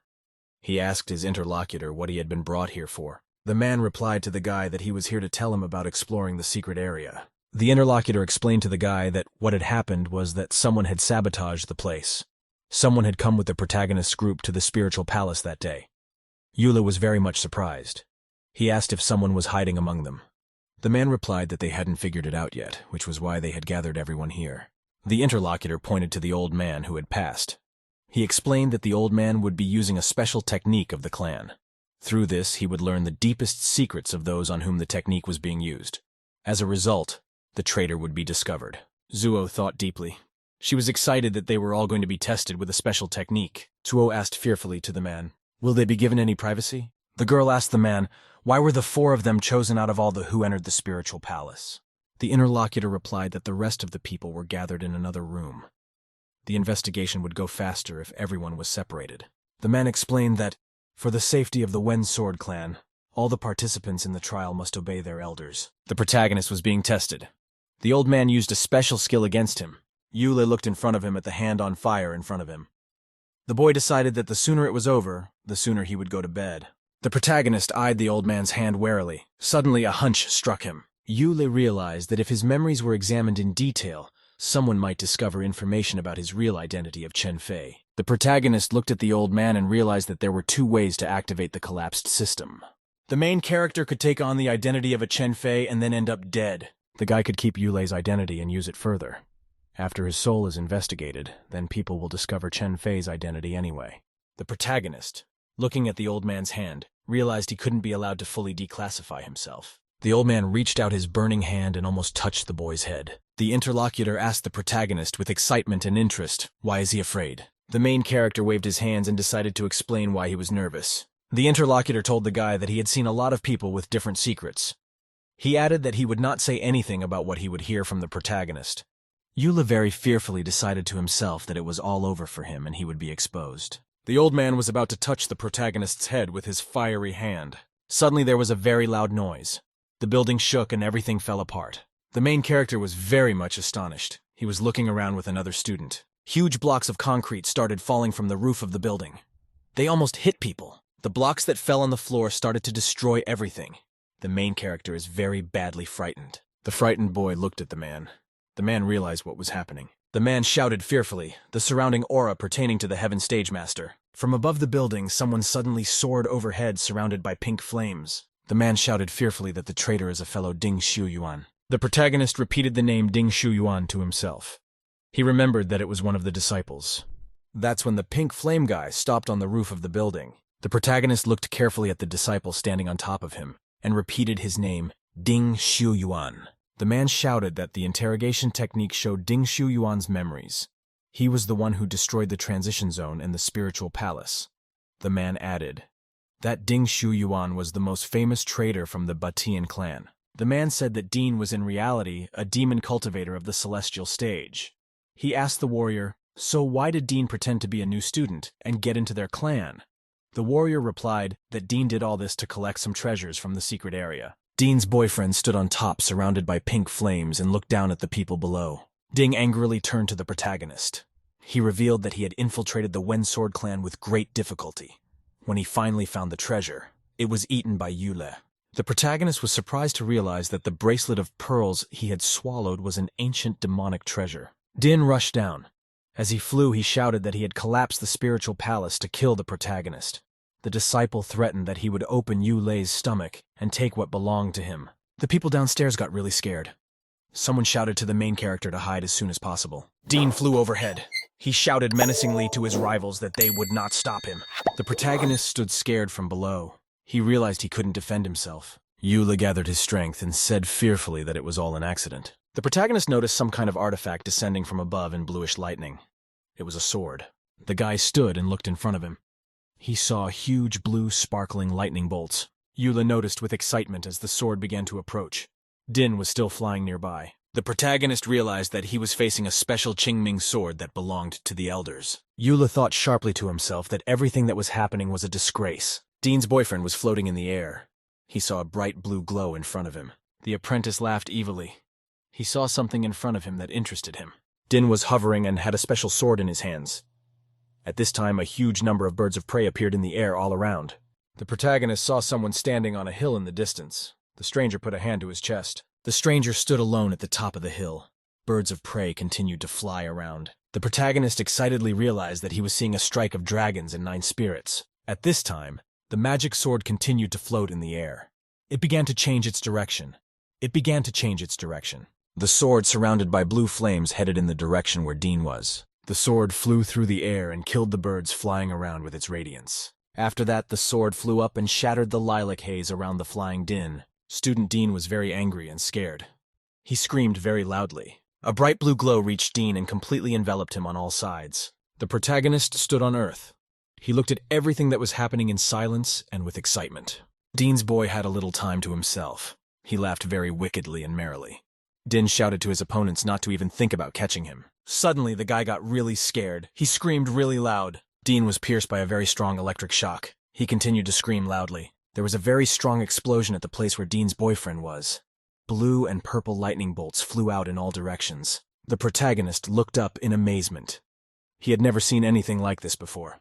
Zuo said with admiration the elder had completely annihilated a heaven stage demon cultivator with a single sword strike. At this time, the elder slowly began to descend from the top of the hill toward the people. The old man slowly descended and prepared to put his feet on the ground. People fell to their knees before the elder. Someone said he wanted to learn his techniques. The main character was very disturbed. He decided to himself that it was all a very strange coincidence. Ulle thought the traitor had shown up at just the right moment. Dean seemed to want to help him. At this time, an old man suddenly walked up to the protagonist and grabbed his arm. The boy was very much frightened. He realized that the elder had come very close to him. After that, the old man guided his hands and touched the main character's stomach. Fang looked at everything that was happening with great surprise. He didn't understand what the elder had done. The protagonist felt suddenly as if something inside him had changed. The old man said judiciously that he knew that the protagonist had swallowed a demonic artifact. Ulle can't handle it himself. The elder told the protagonist that he would seal the artifact inside his body so that there would be no problems in the future. The man next to him thanked the elder for the good idea. The elder told his companion to take the injured disciples to rest. Ulle wondered what kind of trouble he might have in the future. The old man asked the man, should they examine the protagonist again? The man calmly replied that according to the elder's decree, they would let all the students rest. Evening descended on the clan residence. The apprentices were in the infirmary. There was a girl in one of the infirmary rooms. A servant came to see her. The maid asked the Yue girl to drink the medicine she brought. Yue took a bowl of drink from the tray. She prepared to drink it. The girl calmly carried the cup to Hermith and began to sip the medicine little by little. Yue closed her eyes and slowly consumed the medicine into herself, one sip at a time. The maid told the girl that the medicine was very bitter, but she just drank it. Yue placed the drinking bowl on the tray and said that she hadn't drunk anything like this before. The maid told the girl to rest, and she's about to turn out the light. The room with the girl went dark after the maid left. The moon has risen over the infirmary building. There's complete silence all around. Suddenly a pink glow appeared in the girl's room. Someone asked her if she understood that technique. The girl replied to her interlocutor that the mission had failed, and the celestial ice raven was now dead. The girl remembered how she got to the Yuan demon clan. There her mentor met her and welcomed her. The mentor told the girls that they are now in debt for disobedience. One of them could be kicked out. The girl asked her friend, will this be their new family now? The girlfriend told the girl that this would be their new family as long as they behaved themselves. Their new friends would not leave them again. Yue closed her eyes and smiled. She felt at ease around her girlfriend. Yue remembered how she had killed many people and saw the girl's body lying on earth. Yue was standing with a ball in her hands. Many corpses of the people she had killed were scattered around. The girl remembered that she had to obey and kill everyone to gain saint status. Yue thought excitedly to herself that she should be loyal to the spiritual master. The warrior realized that she had to fulfill everything in order not to be abandoned. The girl bowed to the supreme mentor. He headed towards her. The mentor asked the interlocutor Liu Yue if she was the last candidate for sainthood. After that, the interlocutor told the girl that he accepted her as his follower. The interlocutor told the girl that she would receive the title of the Supreme Master's successor. Liu Yue replied to the master obediently that she would do exactly that. When the girl was in the Wensword clan, there were some amazing changes there in 3 months. After the destruction of the pleasure cult, the other demon clans divided territory and resources among themselves. After that, the clans began to fight among themselves. Before the events in the secret zone, the master turned to the girl. The interlocutor said that there is a good opportunity for the demon clan Yuan to expand its territories. Yue will have a good opportunity to prove his loyalty to his mentor and pay back the clan. The girl asked calmly to her mentor, what instructions would that one have? The master told the girl that when he was hunted down in the fateful year, he left half of his powers in the secret area of the Wen clan. Now he wants the girl to retrieve it for him. The mentor said that if he regained his power, they could unite all the demon clans. Yue was very surprised that her teacher had left half of his strength behind. At the same time, her mentor was at the 7th level of the heavenly stage. The girl answered her teacher unequivocally that she would do anything for him. After that, Yue decided to fully fulfill what her mentor demanded of her. The girl realized that the secret zone was the great asset of the Wen clan. The zone is well guarded and she found no way to get in. It turned out that the protagonist's performance was astonishing. Because of this, the Elder allowed all the students to train at the first level of the secret area. The spiritual palace was on the 6th level. Ulle and the Ice Raven were able to trigger an earthquake. The girl used the passageways in the secret area to get all the disciples to fall down the spiritual palace. She blended in with the crowd and was undetected. Ulle spent a lot of effort to find the magic rosary beads. In the end, the main character swallowed them. When everyone got out of the tunnel, they were being watched by the surveillance team. Ulle had no way to get the brushes out of the main character. The girl told the Ice Crow to seize the opportunity when the cave would collapse. It was to kill Ulle and take the rosary from him. The protagonist proved himself amazing during the escape. He was able to dodge all the falling rocks. The girl was running behind the protagonist. A huge rock was falling on them from above. Ulle remembered that they were very unlucky as they were hit by falling rocks. To ensure that no one would catch them from the clan, they had to surrender. In the end, the protagonist got out. Ulle informed the master that they had not finished the mission and the Ice Raven was dead. The mentor angrily told the interlocutor that she had wasted the Ice Crow's life. He interrogated, "Does she still want to go back to them?" Ulle fearfully replied that there was nothing she could do. The girl said excitedly to her interlocutor that if she remained unnoticed, she could complete the task and return his power. The girl told the master that she would arrange that there should be no suspicion, and she should not be discovered. Ulle said that the memories that were found in the Ice Crow boy had been altered. The girl assured master that no one would suspect her of having a connection with the clan. The master angrily told the girl that she might not come back if she didn't give him his power back. The girl was astonished to hear such words from the master. She was frightened. Ulle dropped to her knees and begged her teacher not to leave her. She added that she would be able to kill the protagonist and get the magic rosary back. The night was over the clan's opinion. The protagonist was still in the infirmary. The guy couldn't sleep. He kept thinking about the Dean incident. The protagonist stayed up all night. He couldn't understand why a Heaven Stage cultivator had revealed his presence. Ulle didn't understand who he wanted to protect. The guy lay there and thought to himself that the legend of Heaven Stage had given himself away when he wanted to protect someone. Ulle realized that all of this did not fit with the character of the Demon Clan. The guy decided that the person who was protected by the Ice Raven must have been stronger than he was. The protagonist had a good idea. He even jumped up on the bed. The guy decided he'd find out who the Ice Raven was trying to protect. Then he'd threaten to turn that person in, and he'd kill him for sure. The protagonist sat staring in front of him, happily contemplating his plan. After a bit of thinking, the protagonist realized that things weren't going to be that easy for him. The protagonist realized that he couldn't just identify the right person. He remembered that even the elders couldn't find a clue. The protagonist got excited and remembered that he could call on the system to help him. The guy turned to the system. He immediately remembered the incident at the spiritual palace. Ulle remembered that system warning and countdown very rarely appeared in the spiritual palace. He decided that he should be more careful. Ulle thought that the system would help him to be reborn with unimaginable abilities. It could also be just useful to him. The guy remembered the system message that she was giving him a chance to survive. The system informed the protagonist as well when he was facing imminent death. The guy also remembered when the system gave him a critical warning. The protagonist decided to himself that the system would always give him the right advice in any situation. The guy remembered the system message during the spiritual palace address. He wondered. The protagonist realized that the system knew for a fact that he would be saved. The guy remembered an incident in the outskirts of Duhek. During that incident, the system had said that if Xiao Shuli went on her own, she would definitely die. Then the system told the protagonist that if he went with the girl, they had a chance to survive. The guy remembered that he couldn't have survived on his own. He didn't realize how dangerous it was. The protagonist remembered that when he and his girlfriend came to the spirit box, he received a system message about the chance of survival. The guy realized that the system knew the whole situation and knew he would survive. The protagonist realized that the system knows a lot and it's omnipresent. After thinking for a bit, the protagonist realized that the system now needed to know who the traitor was. The guy started clapping his hands to get the system's attention. The owner accessed the system. It rang and activated. The system asked the host what he wanted and demanded that he activate it. The guy got really excited. He jumped from his seat in the direction of the system window. Ulle flew happily to the system window. He wanted to ask her a question.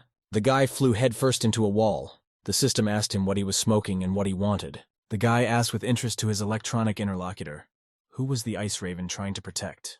System, after a pause, replied to the protagonist that she would not tell him. Ulle cheerfully said that he only has a hunch. He is not sure of this person's existence. The system slowed down a bit. She replied to the guy that it was getting late and he should go to bed. Guy walked over to the system window. He asked the virtual assistant why she was leaving so soon. The protagonist told the system on the sly that she would help him and he would be very grateful to her. At which time there was a lightning strike, and electric sparks struck the guy. Ulle clarified grudgingly to the interlocutor. Couldn't he ask her now? The system replied to the guy that he couldn't ask her such questions until he activated her. The guy told the electronic assistant that they had plenty of time and offered her a game. He thought to himself that he would ask the system indirectly. The system was silent for a while. She was mulling over the protagonist's proposal. The protagonist told his interlocutor that he wanted to speculate on possible scenarios. The system responded with acceptance. The guy showed the system a sheet with different names on it. He asked the system, what happens if he fights these people? It told him when he wins or dies. He showed a piece of paper with the name Zuo Yuhan on it. She told him that he was winning. The guy showed a list of other names of various acquaintances. Ulle asked the system what awaited him in case of a fight with Lu Yue'er. The system replied that the guy would die imminently. The protagonist thought for a moment. He was very much taken aback by this answer. The guy couldn't understand why he would face imminent death if he fought against Liu Yue'er. He realized that he would lose against the Guan since his teacher is a Dao stage cultivator. The guy knew that the girl Lu Yue'er only possessed the 3rd level of the human stage. He couldn't understand how on earth she could defeat him in single combat. A hunch struck the guy. He realized that the Yue'er girl might be a traitor and hiding her power. Ulle thought for a moment. He needed to expose the girl before she got caught and defend himself so she wouldn't kill him. The guy asked the electronic assistant, what was the strength level of the girl Liu Yue'er? The system was silent in response. The protagonist realized that systemic silence shows he's right. The guy started naming the possible levels of his martial art and asked what would happen if he fought Liu Yue'er. The system told the guy that he would die imminently. The protagonist was overjoyed. He realized he was on the right path. He asked what would happen if he was at the 1st level of the Dao stage. After a short pause, the system replied to the protagonist that he was in for a called death. Guy excitedly asked the virtual assistant what would happen if he reached the celestial stage. The protagonist got the answer that he would win in that case.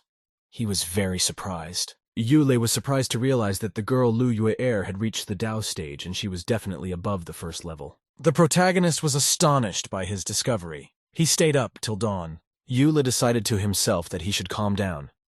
He realized that the big problem for the Wensword clan was that there was a Liu Yue'er hiding there. The guy realized to himself that he would try to blackmail the girl by revealing her real identity. The protagonist thought to himself happily that now he would definitely be in danger. Ulle imagined realistically how he would meet a girl in the woods one-on-one, after which the protagonist assumed that he would reveal the real identity of the person he was talking to. Then the girl gets angry and kills the protagonist on the spot. The guy got really excited. He realized he could put his plan into action. The system told her master she wanted to leave. The guy got excited. Ulle realized that it was still very early for him to rejoice. He needed to make the elders and the elder know about it. The protagonist was lying on a bed with the moonlight falling on him from the window. It was night outside. The guy realized he had to make the elders find out after he was dead. The main character wrote all the details of his secret on a piece of paper. Afterward, the lad put the sheet under the pillow on his bed and covered it securely. Ulle decided to himself that it was time for him to act. He must plan the most important part. The protagonist decided to write everything down on paper. He sat down at his desk. The guy tried to describe in detail how he should contact Liu Yue'er. The protagonist kept scribbling incomprehensible drawings on a sheet of paper. The guy was getting bored, but he couldn't figure out how he could exactly find an approach to his girlfriend. Ulle drew a portrait of a girl. He realized that he had no experience in dealing with girls. The guy angrily tossed his quill aside. He remembered that he was at university and working hard at his job. The protagonist realized he couldn't figure it out on his own. He decided to get help. The fanboy was very surprised. He asked his friend why this one had come to him. Ulle said he wanted to get close to the girl Lu, and asked his friend to help him. Fang was very interested in the fact that the interlocutor wanted to get close to Mrs. Lu. Ulle replied to his friend that he was not thinking of anything strange. The guy waved his other hand with a smile and answered him cheerfully that he understood. The protagonist and his friend were sitting outdoors. Fan explained to his friend that he should first ask the girl for details about her. Ulle was surprised that his friend was acting very knowledgeable. The guy told his friend cheerfully to relax, and he would help him make a plan. The protagonist thanked his friend. Fan replied to the interlocutor that his favor is nothing compared to Ulle, all of them saved. There was a bright sun shining in the clear sky.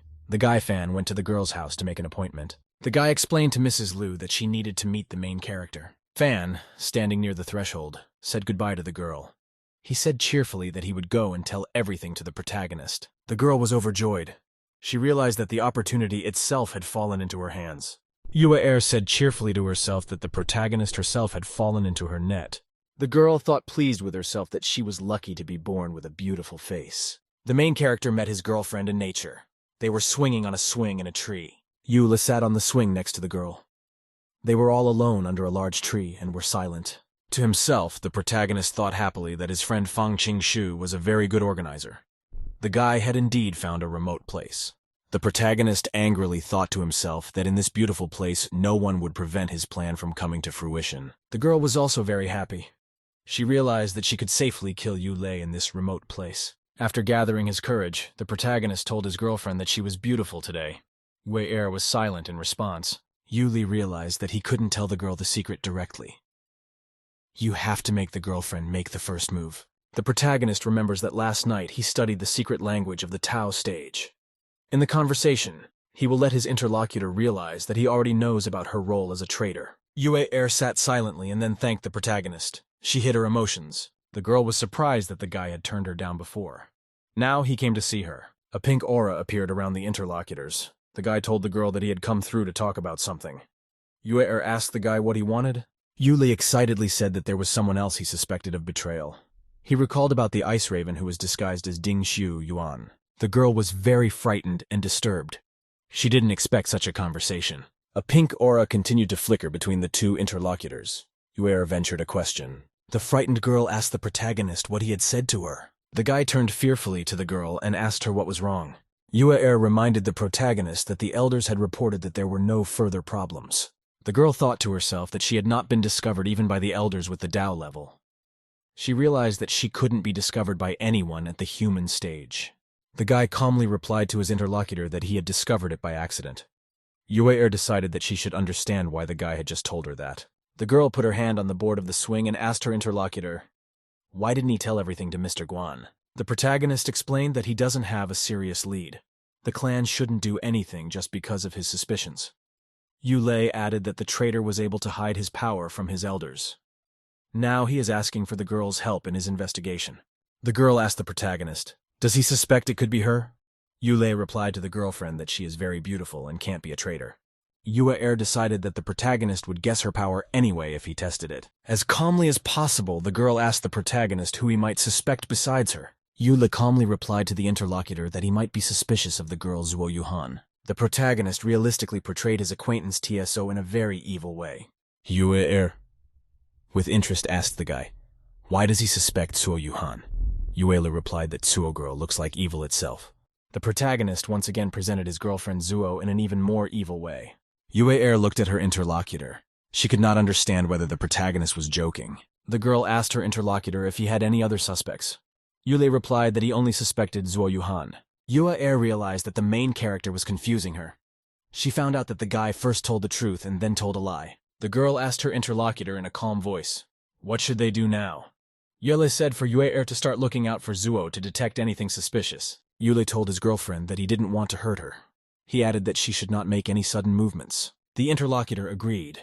The girl realized that the protagonist is in reality and does not suspect Zuo Yuhan of betrayal. The girl is well aware that the protagonist has exposed her and now he suspects her. Yue fearfully thought to herself, can a guy know about her Tao stage? Ulle happily thought to himself that the girl realized that he had declassified her. He expected her to kill him. Her companion sat silent. She thought for a long time about what to say to the boy. Yue realized that the guy didn't believe her. She decided that she had to find out how the guy was able to expose her. The unexpected girl turned to her interlocutor. The guy turned to her in surprise. Yue hugged the guy and asked him slyly, how could demonic cultivators deal with this kind of problem? The girlfriend whispered to the protagonist, asking if he wanted someone to help him. Yue asked the boy in a whisper, could he tell how he knew about the traitor? The protagonist was very surprised by the girl's questions. He expected her to kill him immediately. Yue put her hand on the guy's leg.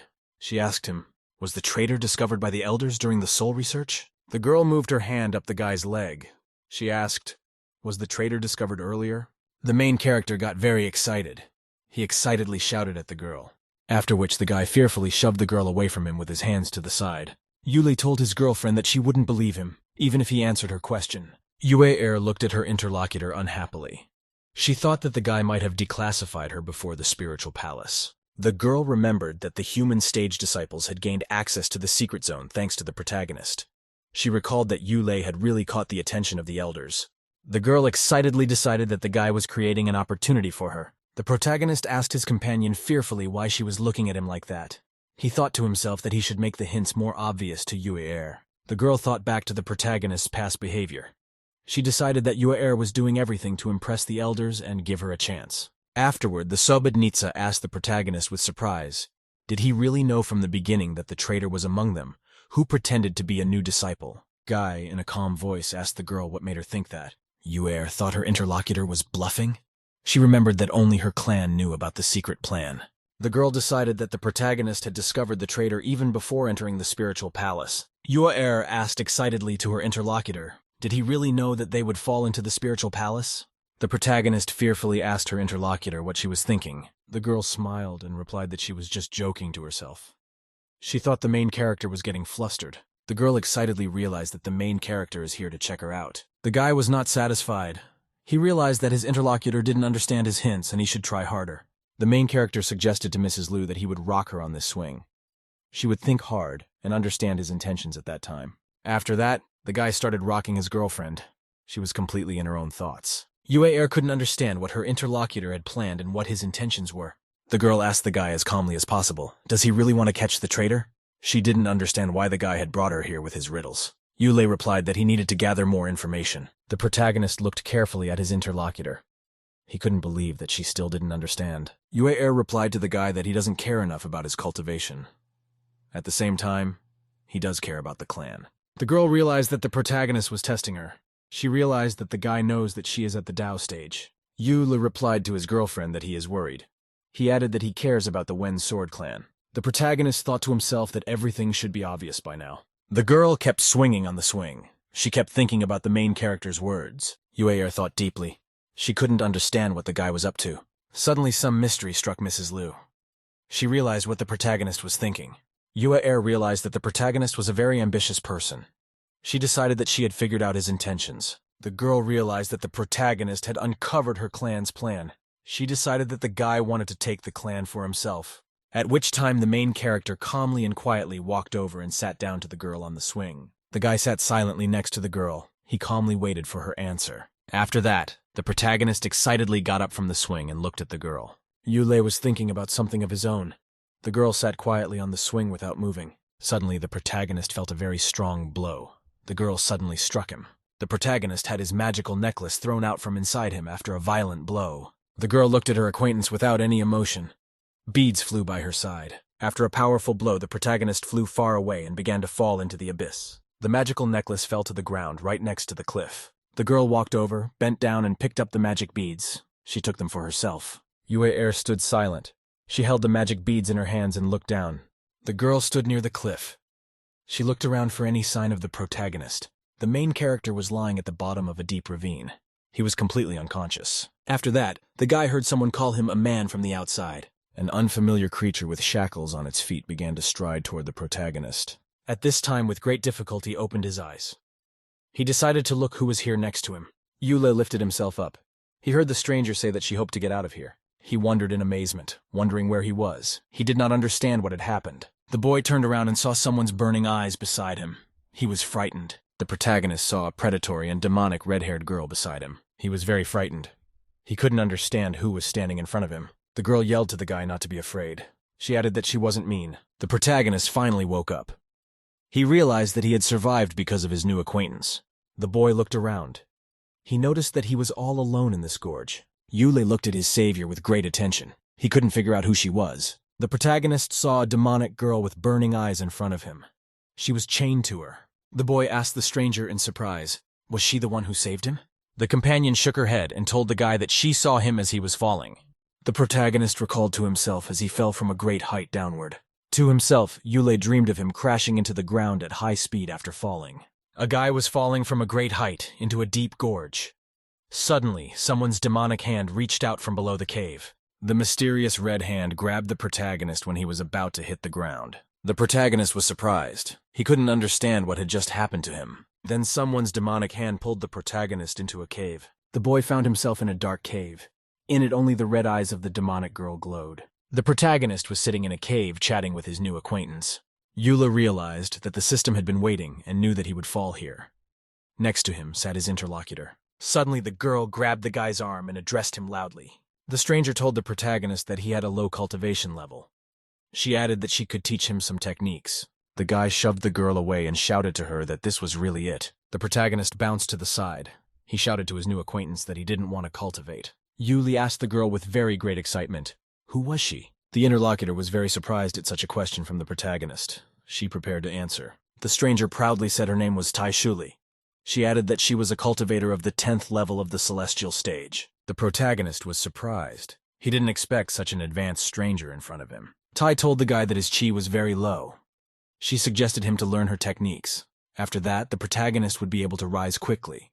She said that the main character's friends would no longer look down on him. Ulle fearfully replied that his comrades never looked down on him. Tai asked the guy if his friends were laughing behind his back. Ulle replied calmly to the girl that his friends idolized him to a great extent. Tai told the guy that he had a low cultivation level. She added that he should slowly rise through the levels.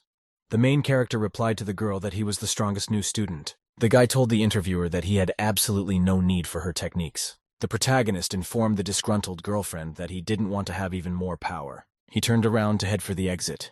He wanted to say goodbye to Tai. The girl shouted angrily she had been waiting for this moment for a very long time. She prepared to lunge at the guy. The main character was very scared.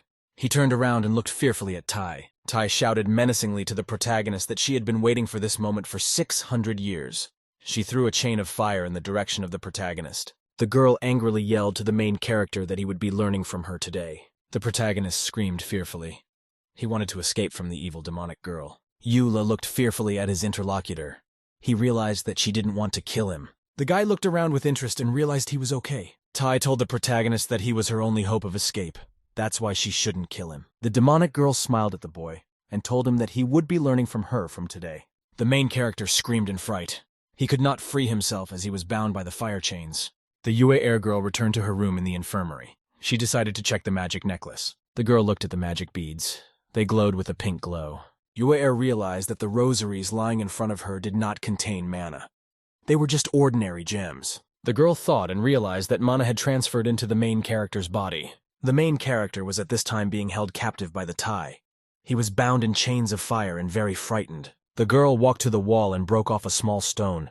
She recalled to herself the events of long ago. The main character was lying on the earth. Tai remembered that she hadn't seen the outside world and a clear sky for a very long time. The girl recalled a memorable night. She was running away from a chase in the forest. Tai was being pursued by several warriors.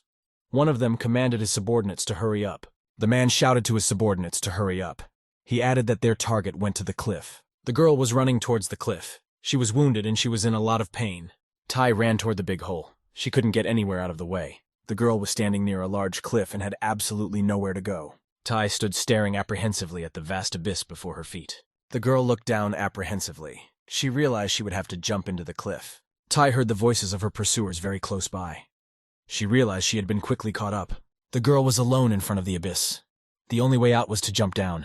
Tai was really pissed off, but she had absolutely no other option. The girl shoved off to jump down to escape her pursuers. The men stopped. They saw that there was a cliff in front of them and nowhere else to run. The men were heading toward the precipice. They saw that there was no one on the edge of the cliff. The pursuers stopped. They looked around in silence. There was silence all around. The guy told his leader named Tsuoshi they looked around, but the girl most likely jumped. Tsuo replied to his interlocutor that they have good defense from the mountains.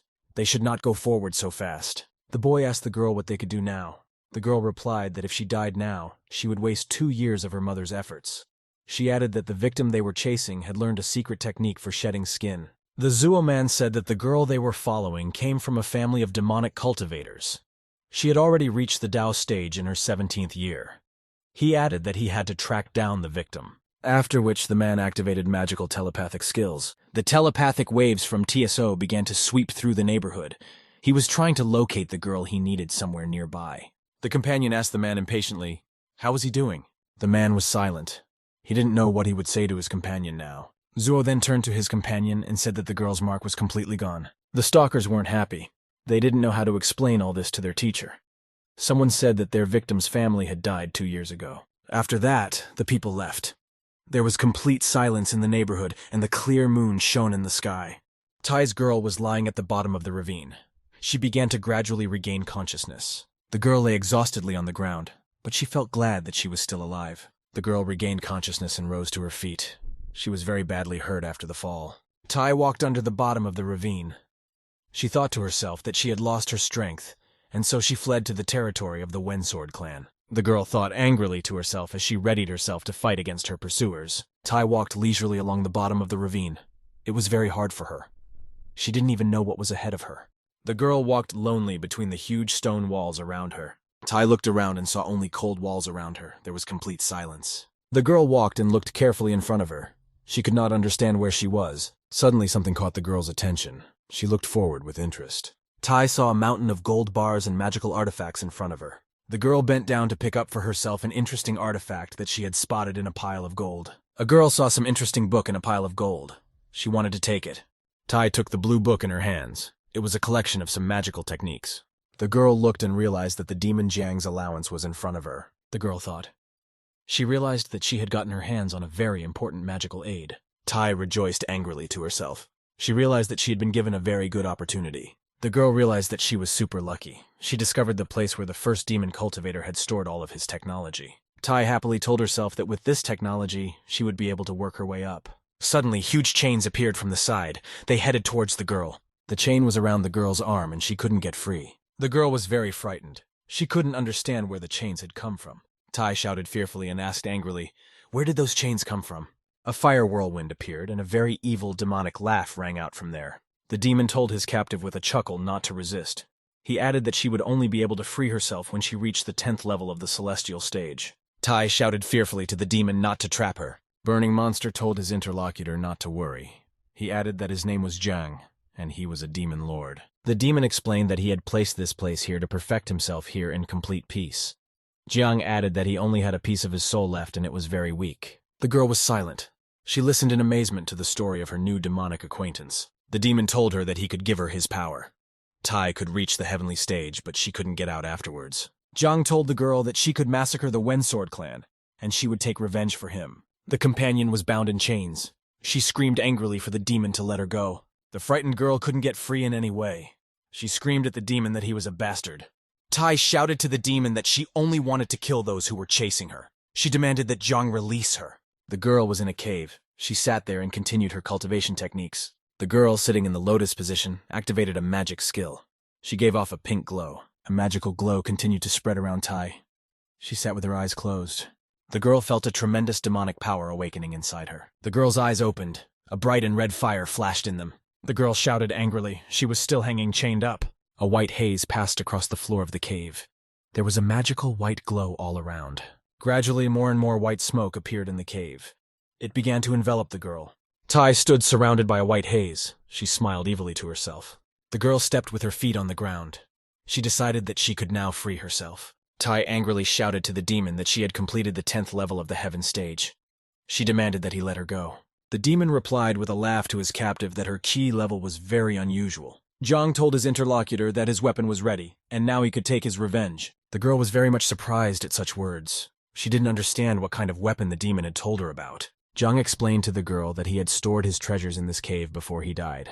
The girl was very worried. She couldn't believe it was possible. The demon explained that the girl could break the chains at her level of development, but she would lose a lot of demonic energy. After that, the Wensword clan would immediately recognize Tai's presence here. The girl smugly shouted that she could fight the Baldwin clan by herself, if those came here. The demon replied to his interlocutor that even he could not defeat this clan. Jiang asked the captive, did she really think that he only wanted to help her cultivate? The demon said angrily that the girl had only two choices. She could stay here forever in the cave or commit suicide. The girl jumped up on the spot. Her feet were off the ground. She was excited. The girl slumped to the ground. She realized she had a very difficult choice to make. The demon told the surprised interlocutor that she, with a 10th level heaven stage, would be able to destroy an entire clan. Tai was still tied up. The demon shouted joyfully that his dream would finally come true. The girl stayed in the cave. It's been a long time since she met the demon. Time passed. The cave remained completely deserted. Years passed. Tai remained chained inside the cave for a very long time. It went on like this for a long time.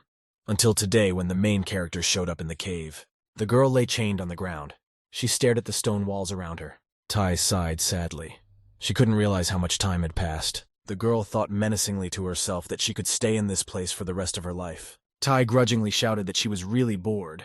She wanted a shower and a proper meal. The girl realized that her body couldn't get out of the pit, but she had a chance to free her soul. Tai realized she had an opportunity to trade her soul with someone. The girl decided that she would wait until the opportunity arose, and then she would return to the human world. Suddenly a sound caught the girl's attention.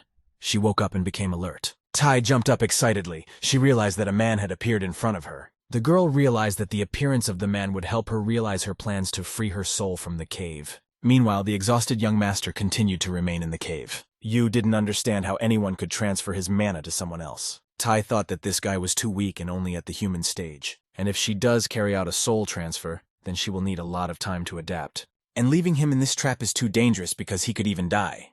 Shuli just had to figure out how to trick the teenager into helping her. However, it was initially necessary to raise his cultivation level to the art stage. The demoness naively believed that everything was going according to plan, and very soon she would finally be free. The main character in turn experienced a feeling that was incomprehensible to him and could not understand what it was connected with. Suddenly Tai noticed his stomach, which was slightly swollen.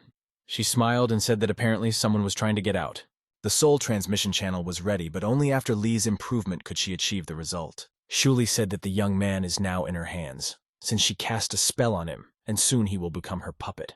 The perplexed Yu tried to rise while Tai began to use her magic. The demonic mistress decided to check the result of her work and began to make circular movements with her index finger. Subsequently, everything happened as she wanted. The guy, like a dog, began to run around her. Delighted, Shuli laughed out loud because she really managed to turn him into a lapdog. Shocked, Lee realized with bitterness that she could control his body and did not know what this would lead to. Therefore, he decided to ask Tai how long she had been here and whether she really was a demonic cultivator. The smiling Shuli replied that she had been living in this cave for about 600 years and was a demon. Naturally, she wanted to escape. In the next few seconds, the guy revealed her plan to take over the body to free herself from the shackles. But first, she needed to make it stronger, because she could not leave the cave on her own. Stunned, Tai thought that he could see right through her, or could read minds. Finally, Shuli decided to admit that this was indeed true, and he had no choice. And if he doesn't want to die here, then he will have to cultivate as she says. The young man understood that if he refused to help, the system would think that he was deliberately killing himself. Yu thought for a long time about what to do and how to deceive Shuli, who in turn hurried him with an answer. Suddenly it dawned on her that he should be bribed with something interesting so that the teenager would finally make the right decision. Then the demon princess showed him a mountain of various objects, which contained both gold items and useful techniques. Tai brought the young master a whole box of goodness and said that there were some technologies that she had personally developed. But Lu continued to claim that he no longer wanted to cultivate, much less demonic skills. Enraged, Shuli suddenly rebelled and threw the box aside. Then she jumped on the main character and declared that she had one effective method, and she would even allow him to experience the true pleasure of demonic cultivation. Yu literally began to fight her off and say that such actions of hers repel him even more. But the extremely stubborn Tai continued to claim that he had nothing to fear and everything was under control. Suddenly she said that she had completely forgotten, because this technique required 3 cultivators, adding that there is no problem in this, because she has already figured out how to do it. Moreover, these 600 years were incredibly boring. The guy was terrified. A moment later, Shuli used her demonic chains again and literally bound him. The teenager still kicked, and Tai continued to persuade him to obey her. It is worth noting that the cultivation of 3, this technique can allow entities to pass through other people's bodies and then return again. But no matter how the young master fought her off, the demoness was still stronger. Thus, she began to do what she had planned, despite Yu's dissatisfaction. The main character did not stop fidgeting and demanded that she stop this procedure. At a certain moment, he still managed to break free and push Shuli away, after which he instantly jumped up and ran away from her. The perplexed Tai did not understand why he did not want to become stronger. Lu once again said that he did not want to cultivate, and did not want to use demonic techniques. Adding that he would agree to this only upon his return, Shuli thought about it. After which she nevertheless made concessions and said that she would not bother him anymore. She extended her hand to him and declared that he should keep his word, so that she could finally see the outside world again. The teenager nodded his head approvingly. Thus Yu made an agreement with the demonic lady and could no longer get away. Tai said that the young man needed to return soon so that she could teach him everything. Then she asked what his name was, because she, in turn, had already introduced herself. The young master modestly said his name, Ulle. Unexpectedly, Shuli laughed, saying that he had a stupid name. The main character didn't like it and made a remark to her. Then the guy calmly put all his things into the bag. He really didn't want to return to cultivation. The teenager asked if she was sure she would mind him borrowing these things from her. Tai replied that she didn't need them, and therefore he could use them. Then Yu grabbed the bag of goods and hurried to find a way out of the cave. Joyful Shuli noted that she would eagerly await his return. A few minutes later, Lu finally found a way out and discovered that he also needed to climb up the slope.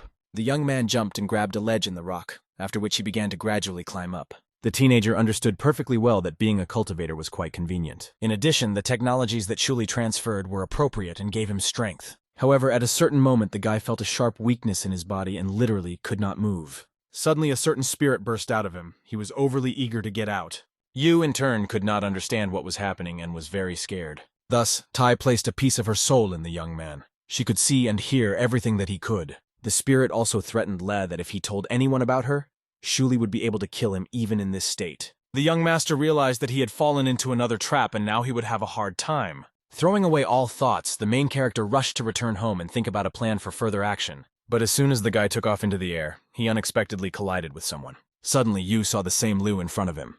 The girl was also surprised. A few minutes before the incident, Yue tried to find out the guy's identity. Her minions reported that according to the Mother of Poisons, this young man was the son of an immortal demon master. The young lady was shocked by such unexpected information and found it hard to believe. In connection with this, I immediately went in search of him. Realizing the seriousness of the situation, Liu really hoped to see him dead because having fallen from such a height, the chances of survival were 0. After some time, she arrived at the place where she pushed the teenager off the cliff. Without thinking twice, the girl jumped down, hoping that they would stumble upon Yu's body. However, her assumptions turned out to be wrong, and they still met with Li. At the same time, she experienced an extremely anxious feeling and literally peered at the guy. A moment later, Yu realized with horror that the teenager was actually at the 10th level of the heavenly stage. Frightened, Lu began to wonder why he hid his true power and what he was going to do with it. The young master urged Tai not to use his body without permission, but Shuli suddenly panicked that this girl would tell her clan everything, and their plans would go downhill.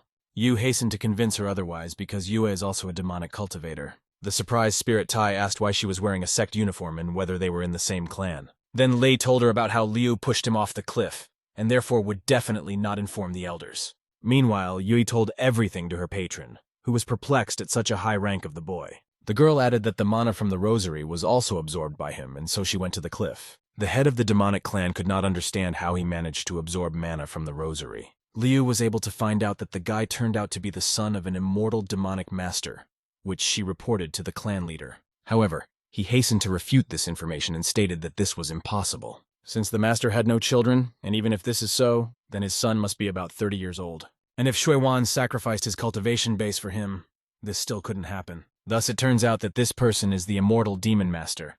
At this time, Yu finally came to the surface. All this did not fit into Yue's head, who believed that the Lord was mistaken. After all, no one even at the heavenly stage would dare to attack the Wensword clan with them. But the head of the sect assured that the master disappeared about 20 years ago and apparently played his role. Moreover, before his mysterious disappearance, he had reached the 10th level celestial stage. And since he is now a member of the Sword clan, they can help him break through further. After which the ruler clarified whether Yu himself approached her.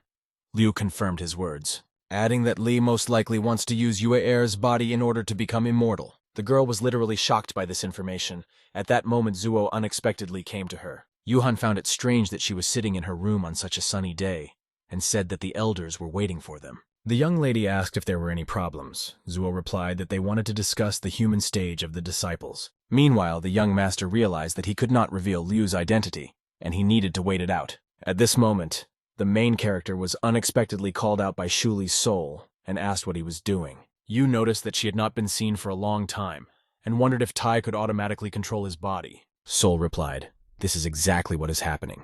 La also stated that soon the elders will conduct an assessment, and she may be discovered. Tai, in turn, asked what kind of event it was and whether it would be fun. The guy explained that the clan evaluates newcomers, and if he fails, he will need to leave the sect. Yu originally came to the Wen Sword clan to finally find his death, but he could not achieve the result. But Lei was not going to give up, especially since he conceals 2 sources of mana that cannot be withdrawn. Also, the energy from the rosary was sealed in it, and therefore the young man wanted to come up with a way to reduce mana. Shuli also knew about this and said that a teenager could ascend to the soul stage, and then he would easily pass the test. However, the main character began to convince her otherwise, saying that it was not as simple as it seemed to her. After which they went to evaluate the newcomers, and the young master urged Tai to hide well. This entire event took place in the assembly hall for registered students. Fan, who met him, immediately noticed that apparently not everything was going so smoothly with Yue. The young man did not deny this. Yu suddenly turned his attention to Liu Er, who was also present at the evaluation. Li assumed that she was pursuing important goals, because remaining in the clan was too risky. Sultai suddenly asked the guy if his girlfriend was sitting there. At that moment, a spirit came out of the teenager's body and called on Shuli to calm down. Yue, in turn, noticed that Yu was behaving as if nothing had happened, which is what her teacher warned her about, who stated that Liu should remain in the sect and do everything possible to expose Lei, so that the elders would finally kill him. Naturally, she understood that this needed to be done as quickly as possible, before the young man took possession of her body for his rise. At this time, one of the elders said that those who completed the ascent to Sword Peak would take part in the exam, which will take place in 3 days, and every student above level 4 will enter a secret area for evaluation. Students differed dramatically in their opinions about the upcoming assessment, but most did not like it. Yuhan in turn assumed that she would definitely be able to pass the exam. Qingshu understood that the clan was really determined, but at the same time Li behaved strangely. And Liu Er could not think of anything else but killing the demonic master. Meanwhile, the elder reported that there had been some changes in the test, and if in previous tests it was necessary to collect 5 emeralds and throw them into the mouth of a volcano, now everything is somewhat different, because it is unfair to high-ranking students. Therefore, they placed more than 200 emeralds on the first floor of the secret area. There is also no limit per hand, and participants can fight each other for stones. Students are even allowed to steal emeralds and increase their chi levels. But there will be patrols in the secret area to monitor the fights of the competition members. The students began to discuss the rule changes and related them to recent events. Moreover, they began to unite in groups to confront strong masters like Zuo, Fan, and Yu. Yue understood that in this case she would not be able to finish off Li, especially since everyone's cultivation in the secret zone would improve. And if she leaves traces, then this time the search will be much more fierce. Therefore, Liu wanted to lure him into a room with a monster in a volcano to finally get rid of the guy. Initially, it was necessary to lure the teenager so that he would follow her to that very place, where afterwards she will anger the monster, which Yu will naturally see in front of her, since at that moment she will hide and thereby lock Lei in the room with the beast. And when he uses demonic techniques in confrontation with the creature, the elders will notice this and kill the young man. However, she didn't know exactly how to lure the young master into the secret room. The next day, Liu still had a plan, and the girl called Qingshu and Zuo. Yue asked to help her lure Yu into the volcano, where she would be in danger, and eventually Li would save her. The perplexed Fan asked why she was putting on such a performance. The young lady stated that she wanted to see if he was serious about her, and would risk his life for her. Liu also asked them not to tell the guy about this. Her friends naturally promised her to fulfill her request. But as soon as they found the main character, Qing immediately told him everything. Shocked, Yuhan asked why Shu gave away Yue's secret. Fan stated that they were friends. Yu, of course, realized that in fact there was no question of any verification, and she just wanted to kill him. The next morning, the evaluation of the human stage students finally began. It is worth noting that they really felt progress since last time.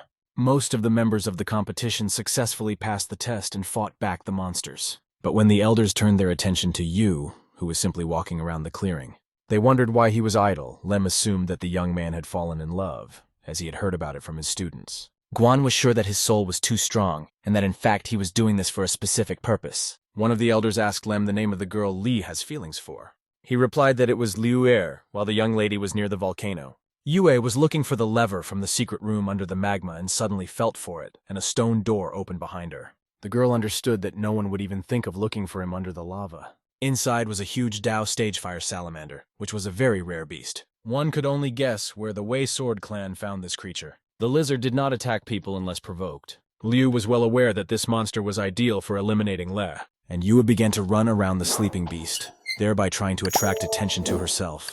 After some time, the salamander nevertheless woke up from sleep, and the girl put a seal on it, which Yu will have to disturb, and in the meantime she will use teleportation. It was also necessary to seal the doors so that Le could not escape from the monster's lair. This technique was ideal for her plan, because after completion it would automatically be eliminated and the clan would not suspect anything. At this time, the young man wandered through the forest thicket and asked the spirit Tai why she decided to stop here. Shuli replied that she had explored the local nature, after which she reminded him of her meeting with Liu, where he is obliged to put an end to the traitor to the demonic clan once and for all, using a trap.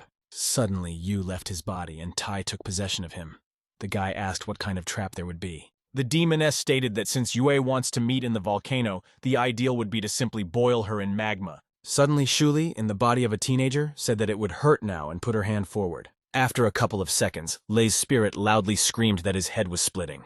Tai said that she just gave him a couple of necessary spells. Suddenly, the young man found himself back in Chen-Fei's body and asked if she was finished and why they were in the inner dimension. The demoness said that his soul was too strong to be in the human world. Then she showed him the messages that hurt him, and an image of a volcano appeared on her palm. Shuli urged him to pay attention to the contents of the volcano. Yu asked what she wanted to do, adding that she gave him Taishu's bottle, which blocks the potential flow of mana, and later they will need to find a key point to destroy the internal structure and thereby bring everything into chaos, which will cause magma. After which Tai returned to Lei's body and stated that she had come up with the perfect plan of action. Arriving at the place, Shuli noticed that the magical fields around the lizard were a trap, and if he came closer, she would go berserk. And in this regard, it is necessary to bring his girlfriend, because Yue naturally will not be able to cope with the salamander. Yu didn't have time to notice how Tai came up with a new plan and called on her to return to the original one. But Shuli refused. Having said that they were very lucky that someone left this seal here, Lei of course understood that it was Lu. They also noticed a teleportation circle inside the volcano. Tai said that with his help they would be able to retreat in a timely manner.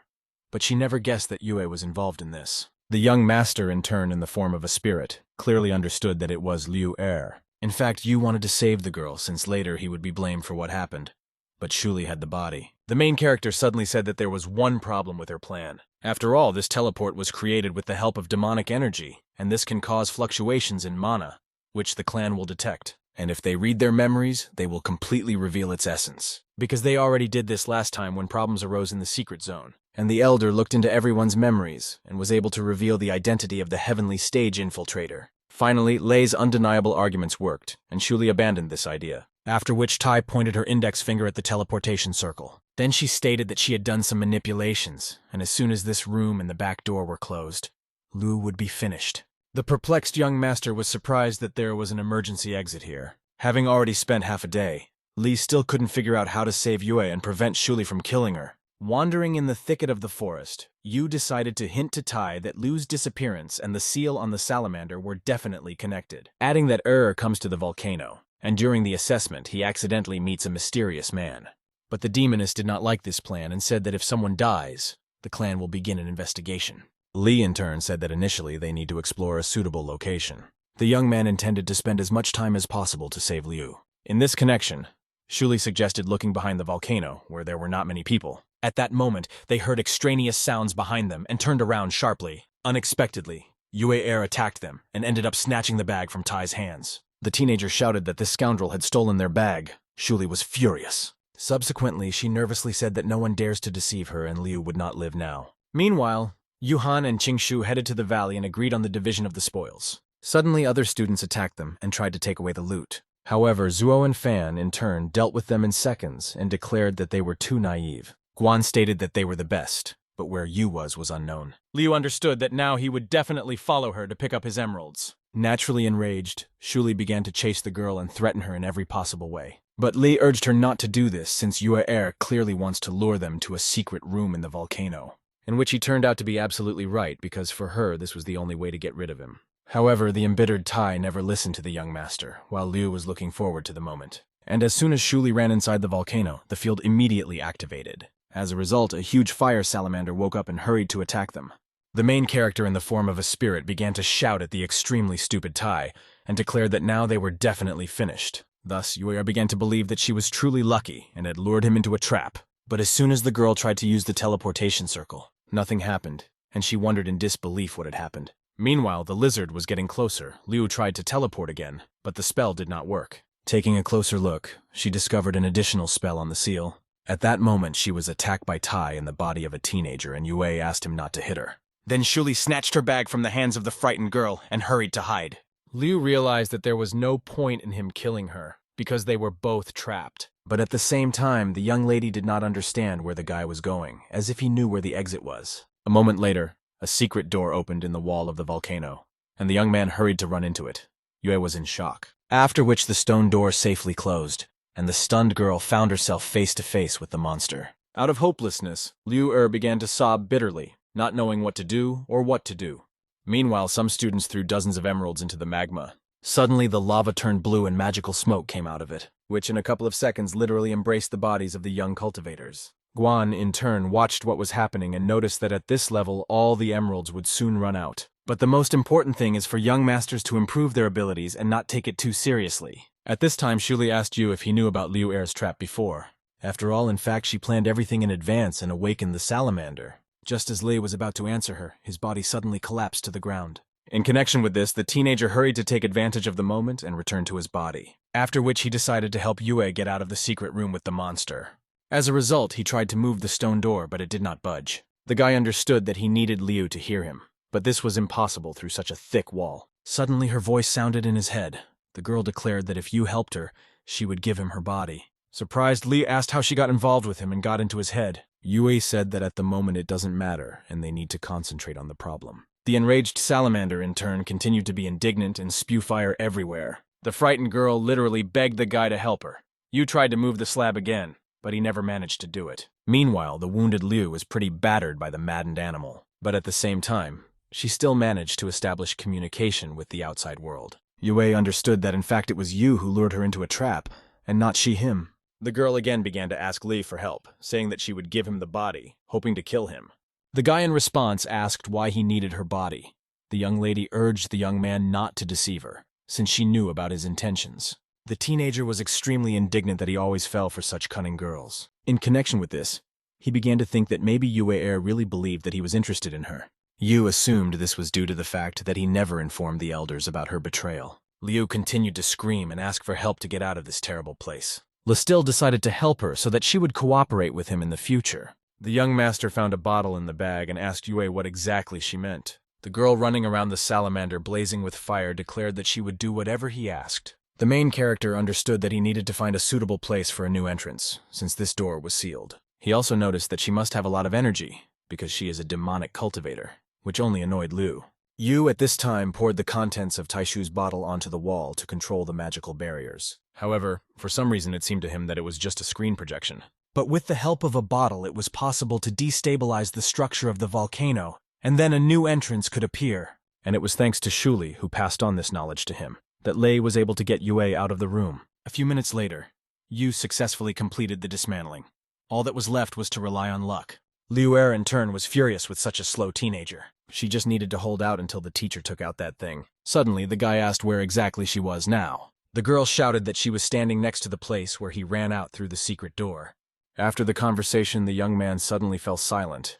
The perplexed Yue shouted out his name, but there was no answer. The young lady became even more angry as the huge lizard continued to engulf everything in flames. The frightened Liu once again shouted nervously, but Le never answered her. At this moment, the monster released another fiery ball which landed near Yue Er. The girl immediately jumped to the side. Suddenly, she discovered that a passage had appeared in the wall and Liu hurried to run into it. However, after looking around, she noticed that there was nowhere to go further and there was a dead end in front of her, which the indignant Yue informed him about. Yu replied that he had to make a new entrance because due to her spell, he could not unlock that door. Liu Er was shocked that he didn't need any mana to do this. She understood that the master's power was truly limitless. She also came to the realization that she needed to be more careful in order to be able to finally kill him. At that moment, a sphere of fire suddenly flew into her room. Yue could not understand what it was. At a certain moment, Liu saw the silhouette of the same beast in the fiery mass. The young cultivator shouted that this salamander was chasing her again. The guy asked if he had made too much of a hole. Yue stated that she literally leaked into him. Li urged Liu to calm down and tell her whereabouts so he could lead her out. The angry and frightened girl shouted loudly that there was a dead end in front of her. But she couldn't go back either, because there was a monster behind her. A moment later, cracks began to appear in the wall, and Yu was still able to make a hole in it. After a couple of seconds, the stone base completely shattered. Yue only managed to cover herself with her hands. Thus, the young man literally made a deep tunnel, through which Liu hastened to hide from the fire lizard. Not understanding how he manages to create such holes in the walls without using mana. However, meanwhile, the salamander was already approaching the girl, and it seemed that she would overtake her. After a while, Liu asked if everything was okay with her. Yue answered in the negative, nervously adding that this fire-breathing lizard could catch her now. Yu tried to calm her down and stated that she just needed to keep running. But at that moment, the volcano began to fall apart, and huge boulders began to fall from the ceiling. Liu, in turn, miraculously survived, and at the same time, the stones barricaded the monster's passage. Yue found herself thinking that the young master had literally turned the volcano into his weapon, and it would be extremely difficult for her to defeat such a person. But she could not help but follow the teacher's order. The main character understood that although he saved her, he almost opened the way for magma. He also remembered how Tai warned him that as long as all the barriers were in order, the volcano would hold. It was all extremely confusing, causing the teenager to have a headache. He suddenly thought about Lu, who should have gotten out by now. However, the headache suddenly intensified. The young man leaned against the wall. A few minutes later, Ulle finally got in touch and said that there was lava in front of her and she could not go further. But the guy fell silent again and there was no answer.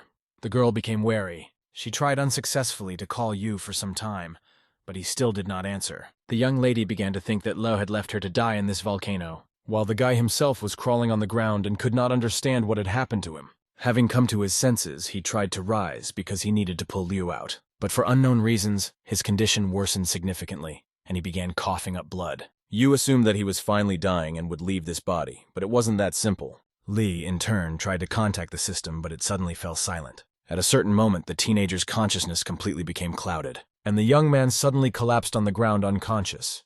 It seemed that everything was over. Meanwhile, Yuhan and Qingshu lay beaten in the forest after meeting with other disciples, who wanted to get their emeralds, but the brave masters rebuffed them and naturally did not give up their goods. After which they went to the volcano to finally end this. One of the elders watching said that they were the last ones left. Ziyu noted that 105 emeralds have not yet been found, although they supposedly have about 100. Guan also added that they are definitely one of the best among all the contenders. Another elder said that the test was approaching the end and Zuo and Fan were most likely the winners. But Z refuted his assumption and said that this was an extremely premature statement and could still change. Unexpectedly, Guan called them too naive. Even though they were in the lead in the test, Lem asked why he thought so. The elder replied that most of the stones are in the hands of these two, which means there are not enough emeralds for everyone. And there are still enough participants, therefore, it is logical to assume that there will be a last battle. Meanwhile, Qingshu and Yuaihan came close to the volcano. Zuo urged Fan to be careful, because they were not alone here. In front of them stood students who urged them to avoid bloodshed and give up their emeralds. However, the self-confident Qing declared that talk was pointless and urged them to draw their swords. The remaining contenders for victory naturally rushed into battle with Han and Shu. It is worth noting that Fang and Zuo were superior in strength to the clan members and willingly demonstrated this. But at the same time, one of the students was still able to injure Qingshu's hand while he was distracted by another participant. At that moment, Yuhan, who was already behind the master, came to his aid. As a result, the girl instantly dealt him a crushing blow, urging Fan not to stand still and leave, as he was seriously injured and his hand was bleeding heavily. Thus, they began to retreat together, the test participants, of course, following them to finish what they started. At this time, Liu still continued to call Yu, but he had been silent for several minutes and did not make contact. Suddenly it dawned on her that he actually could have guessed that she was lying. The young master, in turn, was in a place unknown to him, where stars twinkled around him. Li assumed that he had finally died. Suddenly the guy looked at his hands, which seemed quite real to him. But the thought that he was in the kingdom of the dead did not leave him, and the young man began to call the system so that it would give him a reward. A moment later, a bright light lit up in the distance, and the stars began to move away. The main character naively believed that now the program would finally reward him. However, when he opened his eyes, he saw the same cave in front of him and was extremely indignant. The system immediately stated that he had not died yet, and therefore the program could not be activated. But the angry teenager began to convince her otherwise, saying that he was flying into a bright light and could not do anything, which means he died. The program asked why death was so necessary for him. After all, in fact, he simply completed the spiritual transformation. Yu was shocked. The system also said that he was at the human stage, and therefore he did not have enough energy to use the Taishu bottle. And so he felt bad. Lei asked how the transformation happened if he never had mana.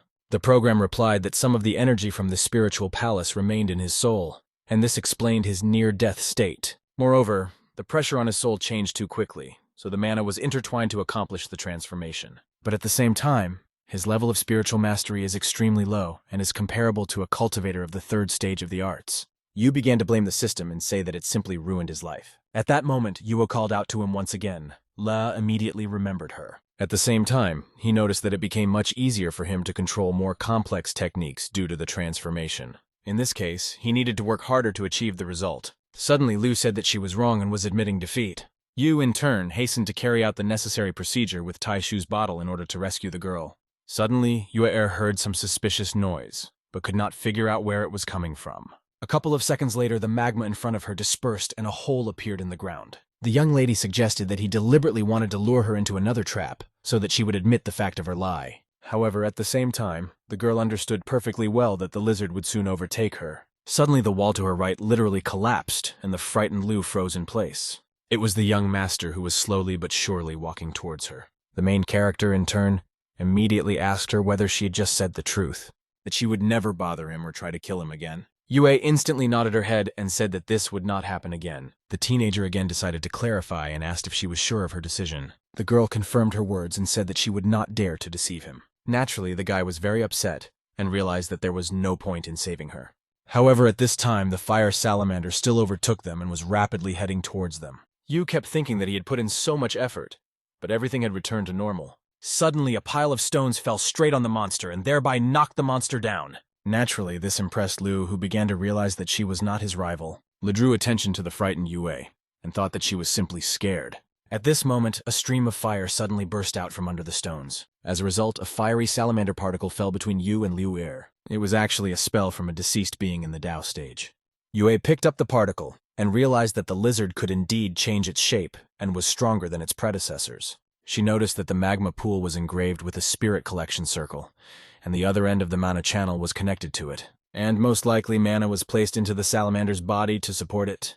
This is the most powerful creature on this floor. Yu stated that this is an extremely valuable thing because with its help you can change your shape. Suddenly the girl gave him a piece of the beast and said that she was not interested. Naturally, Liu willingly took it and said that now they can get out of here. Lem, who was observing the students, noticed that they had passed the test and were gaining spiritual energy in the crater, adding that it is quite difficult at the human stage to go through the spell and defeat the beast. Guan said that Qingshu and Yuhan were ambushed and would have a hard time. The students said that the place where the emeralds should be is protected by spells and there is only one entrance to it, and their task will be achieved. All that remains is to force Zuo and Fan to give up their stones. Chu urged his minions to take their opponents seriously as they were very strong. Han stated that they must give it their all because the elders are looking at them, trying in every possible way to provoke the already determined warriors. Chu began to respond aggressively to her and ordered his big men to immediately attack them, which is what they did as a result, angrily rushing towards Qingshu and Yuhan. However, even being wounded, Fan fought quite skillfully and bravely. A moment later, the guy finally dealt with the overconfident clan disciple, after which he told the others that such a number of fighters per girl is a shame. Everyone immediately turned their attention to him and hastened to split into groups. Chu immediately ordered half of his warriors to attack Yuhan. The second group, together with him, needed to engage in the extermination of Qingshu. However, the students suspected something was wrong, because for some reason Zuo was running towards the exit. One of them said that they had to stop her and took out his whip, who was still able to reach the girl and thereby immobilized her. Subsequently, Yuhan instantly collapsed to the ground while Fang fought with the rest of the students. Zuo, in turn, immediately jumped up and immediately cut the rope with a knife, after which she again rushed to hide. Naturally, Chu's minions hurried after her. One of the thugs urged them to immediately capture this stubborn girl. Han understood that she did not have much time left, and she needed to break through. And even if she is captured, the main thing is to detain them as long as possible and away from the entrance. Meanwhile, Chu urged Qingshu to surrender, because he was wounded and would lose anyway, ordering him to also give up all his emeralds. But Fan naturally had no intention of giving up, after which they all attacked him to prevent him from reaching the exit. But they never managed to do this, since the extremely resourceful Qing easily avoided their attacks. Then Qingshu quickly rushed towards the exit. Everyone instantly followed him, while Yuhan suddenly stopped running and stopped abruptly. Zuo showed them a bag of emeralds and said that she agreed to give them to them. Then she suddenly threw the bag up. The students were shocked and froze in place. A moment later, ordinary stones rained down on their heads, which made them terribly indignant. The warriors realized that Yuhan had simply fooled them and tried to catch up with her. However, in the meantime, Zuo had already managed to escape, looking around, but they never found her. And finally they realized that in fact, Qingshu had all the emeralds, which is where they rushed. Han, all this time, was hanging on the side of the mountain which she clung to with her knife. Chu, at this time, in the fight with Fan, took over the initiative and felt his superiority. Qing, due to his injury, at a certain moment missed his opponent's blow and ended up on the ground.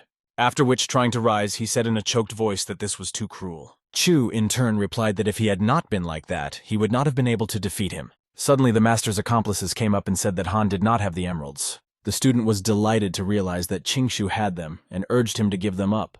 Fan looked at the entrance, which was literally a few meters away from him. Then he said that they should stop this ridiculous circus and take action.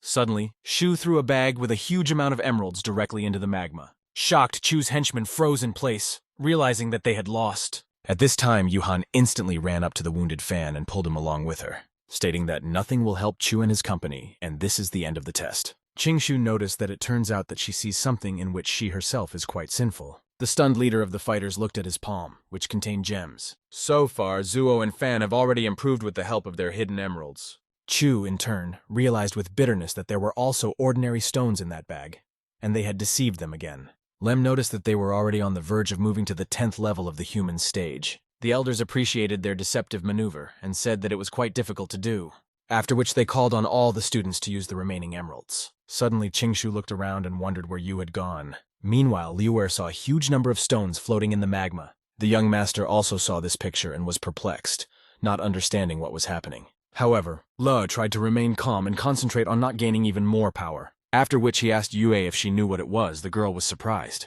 After all, as an immortal demonic warrior, he simply must know about this. In this regard, Liu assumed that the guy was testing her to see if she was suitable for him to use, and she decided to demonstrate her abilities. The young lady ran her finger through the air, and some kind of magic appeared. The teenager asked what kind of technique this was. Yue replied that it was a spell for collecting spiritual energy, adding that they are a clan of hypocrites as they have plenty of resources to make such a spiritual spell. Yu understood that compared to the elder's wealth, this was not surprising, which he informed her about. Then Liu said that students throw emeralds into the volcano in order to gain incredible power. Li also asked if it was possible to obtain unlimited spiritual energy by bringing a huge amount of stones. The girl never ceased to be amazed and said that you could even die from an overabundance, especially since their absorption is controlled. And therefore, if he comes closer, he may die from a defensive spell. Liu noticed that due to the tunnel made in the volcano, the spell was destabilized and everything could collapse at any moment. Therefore, they need to leave right now. But Yu had a different opinion. The young man suddenly grabbed her hand and dragged her towards the magma. The frightened Yue asked what he was doing.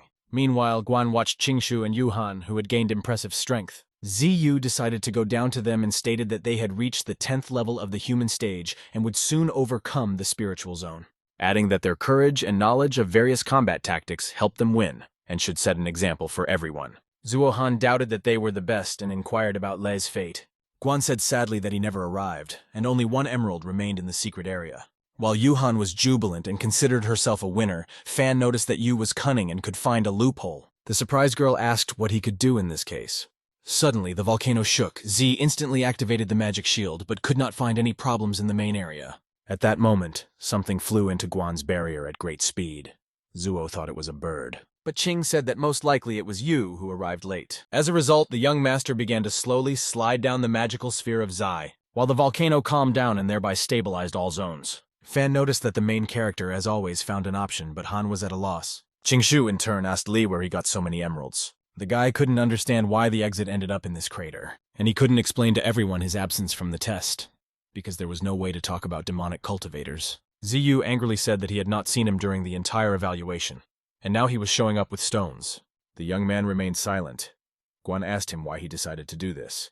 Then Li replied that he did not want to become stronger so as not to make everyone look weak. Naturally, everyone began to be indignant about this and say that he was taking on too much. Zai asked if this was why he triggered the spell at the base of the volcano and obtained hundreds of emeralds. Guan couldn't understand why Yu didn't want to become more powerful, guessing that he didn't like the concept of this power. After which he said that the guy deliberately went there to take all the stones for himself. However, Le denied his version of what happened and said that he was simply slacking off from work. Liu thought that it was the hole made in the volcano that destabilized the zones, and the magma simply carried the emeralds out. At this moment, Lem came up and said, "What's remarkable is that the teenager walked out of there with Yue." Yu replied that he simply agreed to meet with her, but did not even think about gaining power. Tsu intervened in the conversation and stated that there were some flaws in his version of what happened. After all, after finding all the stones, Liu appeared. Besides, how did it happen that he picked the perfect time, since he didn't plan everything? Qingshu and Yuhan were shocked by this turn and realized that he was really very cunning. Guan sharply placed his hand on the young man's head and believed that one of his souls had been sacrificed,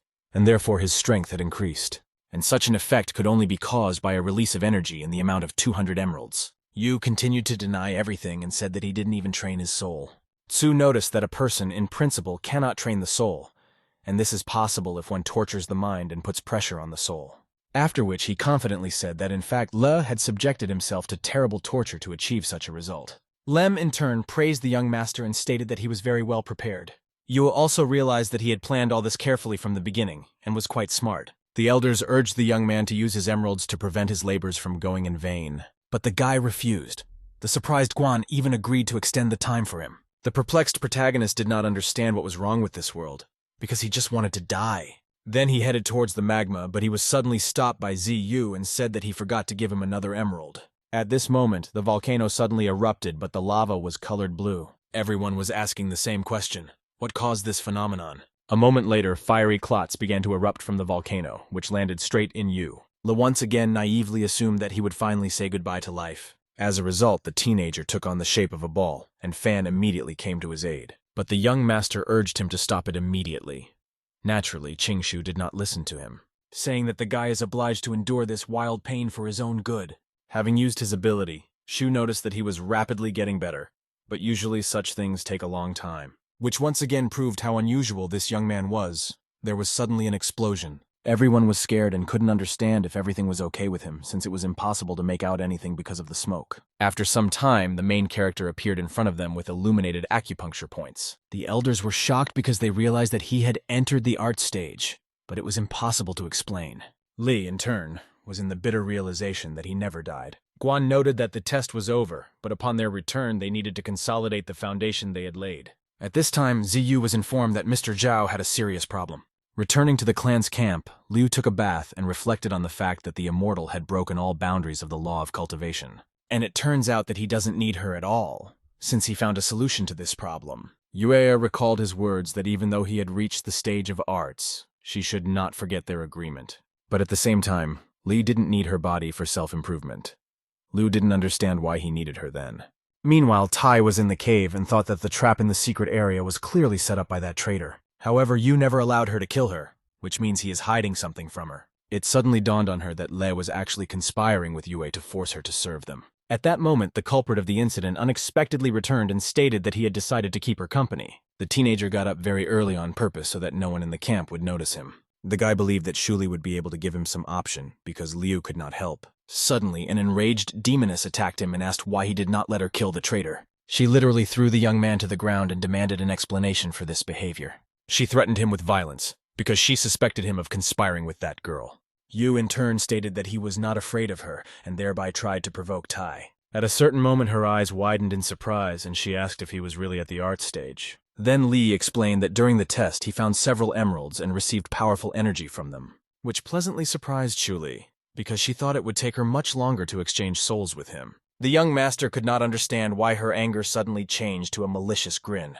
The main character asked if she wanted to know the details of what happened. Tai suddenly grabbed him by the head and called him an amazing person, after which Shuli went to her things and found a book with an escape plan. The demoness understood perfectly well that now she could begin preparations. Yu decided to leave quickly before another insight came to her.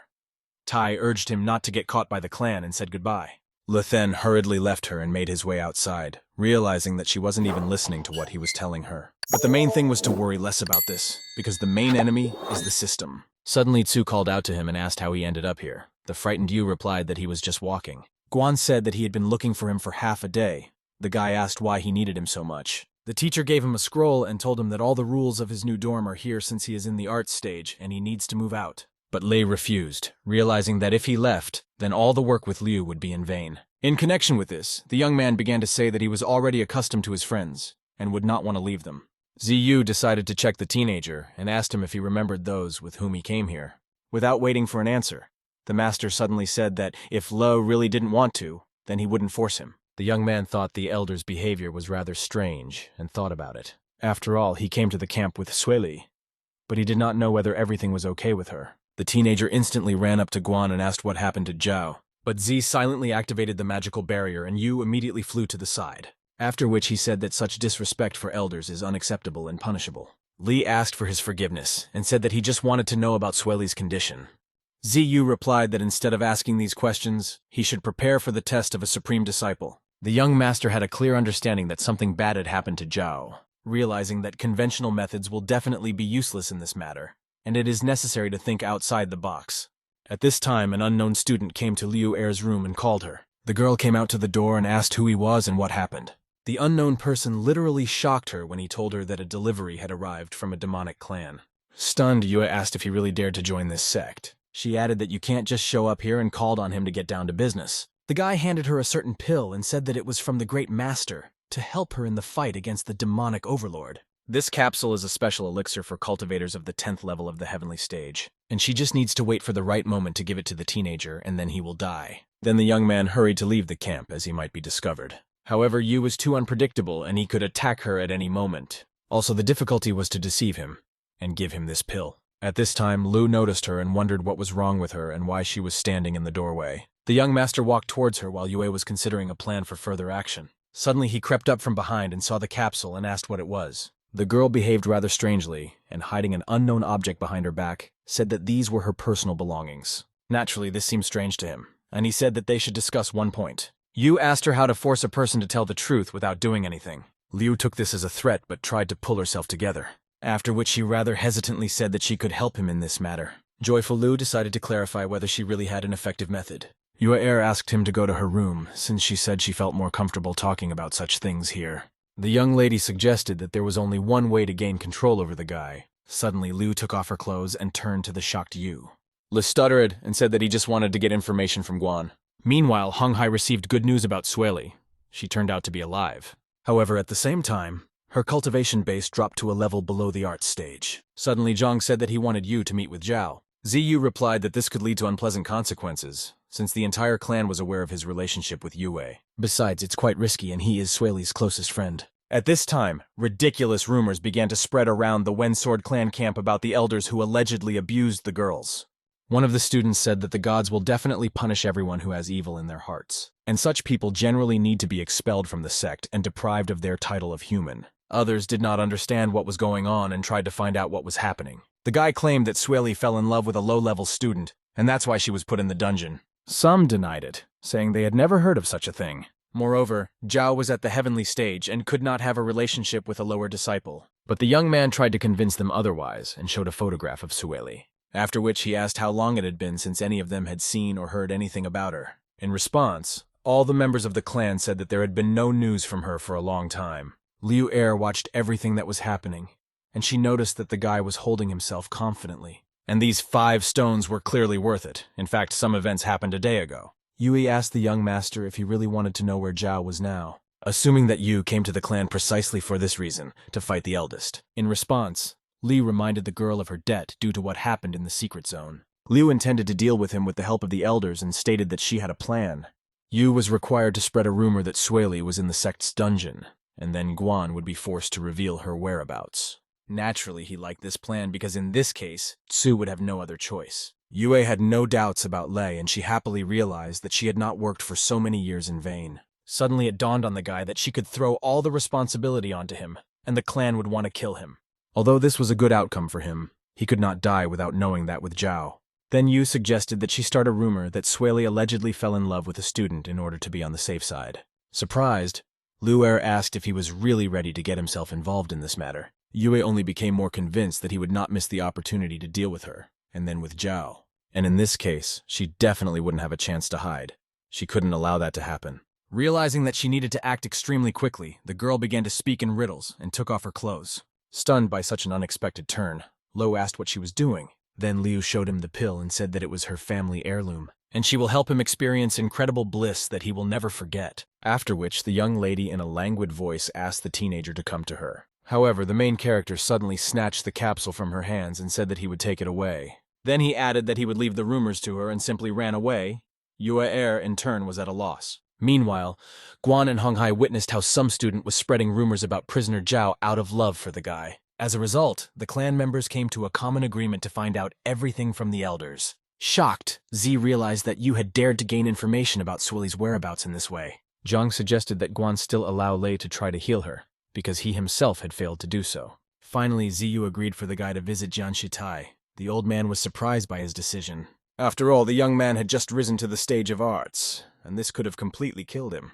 But Guan said that he intended to see how determined Yu was to help Zhao. At this time, the young master was studying the scroll and learned that in the grave of one of the founders of the Wen Sword clan, there was a certain magical object, and only the most devoted followers of the sect are able to learn its secrets. Many tried to get to him, but halfway they weakened or took the demonic side. Lu could not understand how this was possible, because the clan was famous for its purity. He thought about how Zai asked him to light the incense stick, and whether something special could happen there. And since the protagonist only had 3 days to prepare, he needed to master the powers of the art stage. In this regard, Yu decided to go to Shuli to ask her advice. Meanwhile, Liu informed her patron that she had given the pill to Le. In response, the Demon Lord stated that if the guy dies, he will not only regain his former glory, but also all of Yu's techniques, and he would be able to break through the shackles of the heavenly stage in just one step.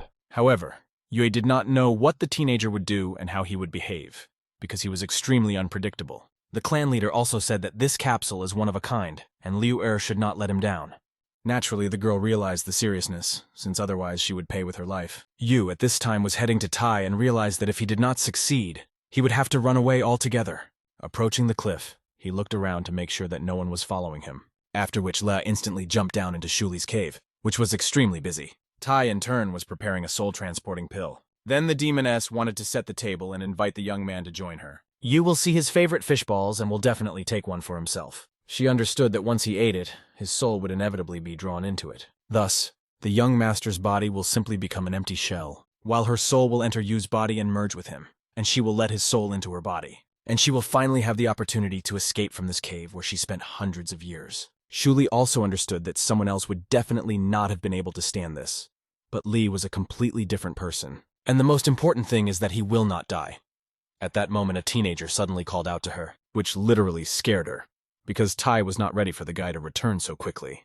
The protagonist walked inside and asked if she had a way to enhance his chi level for the arts stage. Seeing a rather strange picture, Yu said that he clearly underestimated it. Shuli jumped into her vat of potion and pretended to take a bath. Tai in response asked what happened and why he came to her. The perplexed Li, in turn, said that he needed to become stronger. The demoness cried out in delight that he had finally come to his senses and made the right choice. Shuli defiantly began to lick out of the vat and said that there is one way. Yu once again reminded that he only has 3 days at his disposal, and he needs Guan to tell him where Sueli actually is. Tai smiled sweetly and noted that she could help him, but she would have to pay for it. Naturally, the young master asked how much this service would cost him. Shuli stated that her demon clan had a technique called concentric transmission, where you simply need to give another person control of your body and repeat this spell.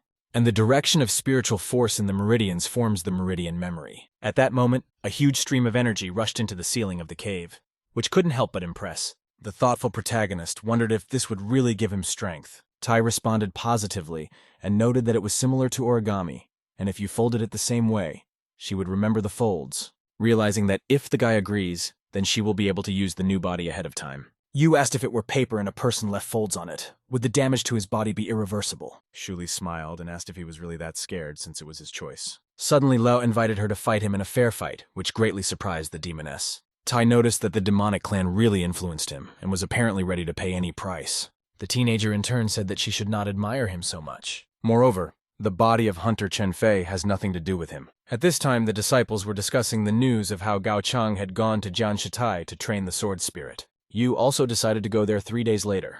They could not understand what made him believe in his victory in the test. And Zhang was chosen as this year's swordmaster. Qingshu and Yuhan were shocked by the news. They looked at each other and couldn't believe that Li was actually going to Jianshitai. Fan doubted the young man's success, especially immediately after the arts stage. But Zuo said that this is not surprising since he is an extremely reasonable person. Qing realized with bitterness that he was still very far from achieving such feats, and perhaps it would take him a whole life to achieve this. At that moment, Yu suddenly appeared, wearing a skirt and running away from the girls. The spirit of Li said that Tai is completely brainless for deciding to go to the women's bathhouse and steal their clothes. The young ladies in turn called on those around them to immediately catch this thief. Stunned, Qingshu and Yuhan could not believe that it was really Yu. Enraged, Li ordered Shuli to return to the cave, since she had absolutely no idea how to behave in this world. In response, the demoness said, "This clan is very strange." The spirit of the master noticed that it was clearly not for her to talk about strangeness. Noticing the top of the mountain, Tai said that ordinary cultivators could not see the true power of the mountain. Yu stated that on the mountain there was Jianshitai and the tomb of the first of the founders of the sect, and not a single demonic cultivator would reach there. However, the self-confident demoness had a different opinion and still decided to check. Li, in turn, very convincingly asked her to at least change her clothes. In Jianshitai, everyone was interested in one question, whether Zhang could succeed this time. Others thought that it did not matter, because he was clearly better than this disciple Yu. At this time, the blade began to shine. After which Zhang came out and once again proved that he deserves to be number 1, the sword sparkled again. As a result, the young master was never able to pass the test, and at the same time received significant damage. However, a moment later Zhang cleared himself and within seconds his wounds healed. Then he extremely confidently stated that he had completed the 5 levels required to become a blade master. Those present noticed that only he could previously pass the test, being only at the stage of arts. But the cultivator also said that, unfortunately, he never received the approval of the sword ancestor. Some disagreed and said that the ancestor blade was an ancient relic and could only be found randomly. And Zhang then began to look at his previous unsuccessful attempts. In one, his clothes were accidentally torn. In another, he needed 3 breaks. Also, the 11th and 12th attempts did not end in success because I never received the clan relic. Suddenly, Shuli, who was in Yu's body, called out to him and greeted Zhang. Tai asked if this was where the sword test happened to be taking place and who he was. But the guy remained silent. The demoness asked another question. Does he really care who he is? The young man then declared that he was a new art stage cultivator named Yu and would take part in the evaluation. Tai again asked who he was and what his name was, but Zhang remained silent again. The extremely annoying Shuli again asked, pointing to the table of his defeats, what it was. The master sadly said that these were his unsuccessful attempts to pass the test. The demonic lady said in surprise that this was incredible, because he had failed as many as 12 times. And again she asked why he was still trying if he was so weak. Zhang replied that he had completed 5 levels and now he just needed the sword's approval. Tai noted that he would not be able to get this approval, and again asked why he would try without success, adding that he obviously failed because of torn clothes and the reason was different. The cultivator remained silent out of politeness, but the restless Shuli continued to wonder why he was so stupid. Finally, Zhang couldn't stand it anymore, and asked why he was so arrogant and constantly provoking him. Tai replied that there was no point in provoking someone who had failed the sword test 12 times. At this moment, the spirit of Yu nervously stated that Shuli was in trouble, and if he had given her his body earlier, they would have died altogether. Zhang, in turn, suggested that the self-confident demoness try something different. The distraught spirit of the protagonist urged her to immediately apologize, but Tai refused to do so. Then the young master drew his blade and said that in this case they should fight. Despite Li's persuasion, Shuli agreed to fight and said that Zhang would soon cry. The guy began to attack first, but did not even suspect what awaited him ahead, because Tai responded with her crushing blow and thereby repulsed his attack. Everyone present was simply shocked by the incredible strength of the young man. Thus, Shuli was able to destroy Zhang's technique with just 1 blow, even though the master was a powerful art stage cultivator.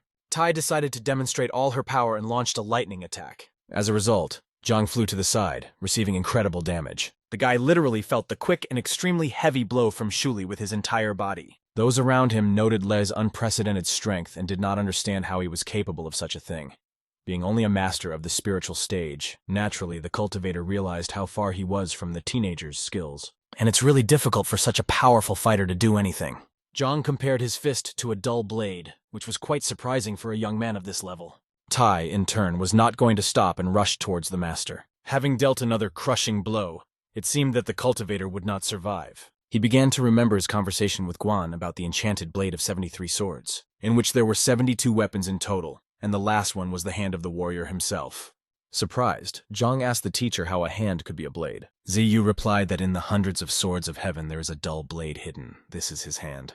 The young master asked whether, in this case, an ordinary wooden stick could be that very tool. Guan remained silent, then fixed his gaze into the distance and said that she had entered the path of demons. The guy asked who she was. Zi said that her name was Shen Ningzhu and urged the young man not to worry. Meanwhile, Shuli, with the help of Yu, finally dealt with Zhang and asked Li where the entrance to Jianshitai was. After which they approached the blade stuck in the ground, and Tai tried to take it, but suddenly a beaten warrior called out to her. The demoness turned around and asked him a question whether he really wanted to continue the fight. Zhang could barely catch his breath and asked what kind of technique it was with which he struck such a strong blow. Shuli responded by saying that it didn't matter because he lost anyway. But the guy did not let up and demanded that Yu tell him this secret, since an ordinary fist could not break his magic sword. Adding that there was clearly some hidden energy in his blow, Tai stopped abruptly. She was shocked because if she was found out because of this technique, it would become a problem.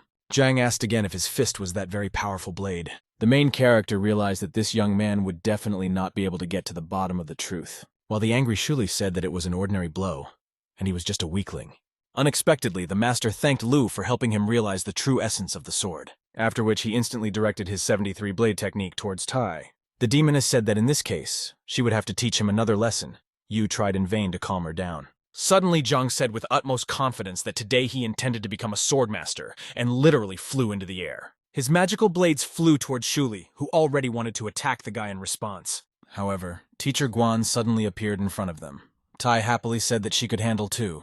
The spirit of the young master was shocked and urged her to stop immediately. since this is one of the clan elders. But the self-confident Shuli said that she could even use her cultivation against Z. Meanwhile, Zhang's 13 swords had broken through to the art stage. Yu pointed out that she shouldn't waste time, but concentrate on what's right in front of her. However, at the very last moment, the young master's blade suddenly turned around. Zhang himself suddenly began to cough up blood, and his body instantly weakened. Subsequently, the cultivator lost consciousness and began to fall down from a great height. But as a result, he fell on his sword and hovered in the air. The elder was concerned about his condition. Zai noticed that he forced his weapon back and received a response, after which he began to heal Zhang. Lei continued to demand from Tai that she stop this circus and give him the body. But Shuli refused him and stated that she had not even seen Jian Shitai and the treasure. Yu was indignant about this and urged her to hurry up, but the demoness assured that she was in control of everything.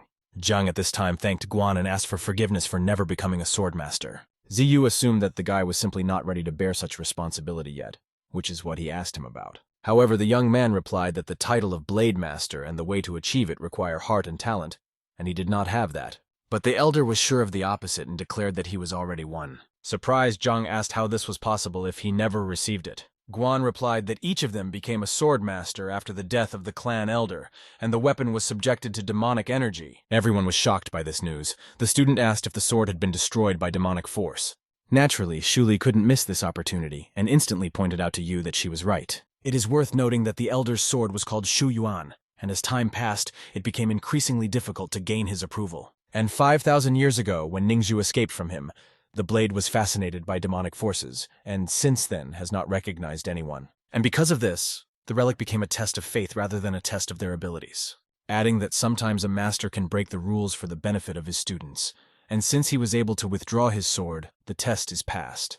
And Shu Yuan cannot be defeated by anyone, so this is not a problem at the moment. Suddenly Tai decided to try her luck and said that she could defeat this blade. Yu asked her not to ruin his reputation. Guang originally wanted to test Lei to see if he was strong in mind, but didn't expect the guy to be ready for Gao Chang. At this time, Shuli said that only the strongest fighters should get the treasure. Ziyu gave the go-ahead for the teenager to test his strength in a fight with Shu Yuan. The students noticed that if he still defeated him, he would become the youngest swordmaster in history. Meanwhile, the demon lord learned from Liu that Lei wanted to take the test of the blade. Yue said that he received orders from his mentor to adhere to the path of the righteous. The sect leader stated, the only drawback of this pill is that it is weak against level 10 righteous cultivators, adding that even if he takes the capsule, he will not feel anything, and only at the moment of death will it take effect. Liu understood that her patron was counting on the fact that the young master had already taken the pill. He also noted that they do not know whether Yu is playing a double game, or whether he really decided to become a righteous man. Therefore, it is necessary to come up with another way to finally deal with it. Yue assumed that this was just an excuse, and that he would leave in a few days. At that moment, a joyful Yuhan suddenly burst into her room. Zuo invited Liu to go with her and support Yu in the fight with Jian Shitai. Shocked, Yue asked her if he really decided to become a swordmaster. A moment later, Shuli, in the body of the protagonist, found herself in the arena, with the notorious blade visible in the distance. The spirit of the young master urged Tai to take this test extremely seriously. Suddenly the sword rushed towards the demoness, but she managed to dodge it, after which she said quite confidently that now she would demonstrate her strength. However, after a few seconds, Shuli suddenly found herself in a horizontal position.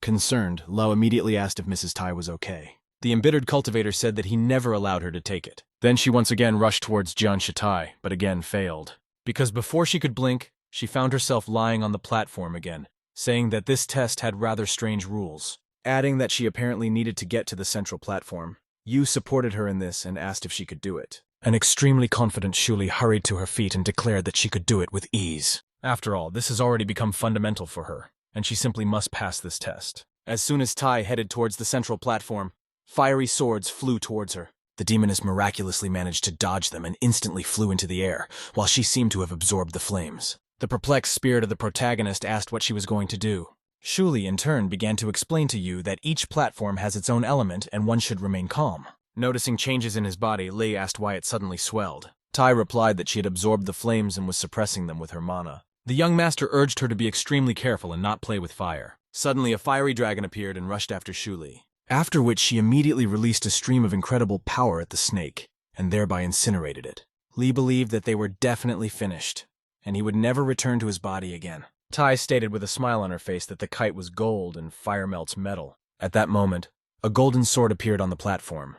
Yu asked how it was that she was familiar with this test. Shuli replied that she was seeing this place for the first time and had never taken part in such an assessment, adding that the path of the righteous and the demon are similar to each other, because they are based on the cultivation of yin and yang. And the principles of practice are also similar.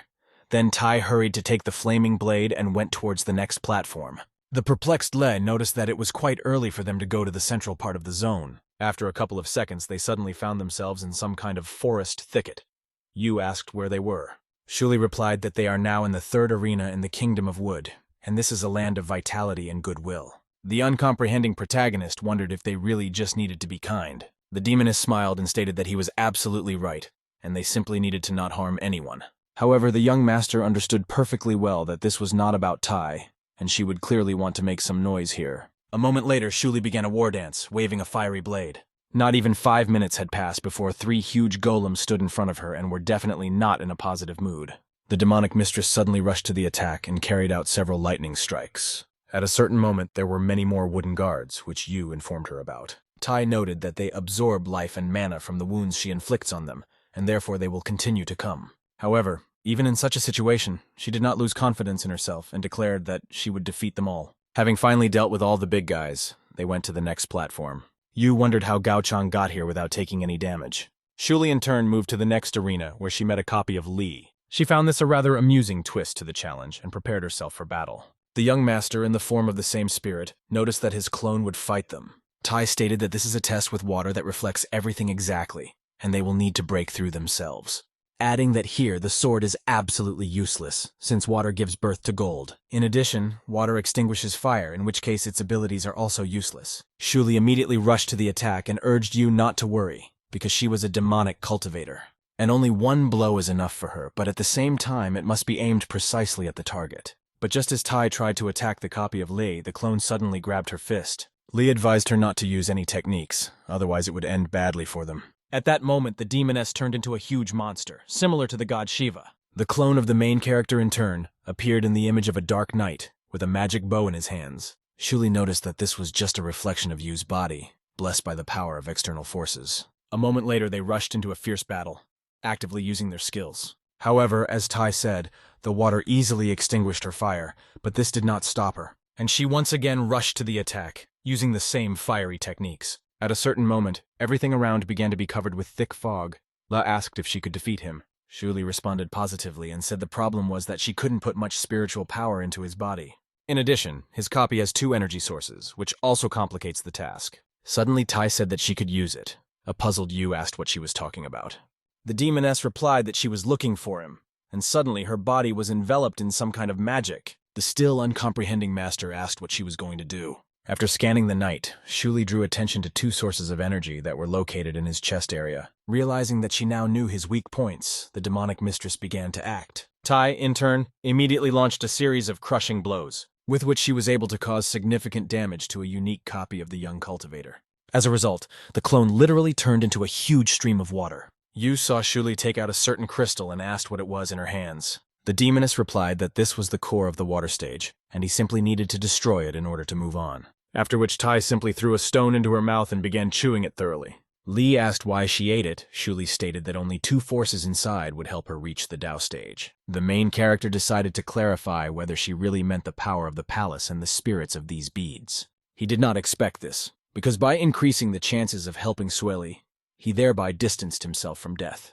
Meanwhile, Tai reported that they had reached the final stage of the test, realizing that it was not easy for Gao Chang, because this entire assessment was related to the 5 elements. And naturally, this is an extremely difficult task, since even Shuli had difficulty overcoming obstacles. The self-confident demoness noticed that weakling Zhang no longer needed to worry about this. Moreover, this blade will soon become hers, after which Tai rushed towards the sword. Suddenly, a sharp light erupted from the magical weapon, literally blinding her. As a result, Shuli found herself back in her cave and was shocked that she was knocked out of Yu's body. Li, on the contrary, was glad to return to his body, but at the same time he did not know where Tai had gone. Suddenly, the guy saw the spirit of the blade in front of him, which burst out. A moment later, the sword soul attacked the young master.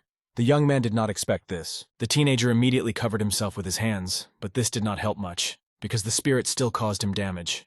Thus, Yu found himself in an extremely deplorable state, being in a crater scorched by the spirit. Blood was dripping from him. Li understood that he could not easily defeat the soul of the blade. He suggested that the founders of the sect want to kill their followers, At that moment, the soul of the sword said that he was unworthy and he should get out of here. However, the main character did not even think of giving up and dealt a crushing blow with his blade, while experiencing incredible pressure. Yu instantly activated the magical barrier and began to ponder what to do next. Lee remembered Shuli talking about imagining the aura as the aroma of delicious food and inhaling deeply. Tai argued that it was necessary to allow this energy to flow throughout the body in order to finally become stronger. Subsequently, Yu suddenly emerged from the magical barrier and swung his blade. But the sword soul at this time suddenly transformed into a water bird. The guy caught himself thinking that even though he had the opportunity to die, he didn't want to die. After a couple of seconds, Suli's talisman glowed brightly with a green light on his neck. Then a kind of magic ball formed. Lu did not understand what was happening. At that moment, the Phantom Zhao appeared in front of him. The surprised young man could not believe his eyes. Suddenly, Yu remembered how she talked about this talisman with which they could communicate. The teenager was surprised that even wounded, she still tried to protect him. Thus, Shu Yuan's sword soul fought with Sueli's phantom. Li, in turn, suggested that he could use the energy that he received in the Spirit Palace. After all, not so long ago, Tai used it to increase her strength, which means he can too. As soon as the young man drew his sword, demonic energy burst out of him. Yu himself turned into a knight in black armor and he and Zhao rushed to the attack. After which, they began to strike a series of blows to the soul of the blade. In the end, they finally defeated it. However, Suoli suddenly disappeared, and her talisman began to glow green. Li squeezed it in his hand and said that he would survive only to meet her again. The sword soul immediately shouted that cultivators were not allowed to show sympathy for each other, much less enter into a relationship. The perplexed young master asked why they were forbidden to do this and who she was. Shu Yuan's soul said that it was actually his ancestor, adding that he could not get her approval, and he failed this test. She also stated that this was the first time in hundreds of years that she had seen a woman helping a participant.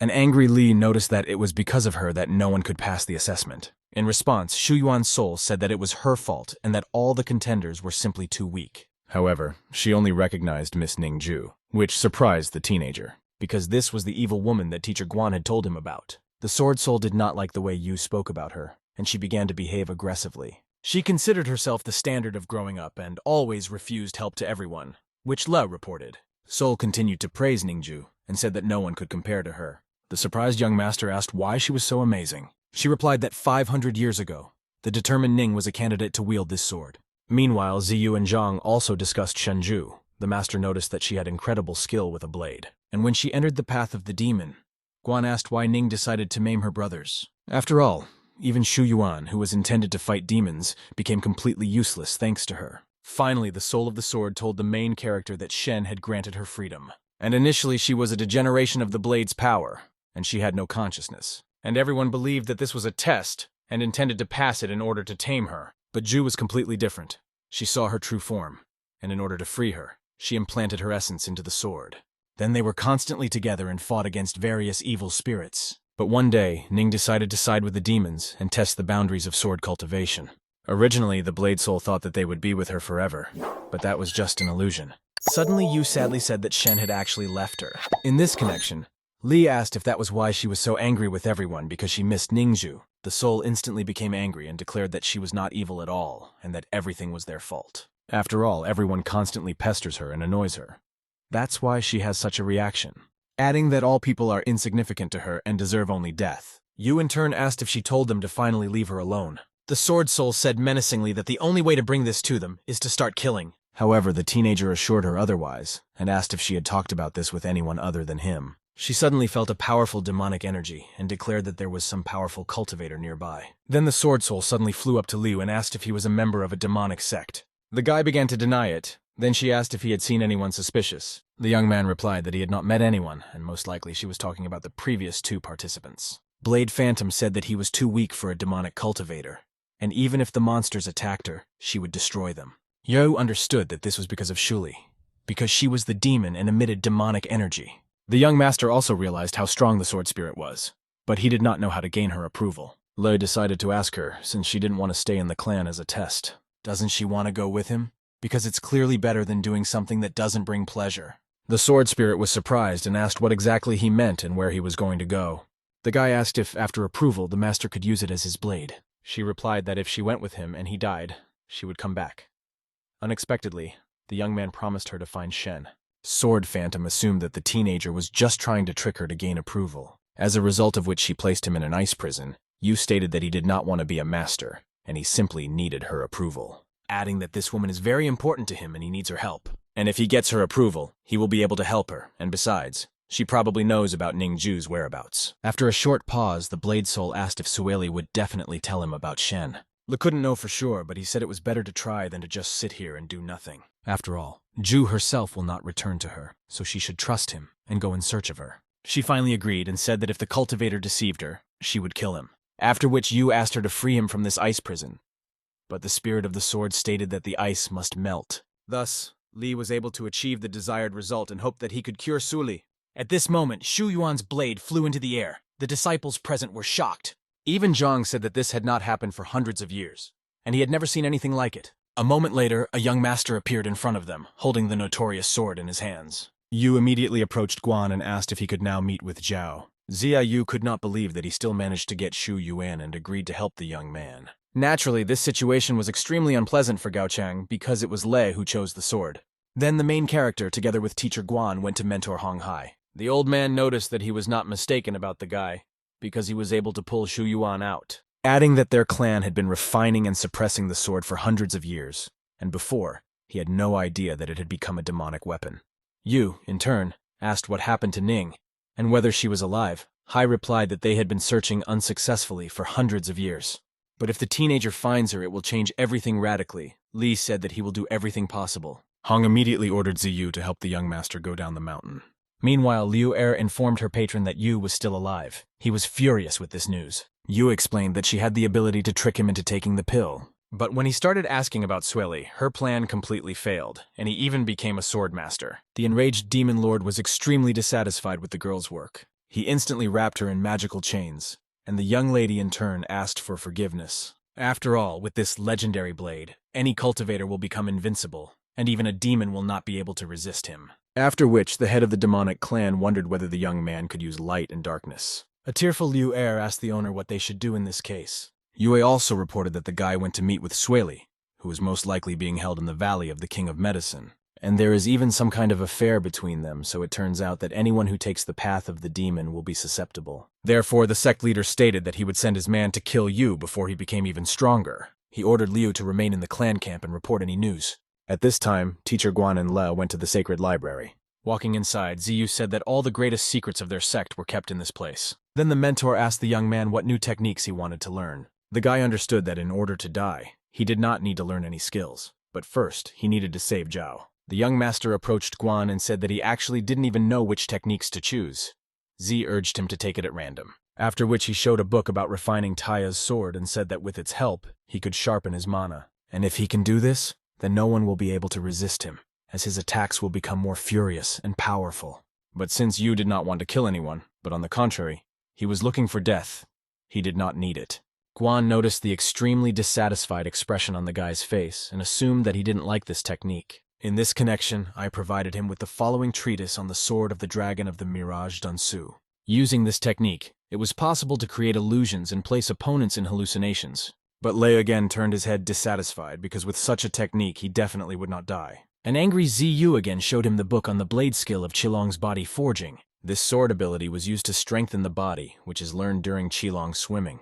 And although this technique was not something special, with its help he could gain incredible physical shape. Yu refused again, because in this case he would become absolutely unkillable. And this was also not part of his plans. After half an hour, Guan was exhausted and nervously asked why he didn't want to learn anything. Lei insisted that he didn't need them. Tsu, in turn, could not stand it and said menacingly that he would never be able to find such skills anywhere. The young master did not downplay their importance at all and said that they were all incredible. It's just that all these abilities are inflexible. The surprised Guan did not understand what the young man was talking about. The main character then added that swords should actually be flexible. He understood perfectly well that he had said complete nonsense. The perplexed Ziyu still did not understand what he was talking about. Then he unexpectedly said that since all these techniques were not suitable for him, then they should go to one place. As a result, they flew on the sword towards the mountain. Liu asked where exactly they were going. Guan noticed that this is the peak of the mountain of the Wen sword sect, and the elders of the greatest heavenly stage live here. These sages do not participate in clan affairs and solve only the most serious problems. Soon they descended onto the mountain, and Yu asked if there was a technique here that the teacher wanted to pass on to him.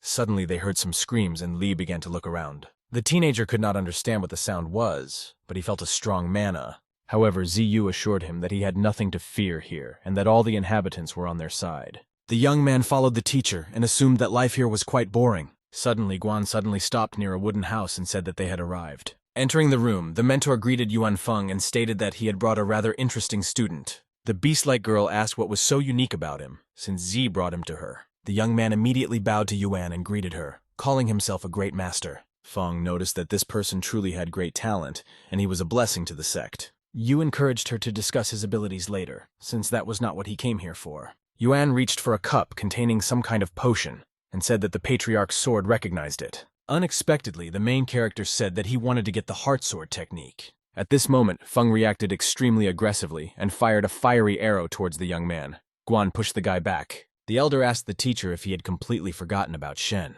The mentor replied that he remembered her, but Yu's body has the spirit of the heavenly stage and this skill will suit him. Adding that he took on the role of a teacher and under his supervision, Lei would not become like Ningju. The teenager didn't even think that Guan trusted him so much. He realized that now he has no right to make a mistake. In connection with this, the young man said that he really wanted to help the clan and would not allow it to fall. And this technique was very important. Yu really didn't want to act like Shen even if he went down the same path. The angry elder Yuan still gave them the heart sword technique and urged them not to return again. Thus, they were halfway to curing Shuli, but much still needed to be done. Li decided to ask the teacher why Feng did not want to give them the book, and whether this technique was really so powerful. But Guan did not know this, since no one except the founder had studied it, and the young man would be the first to do it. Ziyu only said that this ability is life-threatening and quite unstable, urging the guy to be extremely careful with it. After all, a cultivator must fight many fights to become stronger, and after he reaches the 4th level by learning various techniques, you will have to fight with other masters. But you need to train very seriously in order to lay a solid foundation for your cultivation. Le thought that when he reached the 4th level, he would simply let other warriors kill him. Finally returning to camp, the main character noticed how most of the students began the feast. The perplexed teenager asked them if they really came here to cultivate and improve their skills. The joyful fan noticed that Yu had become the youngest swordmaster and was about to descend from the mountain, so they held a feast in honor of his departure. At that moment, Zuo literally forcibly dragged Liu into the room to perhaps see Lei for the last time, adding that they definitely need to have a lot of fun today, but Yue did not share her opinion. In connection with this, she sharply pushed Yuhan aside and left in an unknown direction. Yu only thought about helping Shuli, and after that he could leave this world with peace of mind. But it was also necessary to help Shuli because she also made her contribution. However, there was no way he could meet her right now, as it could be dangerous and jeopardize Zhao's healing. At this time, Qingshu said that a few months ago he thought he was the best, but now he understands that Lei is truly a capable warrior. After all, this guy was able to become a swordmaster and literally eclipsed him and Yuhan. But Zuo did not agree with him and said that she could easily overtake Yu. The young man urged her not to rush to develop her skills, because in this case her strength could become unstable. The girl replied that she knew about this, but there was another way to become better. This was pair cultivation. Fan laughed at the young lady and turned to Lei, saying that he wanted to take him out somewhere, because they might not see each other again. The main character raised his mug of drink and asked where exactly he wanted to go. After some time they went to a cliff where the transition to the other side was a wooden board. Qingshu said that all this time they studied with the young man to master their skills. And now that Li has become a sword master, he wants to prove to him that he is not far behind him. After which he easily overcame the obstacle and ran along the wooden board, getting to the other side. Following him, the drunken Yuhan decided to try her luck. The guy urged her to be careful. However, even being intoxicated, the girl easily coped with the test. Then they began to call on Yu to follow their example and go over to the other side. Li, in turn, agreed and stated that he would now demonstrate to them the true power of martial arts. But as soon as he ran along the wooden plank, some kind of fire magic suddenly appeared, which instantly grabbed the teenager, thereby preventing him from moving. A couple of seconds later, an unknown force dragged Yu down the gorge. Everyone was shocked by such a turn. As it turned out, it was Shuli. Tai dragged the young man into her cave. The demoness was extremely surprised that after the disappearance, the guy did not rush to search for her. Yu, in turn, stated that he had just approached the cliff to finally see her. Naturally, Shuli understood that the teenager was blatantly lying to her, and asked if he had forgotten about her cultivation level. Then Tai showed him the pill and said that today she could escape from here. In addition, he stabilized the arts stage. Li was depressed by such unexpected news, because all his plans went down the drain. Meanwhile, the joyful Shuli announced that she would very carefully take over his body and handed him the capsule. The young master literally begged her to wait a little longer so that after all the work he would return to her. At that moment, something inexplicable happened, and Yu's body was suddenly enveloped in magic. As a result, Tai abruptly flew to the side, not understanding what happened. The pills in turn scattered throughout the cave. Shuli immediately began to collect them. Speaking of which, he can't even imagine how difficult it is to stay tied up without being discovered. Le stood his ground and said that by taking these pills, he could actually die, realizing that Liu's capsule was clearly dangerous. However, the demoness did not want to listen to anything. Subsequently, she forcibly pushed the pills into his mouth. The main character sadly realized that he would die at the most inopportune moment. A moment later, he found himself in a kind of prostration that reminded him of the spiritual dimension. Shuli laughed and declared that she was going to exchange his soul and finally take over his body. Yu realized that she again decided to mock his spirit instead of protecting him. Although Lei didn't know what Liu Er's pill was, he couldn't let Tai have his way. Suddenly, the young man suggested that the demoness not bother with the exchange of souls and just kill him. Extremely surprised, Shuli said that this was the first time she had been asked for something like this. The guy continued to say that for a heavenly stage cultivator, it would take her a long time to deal with him. Tai noticed that the longer he behaved like this, the more it seemed to her that he was planning something bad. The young master in turn replied that if she did this, then she herself might die. Shuli said with a smile on her face that all her many years of experience had taught her to listen to others, adding that if he tells the truth and it hurts her, then she will completely seal his soul. Realizing that he was in the hands of a mad girl, Yu began to call the system for help. The main character asked the program if sealing is not considered an attack. However, the system never answered him. Le was in an extremely deplorable situation. Finally, Tai completely took over the guy's body, which she was incredibly happy about. Meanwhile, Zuo and Fang wondered what happened and why something dragged the young man to the bottom of the gorge. At that moment, Shuli suddenly flew into the air and shouted that she was finally free. Her jubilation knew no bounds, since Tai sat in the cave for more than 600 years. Adding that the feeling of freedom is simply wonderful, Yuhan and Qingshu were at a loss. Fan realized that this was not actually their friend Yu and asked who she was. Shuli answered absolutely calmly that she was just a traveler on the demon's path. And now they have to disappear forever, since they were able to expose her. The demoness began to act, using her magical skills. Zuo did not understand what was happening. The red fog began to literally suck them in, which Qingshu reported. The frightened Yuhan nervously asked Tai what she had done with Lei. Suddenly, Shuli felt bad and fell to the ground, which raised even more questions. She finally realized that it was actually a demon-killing capsule. The spirit of the young master watched what was happening and could not understand what was happening. Enraged, Tai asked the main character why he brought a pill that kills demons. Shuli understood perfectly well that she needed to escape to a place where the pill could not harm her. However, the effect of the pill instantly intensified and the demoness could not escape. This capsule could actually kill a top-level celestial stage cultivator. Distraught, Tai began to blame Yu, saying that he did this on purpose, and he probably knew that this was the place of inheritance of the demon Lord Qiang, and that she would want to exchange souls. Lei himself had no idea what Shuli was talking about. The restless Tai continued to claim that the guy just wanted to get rid of her in order to get the treasure. But the young man claimed that he had nothing to do with this and did nothing. The demoness in turn ordered him to immediately appear to her so that she could deal with him,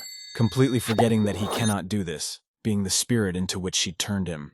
Tai continued to claim that the disciples of the Wen Sword Clan could not have such a pill and he had thought of everything. Yu tried in vain to convince her and declared that he was an aspiring student of the sect, adding that she should destroy the storage tablet and free him, but Shuli refused to do so.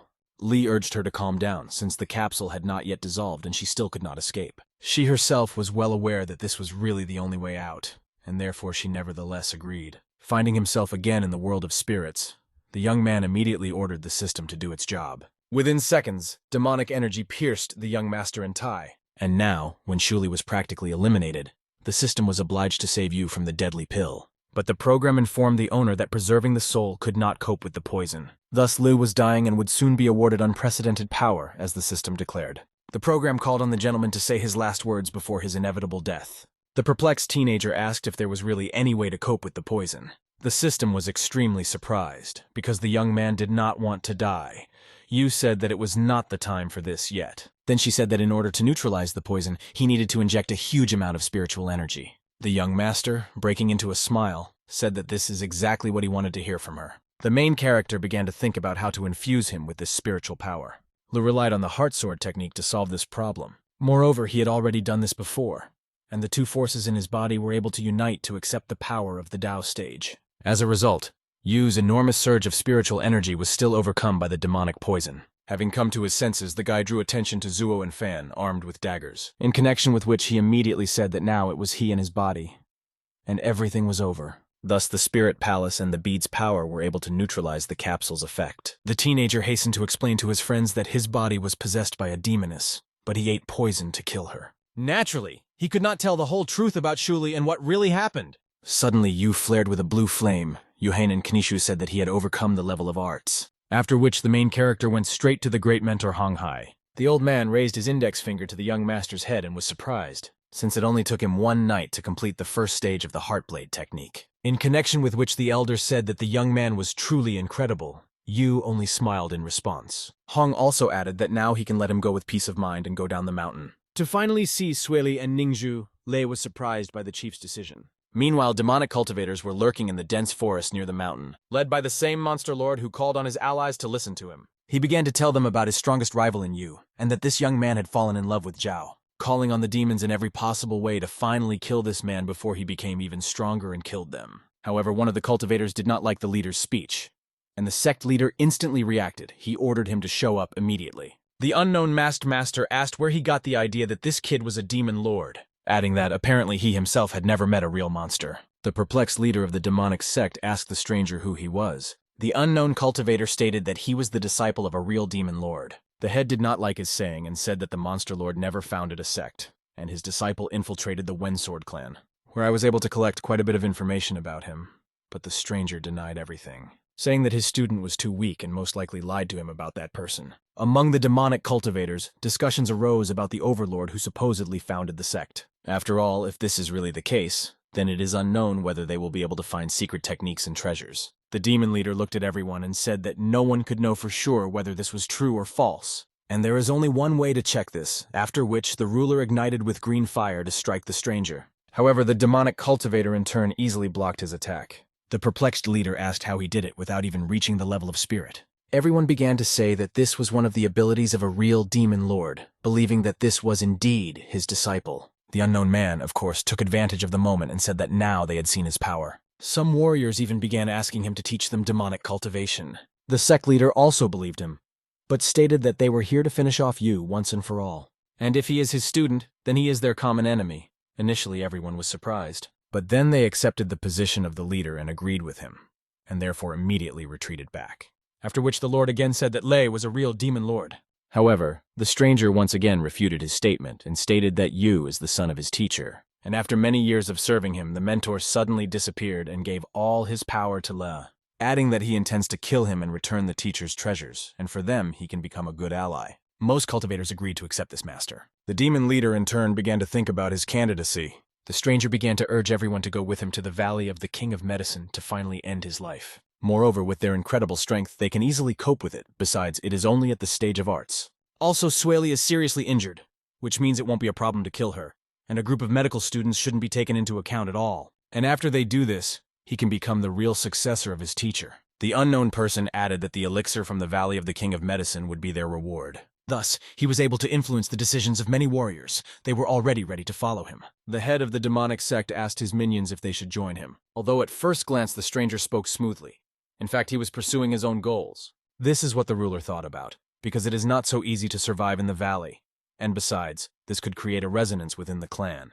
Suddenly, the leader said that perhaps this unknown cultivator was Yu, after which he called on the stranger to immediately take off his mask and show his true face. The master instantly replied that if he took it off, they might regret it. The head of the demons suddenly laughed and once again ordered him to take off his mask, calling him by the name Le.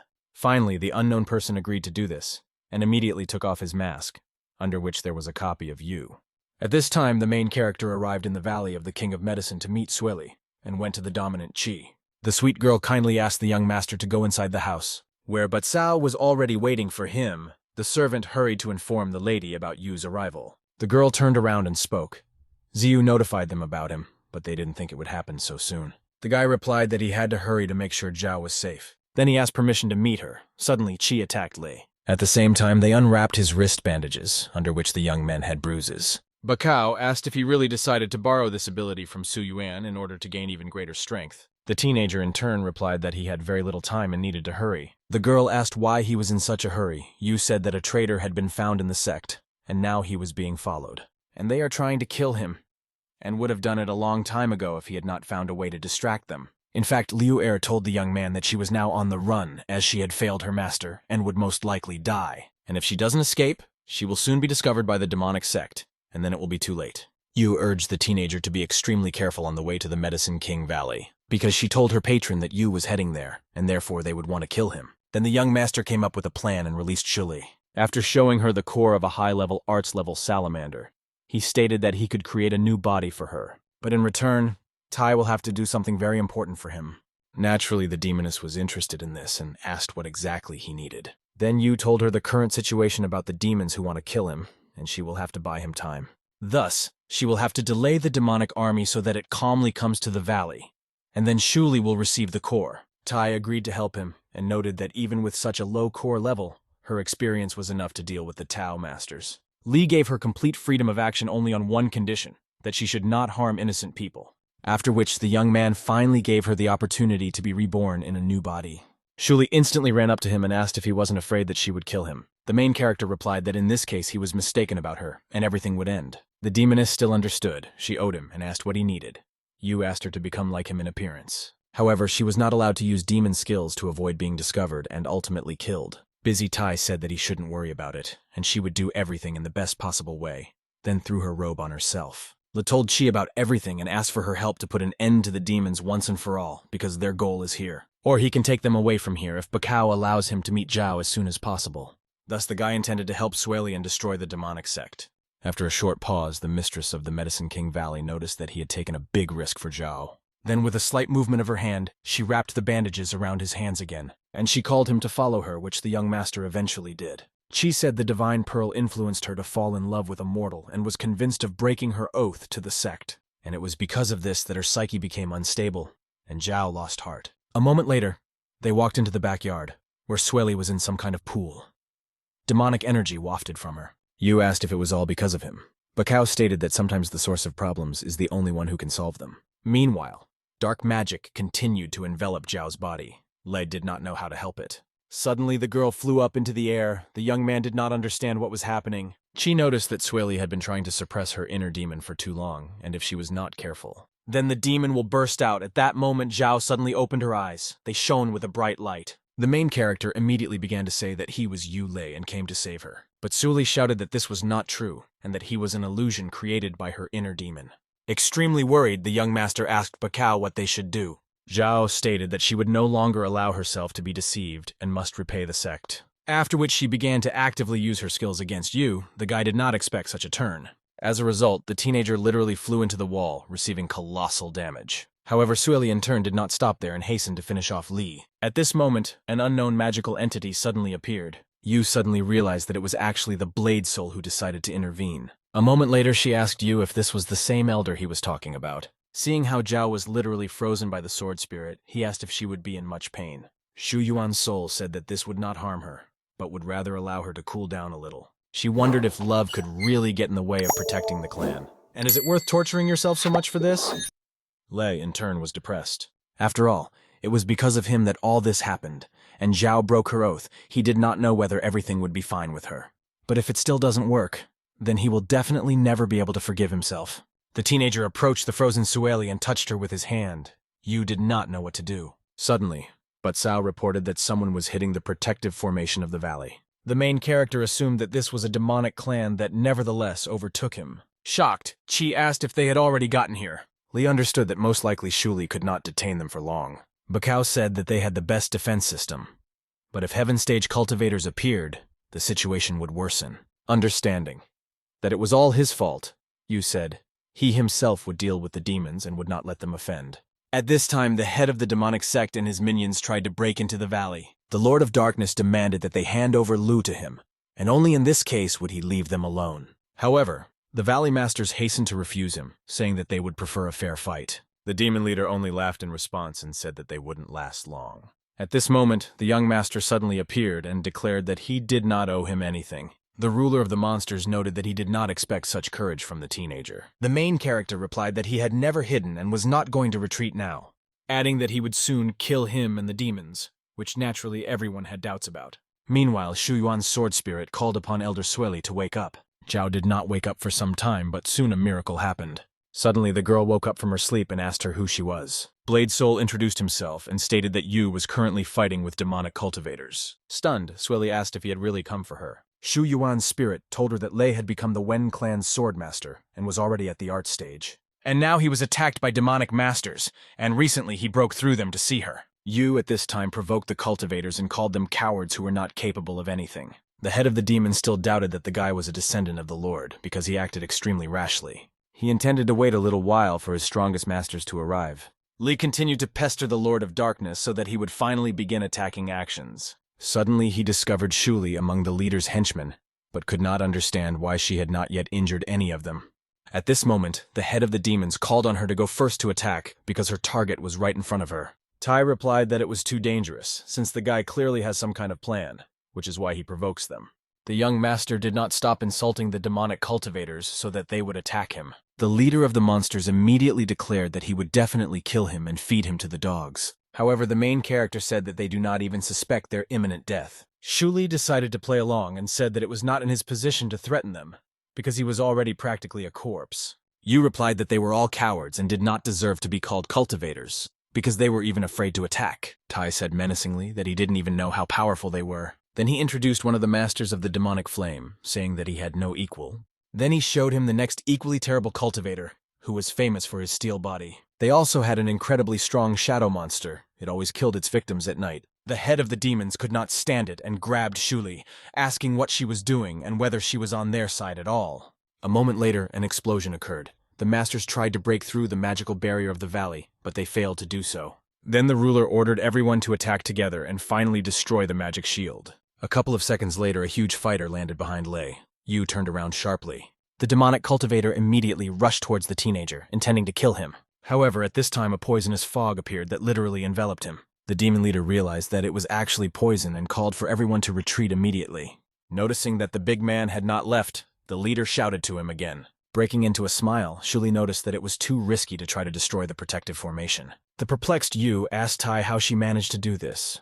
The demoness stated that she had prepared everything for a long time and was just waiting for the right moment. The young master also noticed that her cultivation had suddenly recovered. Shuli replied that she was only at the spirit stage, and if she absorbed the power of someone stronger than him, she would already be at the Dao stage. At that moment, another cultivator was flying towards them. The main character instantly jumped to the side. The head of the monsters called on his minions to kill the traitor who deceived them. Swelly, meanwhile, asked the sword spirit to release her, since there were too many strong masters there. But the healers from the valley are not fighters, and therefore she is obliged to help them. However, Shu Yuan's soul refused her and stated that there was nothing they could do to help. After all, she can't even take care of herself, and her inner demon is capable of killing her. Zhao watched with difficulty as Yu was beaten by powerful cultivators, stating that she couldn't just watch everything fall apart and had to help. At this time, the head of the demons once again attacked Le, but Shuli suddenly grabbed him and pulled him aside. The young man in turn hastened to thank her for the help provided. Tai called him to shut up and began to listen. The teenager could not understand what was happening. Seeing a fireball in the sky, they wondered what it could be. A moment later, it landed with a crash, causing an explosion. In the resulting fog, the silhouette of a man could be seen who called Shuli a traitor. It was the same demonic cultivator with a steel body. He was determined. The master declared that it was time for them to demonstrate their abilities and rush to the attack. With just one blow, he literally demolished Tai, and the demoness flew sharply to the side. However, Yu arrived in time and caught her, thereby preventing her from falling. Li asked if she was okay. Shuli said in a choked voice that she couldn't defeat him. Sword Spirit Shu Yuan watched what was happening, and noticed that the guy would soon die. At this moment, Sueli was still able to escape from the ice prison. The soul of the blade asked what she was doing. Enraged, Zhao extremely confidently declared that she would save him and destroy all the demons. Shuli, in turn, called the steel cultivator to respect and demonstrated her abilities. Tai immediately released a stream of fire at him and declared that he would now experience the burn of karma. In response, the demon master only laughed and said that she was only at the spirit stage, after which he delivered his crushing blow, which hit both Shuli and Yu. Then he grabbed the young master by the throat and began to slowly squeeze, saying that he would kill him. But it was at that moment that an unknown force cut him into small pieces. As it turned out, it was the elder of the Wenblade clan, Zhao Sueli. The head of the demons was extremely surprised by her unexpected appearance and fixed his gaze on her. Then he asked how she was able to regain her strength so quickly. Sueli decided not to stand on ceremony with him and respond with actions, as a result of which she launched a lightning attack. Suddenly, a block of ice flew right under Yu's feet and began to grow. Subsequently, it turned into a huge wall. thereby limiting his movements. At this moment, the voice of the sword spirit sounded, calling him weak, but brave enough. Li, in turn, decided to ask why Shuli was not released. Chilling Phantom replied that Xiao had overcome her inner demon and her heart had stabilized. The young master was delighted with this news, because now he could die with peace of mind. Shuli urged the main character to talk less idle talk and help Shuli. The teenager instantly climbed the ice mountain to rush to Xiao. While using his best Heartblade technique in his first stage, the demonic cultivators understood that he was too strong and should be attacked by a crowd. The guy deliberately jumped into the midst of the masters in order to finally leave this sinful world, knowing that they were much stronger than him, and moreover there were quite a large number of them. However, his friends could not allow this. The spirit of the sword and Shuli immediately applied their skills. In this way they saved Yu, who decided not to give up and hurried to help Xiao.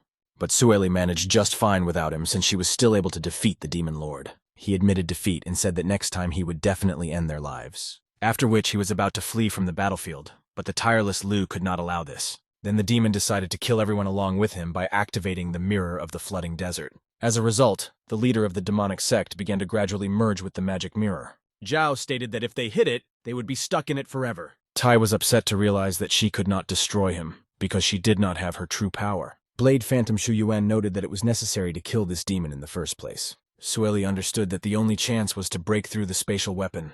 However, it was Lei who volunteered to go to the magic mirror. Xiao was shocked by the young man's decision, but the teenager said that he could not let her suffer again because of him. At the same time, he asked the elder to tell him how to destroy the mirror. The soul of the sword said that in order to be saved, it is necessary to find its weak point and strike. Shuli added that if you get too close, it will absorb him, and if you break the mirror, it will kill you in return. Li immediately rushed to the mirror. The head of the demons asked if he was really trying to break it. At that moment, huge green tentacles emerged from the spatial weapon. Shuli, in turn, called on everyone to immediately help the young master. The main character fearlessly flew into the abyss and called on the mirror to absorb him. Like a bullet, Yu flew into the spatial weapon of the maddened demon. As a result, Lu still broke the mirror into small pieces of glass. The Lord of Darkness could not believe it, and asked if he really wasn't afraid of death.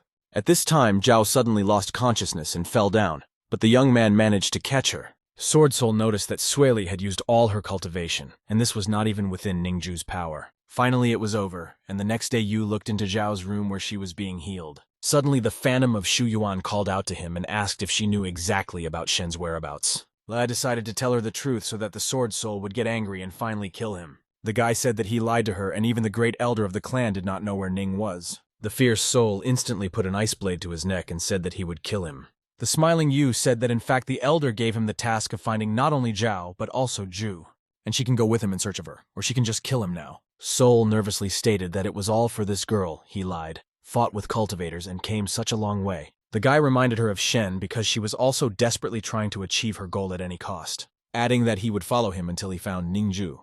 Li, in turn, became upset. The perplexed phantom of Shu Yuan's blade asked if he really wanted to die. The teenager answered positively. At that moment, Bakao opened the door and said that she had prepared everything she needed for Mrs. Zhao. Yu hurried to her and asked for forgiveness for her cultivation returning to the beginning because of him. She noted that when cultivators reach the Dao stage, they must establish a solid foundation. And since the foundation of Shuli is damaged, it will take at least 100 years to restore it. But Zhao stated that she could not stop training the sword technique because this was tantamount to leaving the clan. But Cao instantly said that in the face of the Great Path, all problems are just mere trifles. The elder in turn replied that even a moth can shake a tree. However, Qi immediately became indignant and said that such things should not be said. At this moment, the young master intervened in the conversation and asked how he could help Shuli. Cao noticed that there was only one way to help her, but everything would depend on him. In their world there is a herb called Yanshenji, and with its help cultivation can be restored. Zhao said that 1,000 years ago one master was able to get it, but after his death the whereabouts of the herb remained unknown. Qi said that the same cultivator built a cave 3,000 meters underground, and it is called the Nature Sect's Secret Realm. Surprised, Shuli clarified whether Yan Shenzi's grass was really in the Nature Sect. Cao replied that according to rumors, he placed a seal to seal the grass and leave it underground. The elder thanked her and noted that now she had at least some hope. However, Qi warned that the secret realm of the Nature Sect was not so easy to get into. Yu asked if it's not easy to get there. Does that mean the place is deadly? Adding that he was just worried about Shuli and wanted to see if she could go there. Bakao, in turn, suggested that the teenager was really in love with Zhao. Qi clarified that there are 4 zones with dangerous monsters and the art stages required to pass. Li suggested that his level might be enough to get the grass in time. The mistress of the valley also assured him that he did not need to worry about this, since a safe route had long existed. But the main character said that only weaklings walk such a path, and he's able to defeat those monsters. Stunned, Batsao asked what he was talking about and what he meant. The guy immediately corrected himself and kindly asked her to tell her about a safe path to the nature sect. She noticed that the Great Elder would definitely be able to help them, since they had been friends with him for a long time. Yu was looking forward to the trip and asked when they would set off to this wonderful place. However, Shuli said that initially they were obliged to inform the clan about this. The young master believed that the nature sect would be an excellent place for him to die. Meanwhile, 3,000 meters underground of the nature sect, a certain girl was walking around. She was sitting astride a huge rabbit and was incredibly bored, since nothing interesting had happened for a long time. Soon, our heroes went by ship to this ancient place in search of Yan Shenzi. The guy urged everyone to try the dish, which in his world was called roast. Shuli literally knocked over the plate without any cutlery. Then she said that this was the most delicious thing she had ever tasted, and after so much suffering in it, she could finally eat deliciously. Shocked, Shuli suddenly jumped up from her seat and asked when they managed to travel together. Yu threateningly urged Tai to express herself more correctly, noting that he liked her better when she was killed. Sword Soul asked how it was that Lu got involved with this demon girl. Shuli immediately objected that she was not some kind of animal, and if she had been in her prime, she would have swallowed him up. Suddenly, Zhao intervened in the dialogue and urged Tai not to express herself like that, because the young man had shown mercy to her. As a result, a loud argument ensued between the girls.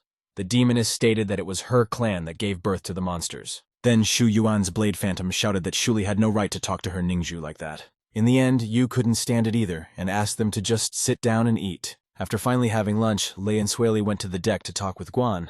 Zhao stated that everything was fine with them. Ziyu said that he needed to talk to the young man about his title as a sword master. The business-minded teenager asked if the teacher would help him prepare for the ceremony. The mentor, in turn, angrily urged him to take this seriously and reminded him of the test, where the original goal was to put pressure on the warrior before he progressed to the arts stage. But since Yu is already at this stage and this is contrary to their rules, he is obliged to prove himself. Lei asked what exactly was required of him. Z said that after breaking through to the spirit stage, every disciple of the corresponding rank would be able to challenge him. And in case of his defeat, the title of Swordmaster will go to the winner, which was a real gift for the guy. Guan also added that Yu can renounce this title now. Shuli noted that Gao-chan is now extremely dangerous and on the path to enlightenment. If he is not ready, Zhang can kill him.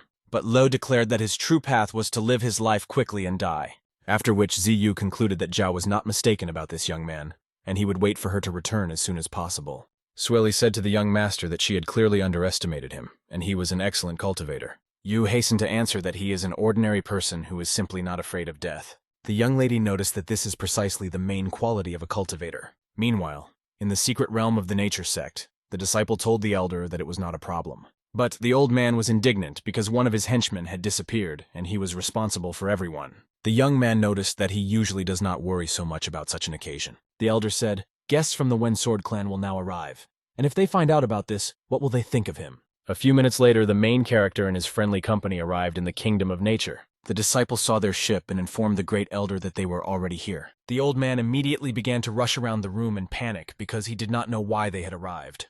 A couple of seconds later, representatives of the Blade sect in the person of Yu and Shuli entered the room.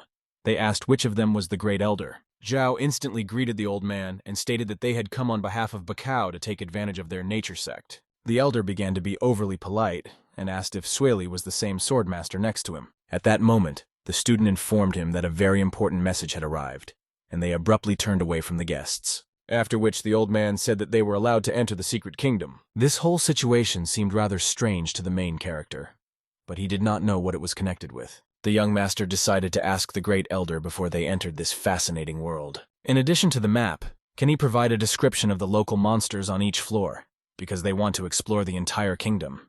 Yu also asked if this herb was really so valuable.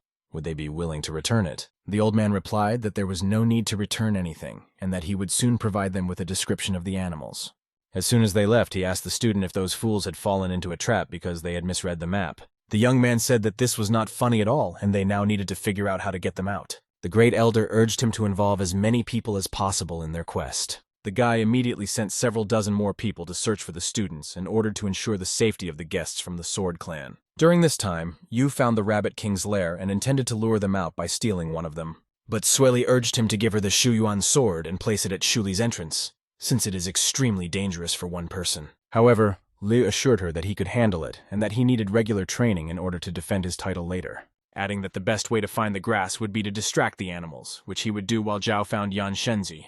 He understood perfectly well that by doing so, he would help find a medicinal plant and die. Finally, the girl agreed and went in search of grass, saying that she would definitely come to his aid. And after some time, the young master successfully stole the rabbit.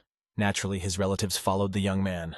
Sueli watched what was happening and told Shuyuan that she could only rely on her. And they immediately went to help the main character, who continued to run away from the rabbits. Finding that there was a dead end ahead, the teenager stopped abruptly. Then he threw them a small rabbit, realizing that now they would want to take revenge on him.